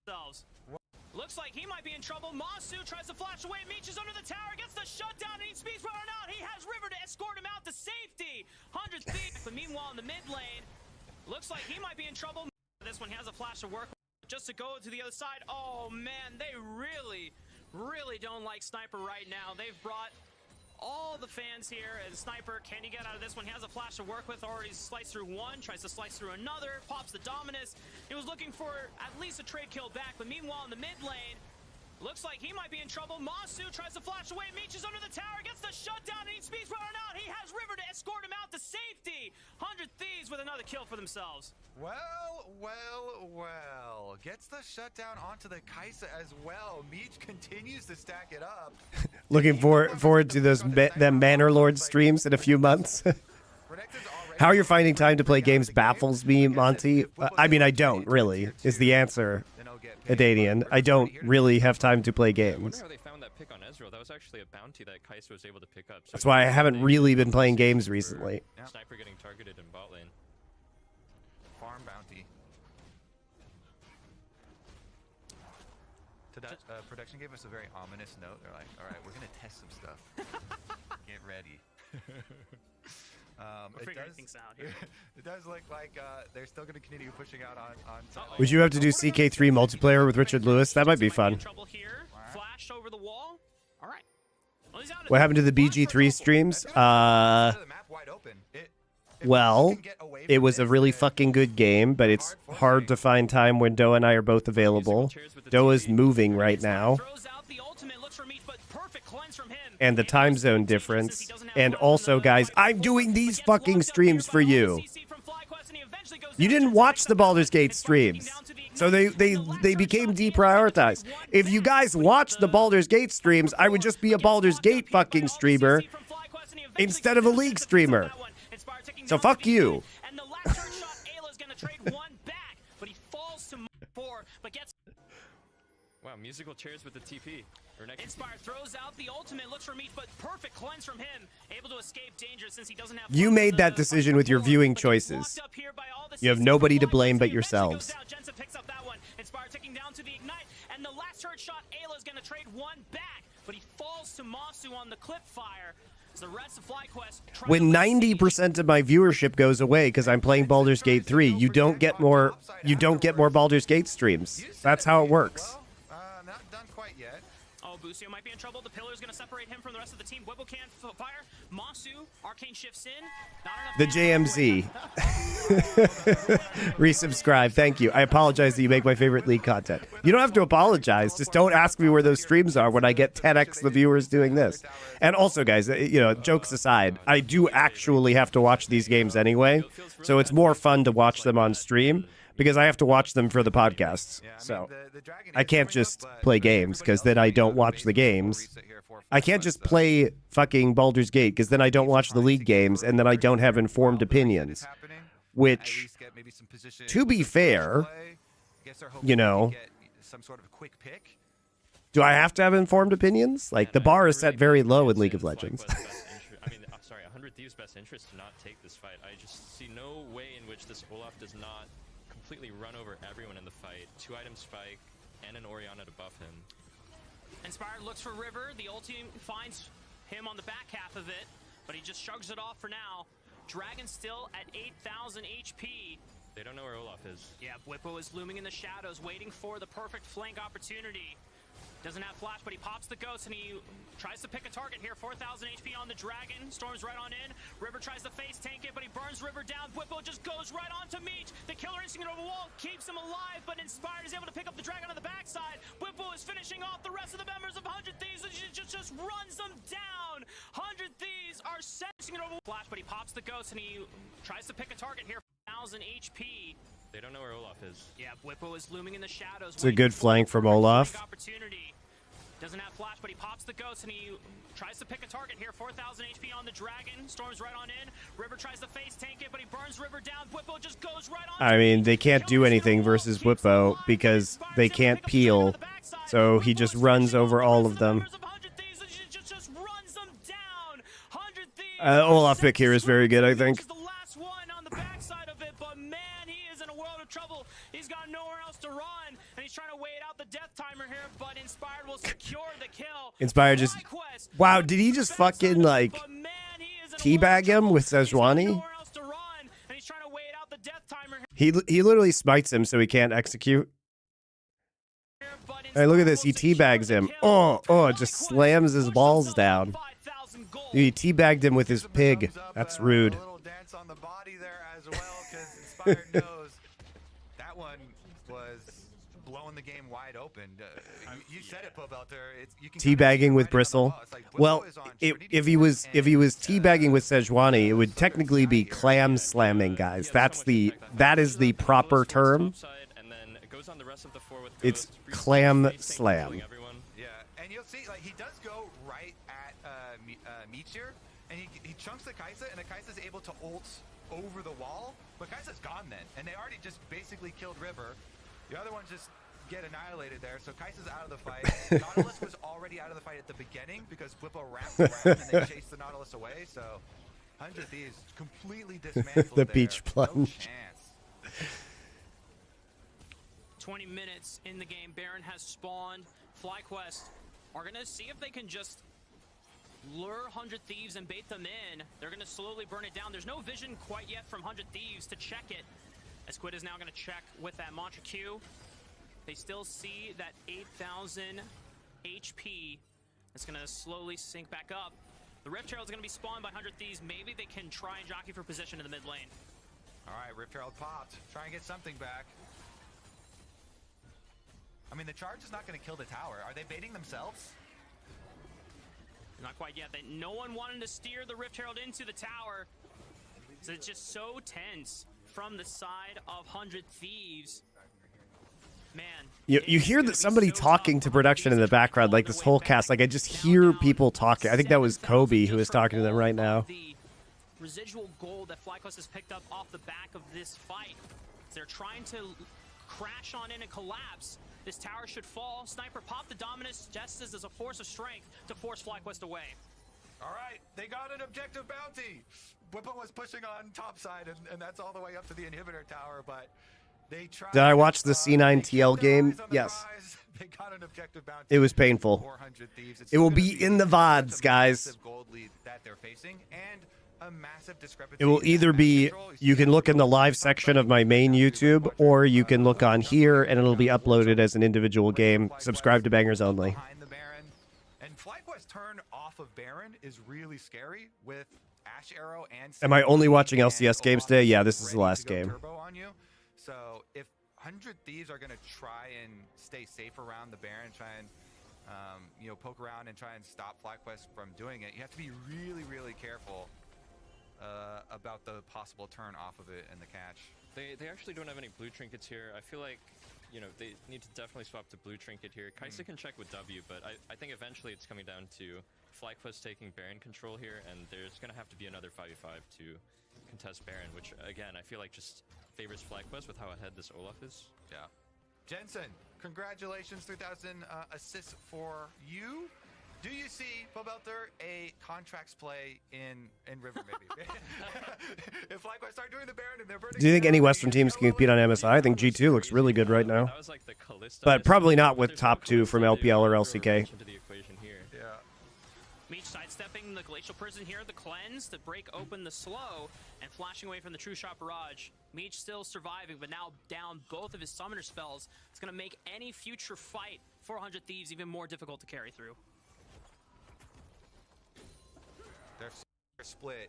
It has been FlyQuest a juggernaut. They dropped a game here. They've dropped a game there. Yesterday, obviously, was a very big one, but they're bouncing back really quickly here in this one. It looks like it could be a teleport up top to try and get another objective bounty. They're going to get an early push on the minion wave. How low is that tower? Is it Is he even close? Maybe No, just push he the wave. definitely can't push that. Oh, arrow coming in. River flash. Oh, he flashed into the arrow. It is going to be enough to keep him locked down.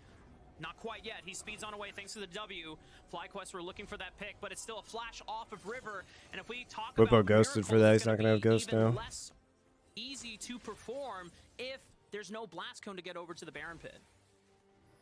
I think the one saving grace that 100 Thieves has is that Karma is online. Like, maybe we can start chaining the Mantra Qs. It's going to reset every time with Malignance, but other than that, it seems really difficult for anyone else to find an opening. Like, maybe a Renekton TP flank, but that's still super hard. And it's annoying because Sejuani's trying to body block all your Mantra Qs, standing in front of you with a Kaenic Rookern and Merc Treads.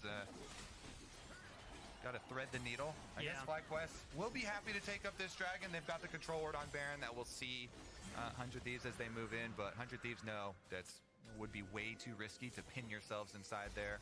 They know Meech is on the side, and he has no summoner spells. Just watch your eyes for Inspired if he tries to fire his next Glacial Prison. Actually, he's just going to throw it right onto River through the front. A teleport is coming in from Whippo, and he has an all-access back pass to Meech. Meech has to be careful. Sniper just gets hit by a fucking... Oh, the fucking huge shockwave. It's so over. Dude, I just watch him get hit by an arrow the instant he lands. That shit's so funny. Credit to Busio, though. He literally backs off and times this perfectly. Look at that. That's like a perfectly timed arrow, by the way. Has to be careful, and he plays this fight because Whippo has now arrived to the party. So he gets the ball onto Olaf here, which is what we talked about, because once Olaf ults, he can just go directly into the back line. He doesn't have Ghost, but doesn't matter. Huge shockwave. Well played by 100 or by Fly. Really well played. Very good coordination. Good use of the arrow. Good synergy between Whippo and Jensen. But he's not going to do enough to keep FlyQuest from being able to charge into the base. All right, the standoff. Inspired just trying to keep him from recalling, poking around. He can't solo kill him, and the rest of FlyQuest move inside. That's going to be breaking open the base. I guess these guys are just going for the end. I mean, they didn't go to Baron, so they must be trying to end here. Yeah, I mean, that was Thank you, Erasmus, for your Twitch Prime sub. And look back for it. Now they're going to go collect. No, they pick up the Karma, and then they're going to get Baron. Oh, boy. I mean, Quid is able to survive for a little bit, but nice dodge. Inspired is just keeping him in range so that Whippo can easily clean this one up. Ragnarok is not It's going to take a minute, but we'll get him eventually, probably. Nope. The flash away the dredge line. It forces Inspired's flash. Hold up now. 100 Thieves are back on the map. Whippo has ult in 5, 4, 3, 2.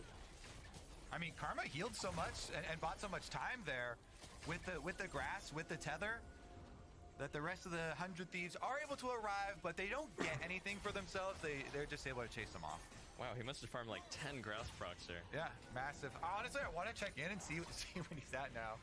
TP is coming in from... Wait. Oh, he has unsealed spellbook. I didn't even realize this whole time. Honestly, I want to check in and see where he's at now. Yes, the teleport jungle. Wait. Oh, he has unsealed spellbook. I didn't even realize this whole time. I was like, how did he teleport? Oh my god. Okay. Well, awesome tech from Inspired as Busio might be in trouble. The death charge. Oh, and the face plant into the wall. Oh, that's not good. Okay, Meech picks up a kill. 100 Thieves now 5 on 4, but Ayla's going to be caught in the straggle fire as well. Jensen gets the Crypt Bloom as well. Inspired looking for another target. 100 Thieves are forced to run as Masu Arcane shifts in. It's an open inhibitor through the mid lane. So they have to make sure that they are tending to the minions that are pouring in through. FlyQuest are now on the Baron, but 100 what is straggle fire? Try to match 4v4. What is that, guys? I don't know what that is. Is this a reference that boomers don't understand? Clipped by the ultimate, 2000 HP. Sniper goes in, flashes in with the dominant, tries to get as much work as done possible. Masu falls. Sniper is traded on the back end. That's crap. That now. TP is coming in from... Wait. Oh, he has... Farm like 10 grass procs there. Yeah, massive. Honestly, I want to check in and see what where he's at now. Oh, when Rafa wants to say the stragglers got caught in the crossfire. Oh, he has unsealed spellbook. I didn't even realize this was not good. Okay, Meech picks up a kill. 100 Thieves now 5 on 4, but Ayla's going to be caught in the straggle fire as well. Jensen gets the Crypt Bloom as well. Inspired looking for another target. 100 Thieves are forced to run as Masu Arcane. I'm sorry to laugh. but It's an that's like open really inhibitor funny. through the mid lane, so they have to make sure that they are tending to the minions that are pouring in through. FlyQuest are now the Baron, but Hiding Thieves Like, it's know that happened they're to all on of it, us who and they can cast, but try that to one's match like 4v4. really funny. I mean, it's 3K. It's the way he says it too, because he's like clearly getting confused. But Ayla's gonna be caught in the Straggle Fire as well. Jensen gets the Crypt Bloom as well. Inspired looking for another target. 100 Thieves are forced to run as Monster Arcane shifts in. It's an open inhibitor through the mid lane, so they have to make sure that they are tending to the minions. You can just hear him getting confused as he's saying it. Like, I'm not trying to be mean, guys. Like, it sounded like they had some. I mean, I could hear them talking to production constantly during this cast, so I think things were fucked up. And like, look, this shit happens to everybody who's got you. When you do enough live productions, you eventually are going to say something stupid. It doesn't matter how smart you are. If you're on live broadcast for hundreds or thousands of hours, eventually you're going to say something stupid. Okay? So it's happened to everybody. It's just his tone. But Ayla's gonna be caught in the Straggle Fire as well. Jensen gets the Crypt Bloom as well. Inspired looking for another target. 100 Thieves are forced to run as Monsu Arcane shifts in. It's an open inhibitor through It's like the way he just kind of runs out of steam and then just says Straggle Fire anyway. It is just comedy. But 100 Thieves know that they're on it, and they can try to match 4v4. I mean, it's 3K. You gotta look for the turn. River gets clipped by the ultimate 2000. For me, it's all about Cox. Doa, do you have that clip formation? Sniper is traded on the back end. Quinn falls as well. Meech is gonna get run Dude, Doa's funniest one was when so the jungler Wisdom, if you guys remember Wisdom, his original ID was Crack, and it was in 2014, and he was playing against KT, and Rookie, I think, was playing LeBlanc, and Doa just shouts, and Rookie just smokes Crack. And you just hear me like take a beat, and then or just lights up Crack. That was it. He just lights up Cracks, and he's just like, you just hear it take a beat, and then I just start losing my shit.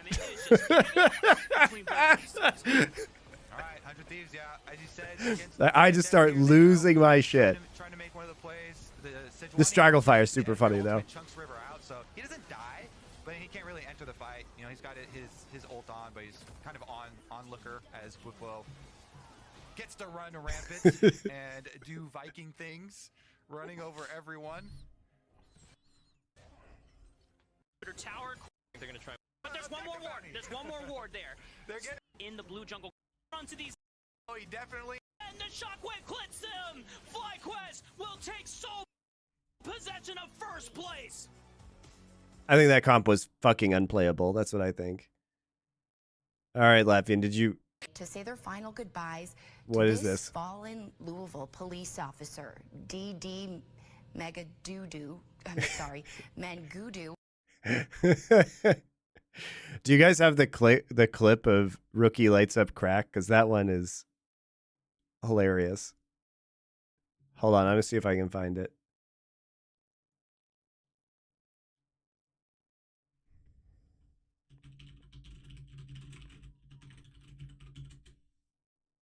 Oh, here, I found it.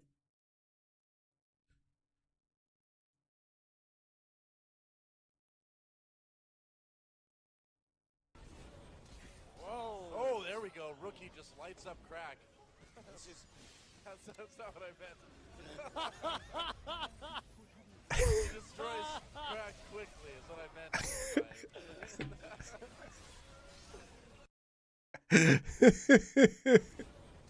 Whoa. Oh, there we go. Rookie just lights up Crack. That's not what I meant. He destroys Crack quickly is what I meant there by it. There you guys go. The classic.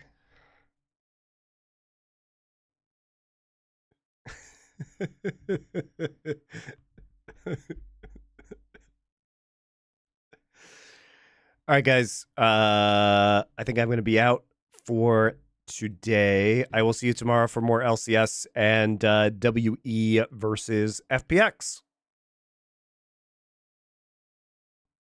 No more Monty Doa clips. Just watch our culture show. Go here. Adanian's the editor, is the mod in this channel. Go here. Watch Nerd Legion. We just did Doa and I just did the show on Avatar: The Last Airbender.